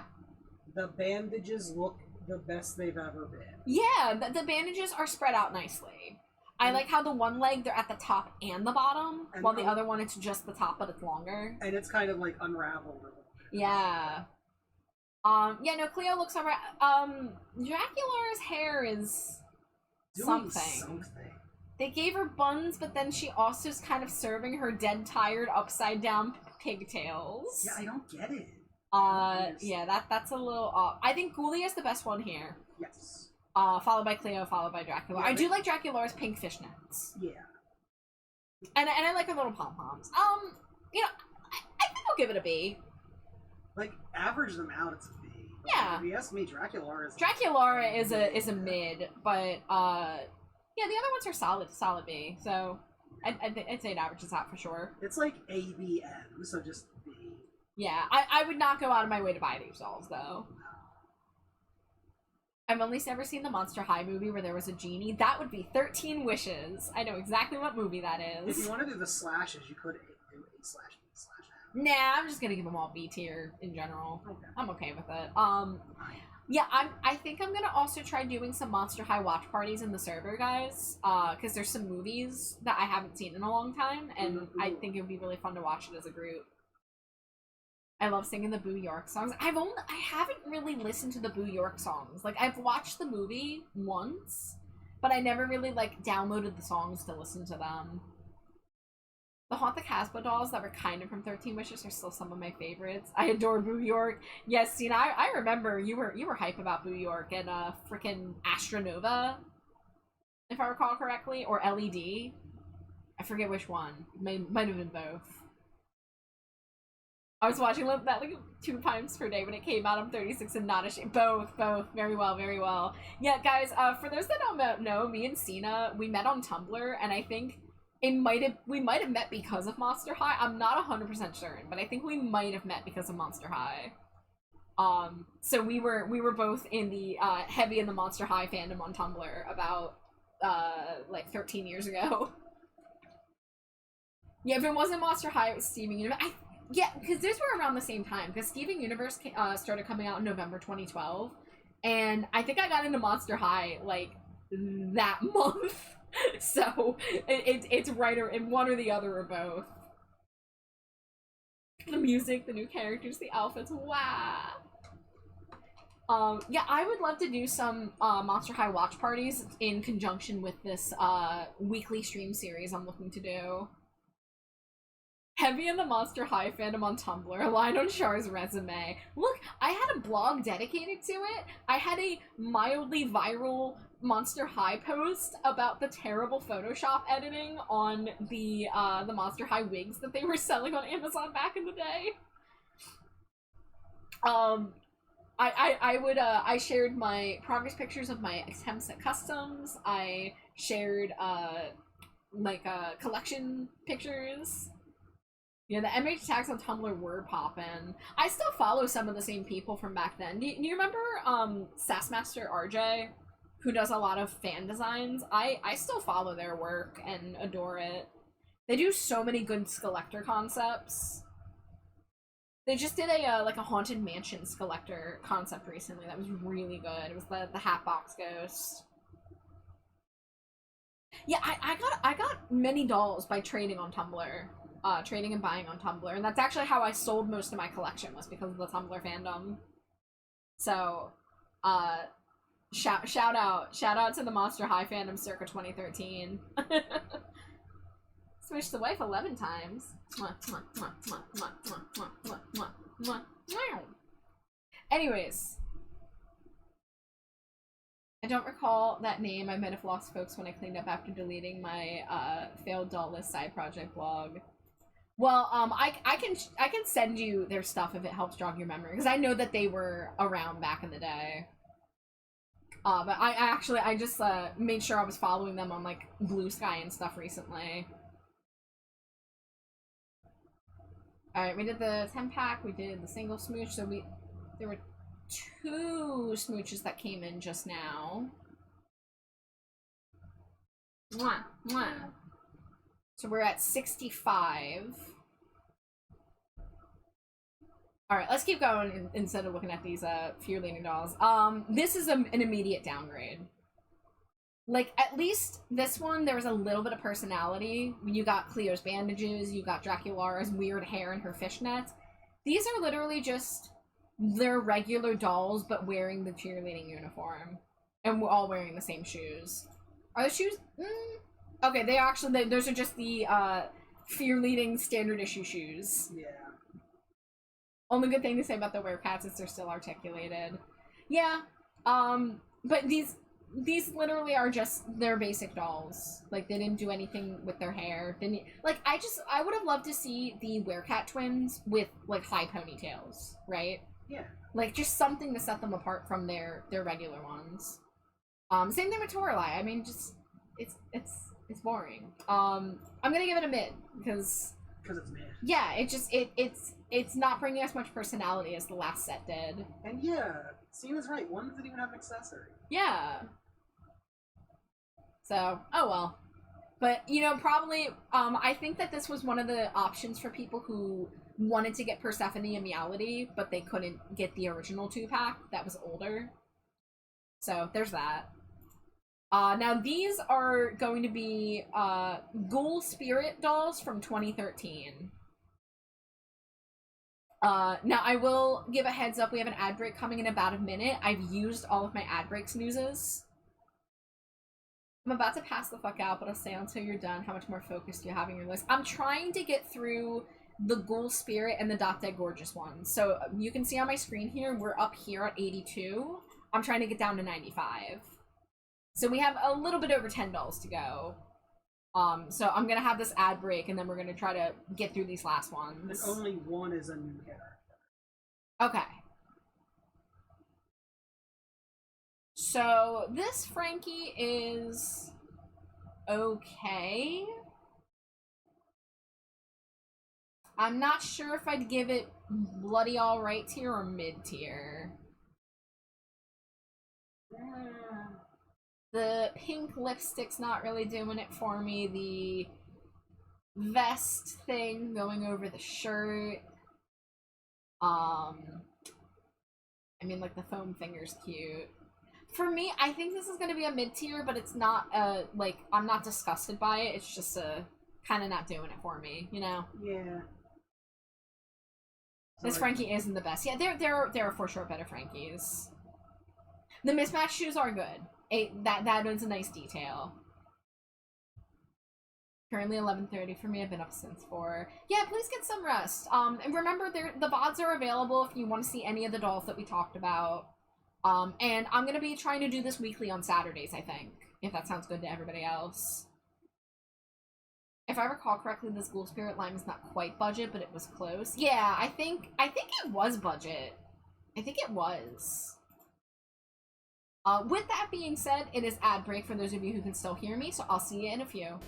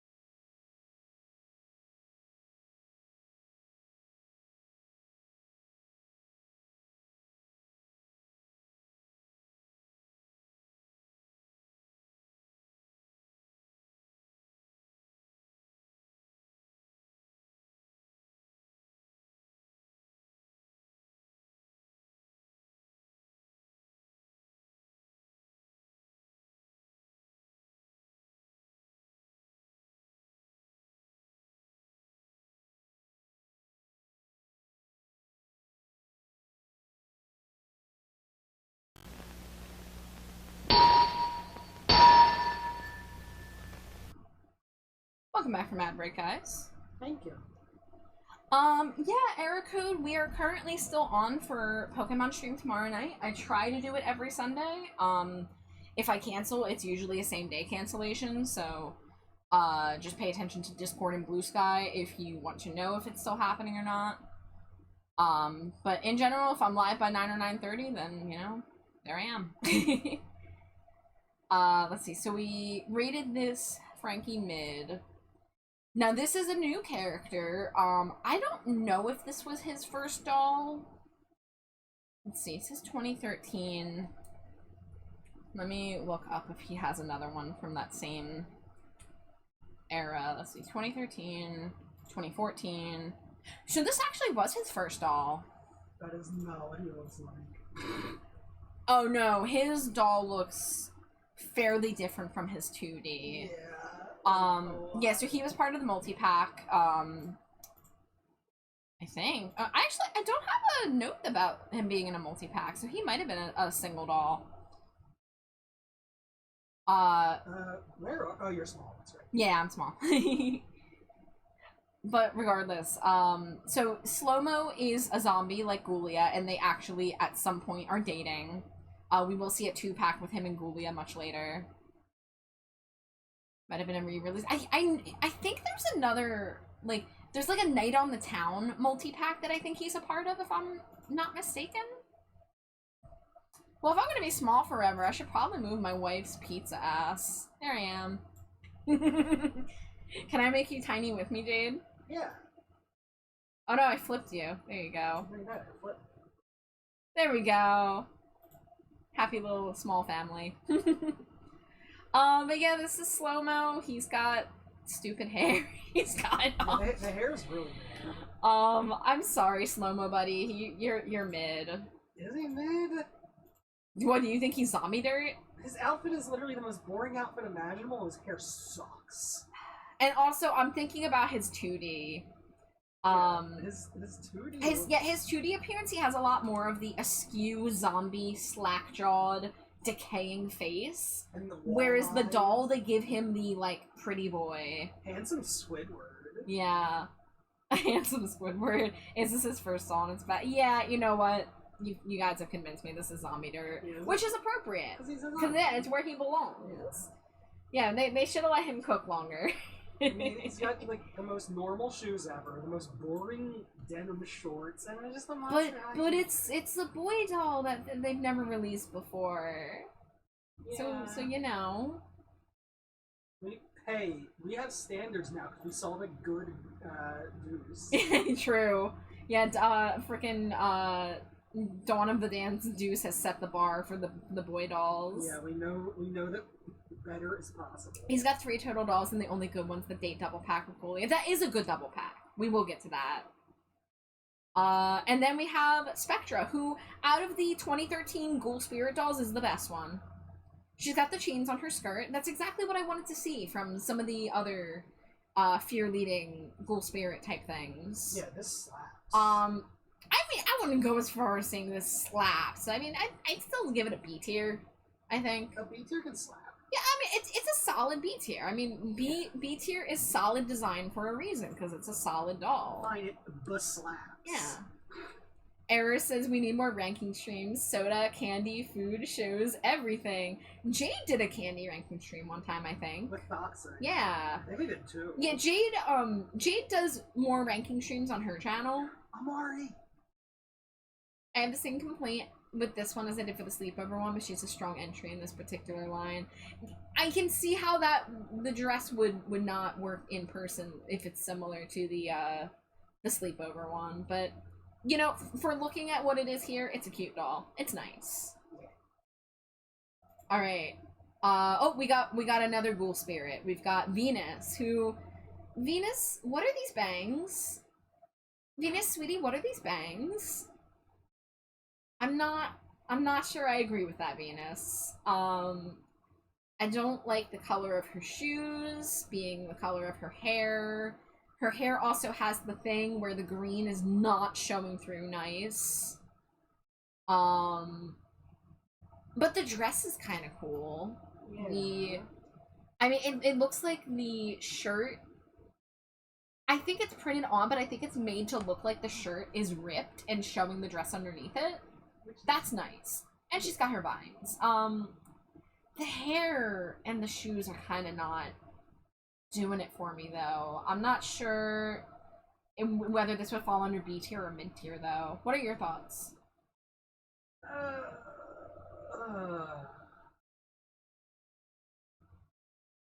I would say mid. Like, the parts that are good, but the parts that aren't good are really not good. Like, the bangs... I'm curious what those bangs look like IRL. Yeah. That's the thing. They already make me nervous looking at them here. I don't think they're gonna look even remotely that good in person. Yeah. Cena likes this one.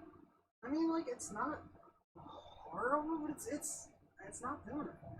Hi Elsa, thank you so much. We are doing well. We are safe. I hope you are having a lovely day. I don't like that her boots are wrapped in licorice. Well, they are going to be glued into place. That is true, but I'm going to give this a low B. Okay. Cuz the dress is the main part and the dress is really successful. Yeah. I think that looks nice. And you know, I'm willing to accept that the bangs are, you know, gonna not look terrible. Because we shouldn't be judging it based on what they could look like. I'm just thinking about that. I'm not a fan of the bangs, but ultimately, I'm not gonna make it second to last here over that. Yeah. Error. When we get the end, yeah, I can show you the original core dolls. But while I'm 82 slides in, I'm gonna keep going to try to get through these last ones I want to get through. Okay, so we are on to the killer style dolls, which I think they were just kind of. I don't remember if these were fashion pack dolls or what. Can you look up killer style Monster High for me? I think these were basically just possibly budget fashion pack dolls, if that makes sense. I'm not sure. Well, let's just start by looking at what we're looking at here. We got Claudine. She's got a little bit much going on here. So, I mean, parts of this I like in theory. Yeah, they were budget adjacent. Yeah. Yeah, these were like in the slim boxes. Yeah, I mean, it says here that they're simplified versions of the outfit packs of Day at the Mall. Oh, okay. So you could get these fashion packs separately, but these were versions that came with just the dolls. Yeah, and a pet themed keychain. Evil Webline, Webby. Thank you so much for the follow. Welcome in. I recognize you. I've seen you around. Welcome to the dumpster. We're talking about Monster High dolls. Oh, and these dolls, the killer style. Yeah. Instead of coming with the accessories they're supposed to come with keychains from the Freaky Ring and Mirror merchandise sets. Keychains from the what? Freak Key Ring and Mirror merchandise sets. Key Ring and Mirror. I don't know what that is. Wow. They're just little sets of keychains that have like a pet themed keychain and like a skullette charm. Wow. Yeah, they have some good looks for their price point. Yeah. Yeah.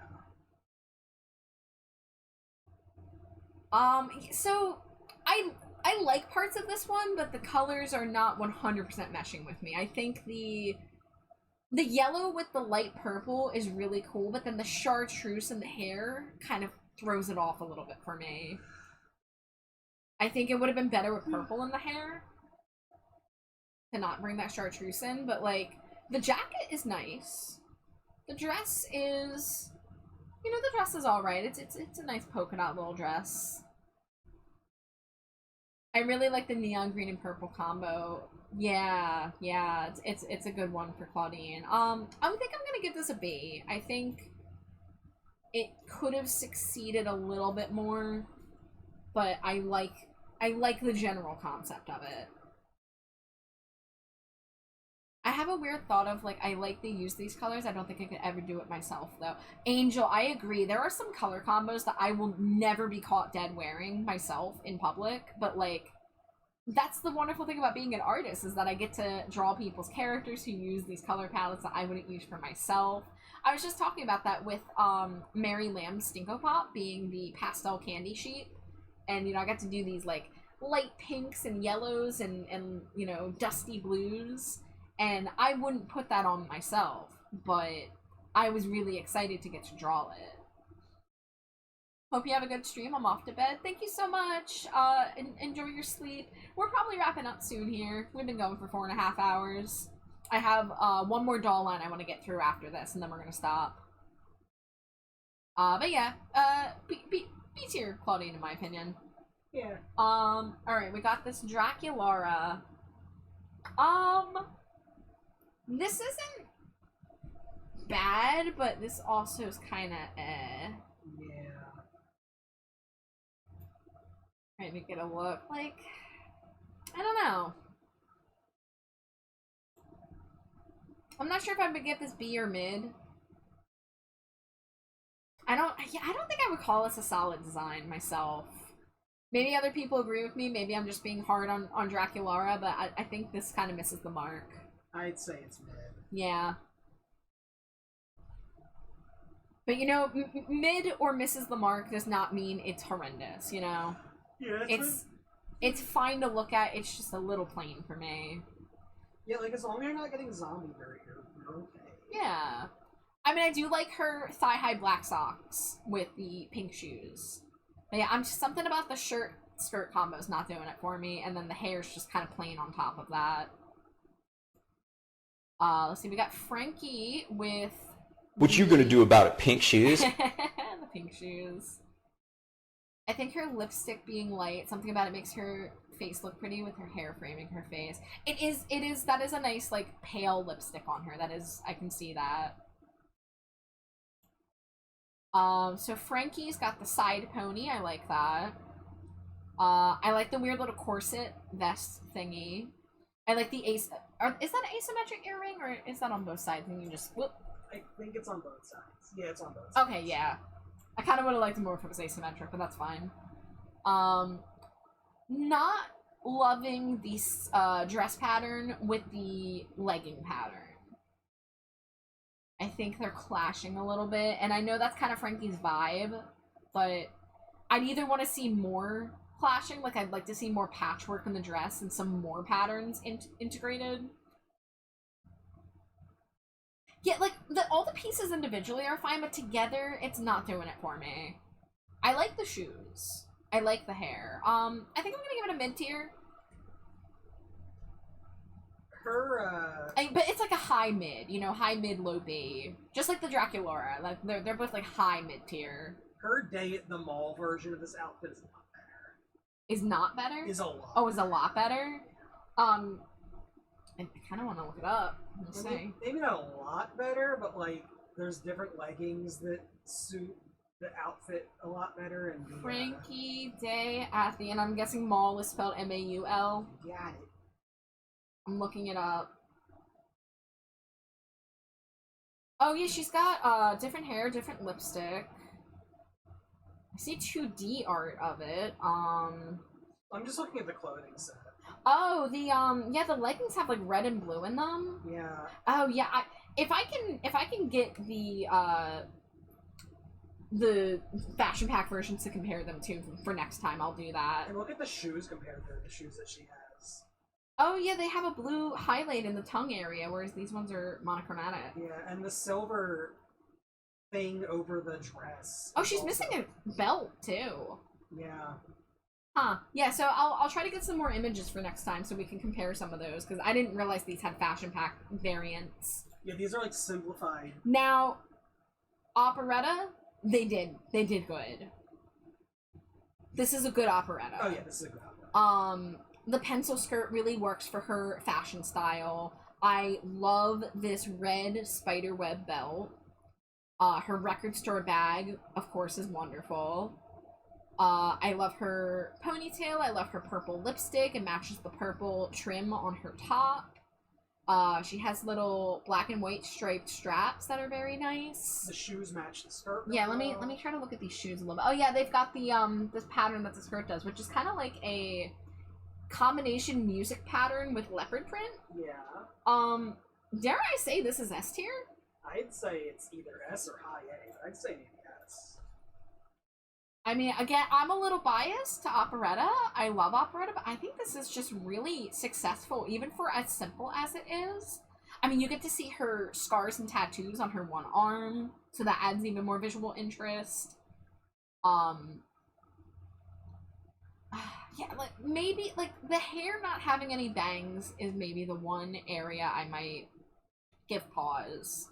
And I would be curious to see the other version of this, but I'm gonna tentatively give this S tier. The only things that are different in the other version are she has a pair of sunglasses that are pretty nice with the outfit, and the shoes are a little different. Like, the platformy part of the heels are like black and white vertical stripe instead of being just like, Oh, and that would match better with the strappies. yeah. Well, But we gotta go by what we're seeing, which is still, true. I'd say S. I'll give it an S for now, but it's possible I'll re-rank it to a high A, but for right now I'm gonna give it an S. Freaking Monster High and Ever After High, whenever I see the specific accessories, makes me wish things like this belt were real. Yeah. Switch Survive 10-pack. Oh no, we blew past 69. Oh, 11. Mwah, mwah, mwah, mwah, mwah, mwah, mwah, mwah, mwah, mwah, mwah. Oh, and then another. Now we're at the 77. A lucky number. Yeah. Now Amari can rest easy. And now our code doesn't get to get the 69. Whoops. There's a lot of smooch freaks out there. You gotta fight for the role. You gotta fight. Alright. So the last line that we're gonna be looking at tonight is Dot Dead Gorgeous. And we're starting off with 3 dolls that were all exclusive to this 3-pack. You could not get these dolls individually. Granted, I did have this Ghoulia that I got individually on eBay. But we're gonna have to look at all 3 dolls at once. So let's start with Draculaura. No, the theme for this line is that it's a dance party, and they're supposed to be wearing polka dot themed dresses. But, you know, it's not just plain polka dots. They, like, use patterns and stuff. Yeah, so let's get a better look at Draculaura here.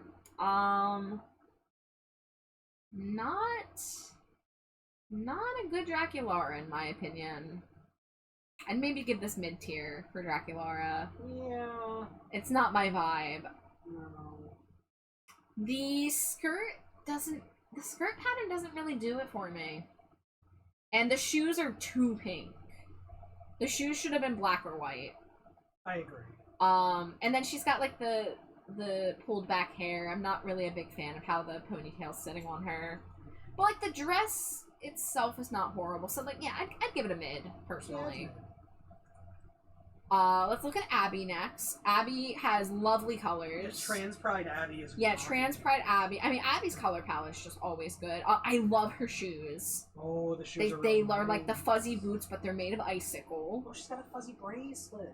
Oh, she just does have one the fuzzy hand. bracelet. Yeah, and she's got the snowflake earrings. She's got the icy purse. That's an A tier Abby, I think. Not S. Oh, the little earring and the choker and I don't know. ice belt on the dress.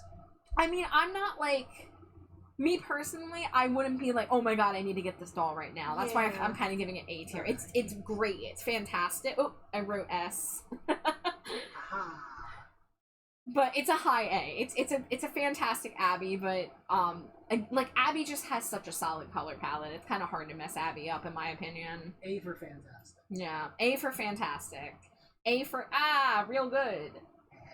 And then we've got Ghoulia, who has this curly perm hair. She's got the one puffy shoulder. She's got the puffy skirt with the kind of brain kind of pattern. I love her purse, the bone purse, Yes. and I love her shoes. Those are iconic Ghoulia shoes. As much as like I love Ghoulia and I did own this doll, I think this is a B tier Ghoulia personally. Yeah. I can see just the hair's not my favorite, and I don't know, the dress pattern's not like selling me 100%, but I don't hate it. You know, that's one of those like solid. It's solid, it's nice, but you know, that's all it has to be. Then we got Laguna. And upon first glance, I want to say B tier. Yeah. You know, we're seeing a lot of recurring patterns with Laguna, with the pink, you know, pink and teal. She has this yellow purse randomly. Is it a jellyfish? Maybe? I don't know. You know, she has the nice side ponytail, pink lips. I think I'd give this a B. It's a B. It's a B. Now, ooh, this is a nice operetta. Her bangs and the single ponytail with the big ribbon are fantastic. Polka dots are such a good pattern on her. Yup. She's able to take that classic 50s polka dot and they layer the records with it too. The sleeves, she's got the keyboard belt. She stole Gulia's keyboard belt. Now she's the owner of the keyboard belt. She's got like the white pearls. Nice shoes. I mean that's a great operetta. I love her purse. Do you think S tier? I think S tier. Yeah. You know what the purse reminds me of? What? The Cursive, the Ugly Organ album cover. Oh yeah. Kind of like. Yes, so sock hop. They nailed her fashion here. She was built for this line. Definitely the best doll in the Dot Dead Gorgeous line. And then I think the last one we're looking at, this was one of my first Spectra dolls. This is the first 3 dolls I ever owned were Basic Operetta, Dead Tired Gulia, and Dot Dead Gorgeous Spectra. So I do have nostalgia for this Spectra in particular. She's got the hella chains. You know, she's got the nice purple shoes. I don't think this is an S tier Spectra. I think the bangs are a little strange. I kind of liked them, but like they're a little strange the way they sit. You can see like the hair tie in the middle of them. But I love that chain body piece. I think that's really fantastic. I like the ear. And her high ponytail too has the chain holding it up. Oh yeah, she has the lock and key earrings. Yeah. The dress is it's a little lacking, in my opinion. Oh, the chains on the purse. Yeah, the chain accessories really sell her here. So I think I'd give this A tier. Yeah. Yeah. We did it. We did it. So that is 95 dolls, give or take, because there's a couple 2-packs. So just a little shy of 100 dolls looked at tonight. That took 4 hours and 44 minutes. Knock off some time for starting and break, though. It's a little closer to 4 hours and change. Yeah, and also a big chunk of that was also introduction to the Monster High series. True, yeah. So next time we're going to be able to get into it a lot faster. Yeah, we're going to be breezing through a little more next time. I'm increasing your size again, since I'm no longer small.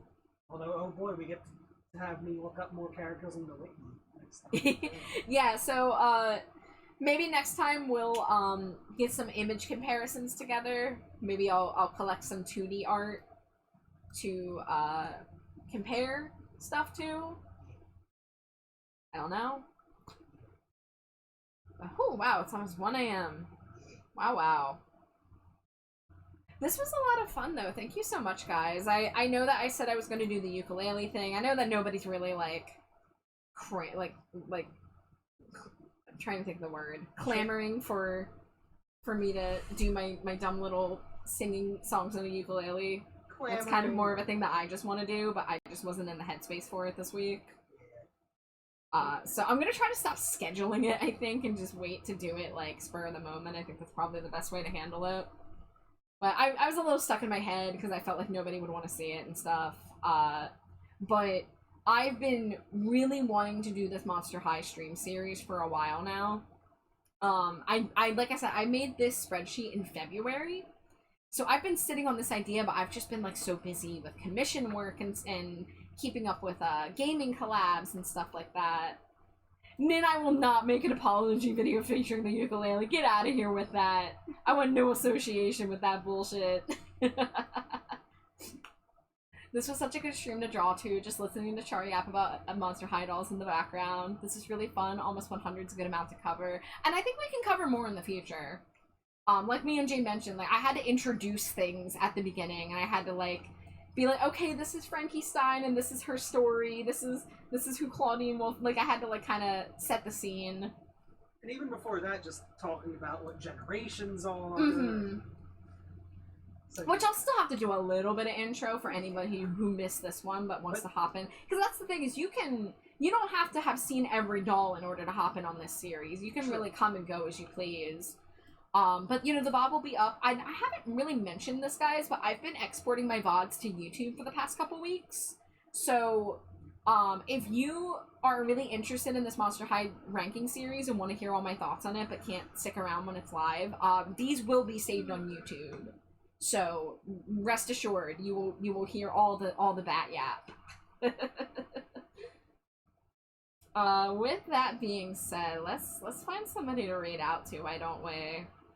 I'm going to hide my Monster High stuff and open up my raid list to see if we can raid somebody who I maybe haven't raided super recently, because I like to spread the love. But yeah, I really had fun, guys. I hope you did too. It was, I really enjoy getting to share this with people, whether you are new to Monster High or not. Let's see.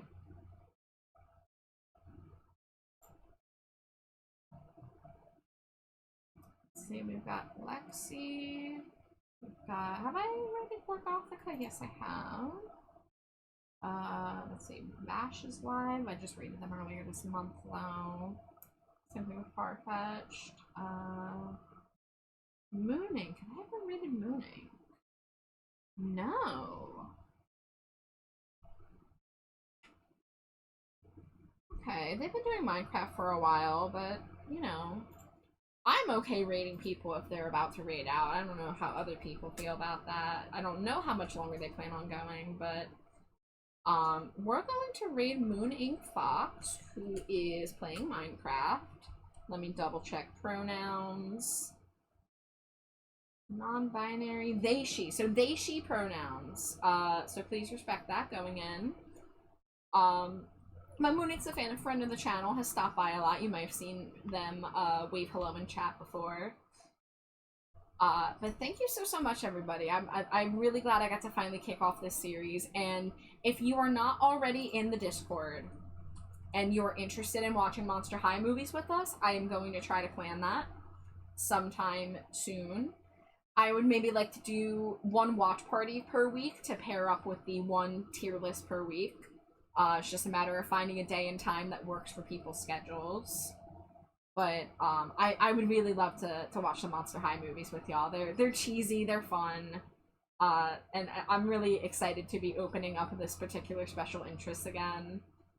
And maybe, you know, I'll get some more photos to show y'all my old collection, my current collection. It'll be a good time. So let me copy my own raid message before I forget. So, we're gonna send you off to Mooning. Stay hydrated, stay trashy, and I will hopefully see you tomorrow night for more Pokemon Infinite Fusion Sundays. And again, if you want to keep up with the Monster High streams, I plan on doing these every Saturday for the next few weeks. So goodbye, everybody. Have a good night. I love you. Scree. Bye. Wah. Scree. Be quiet, Robert. I had to pause Robert Smith. He was in my ear, distracting me.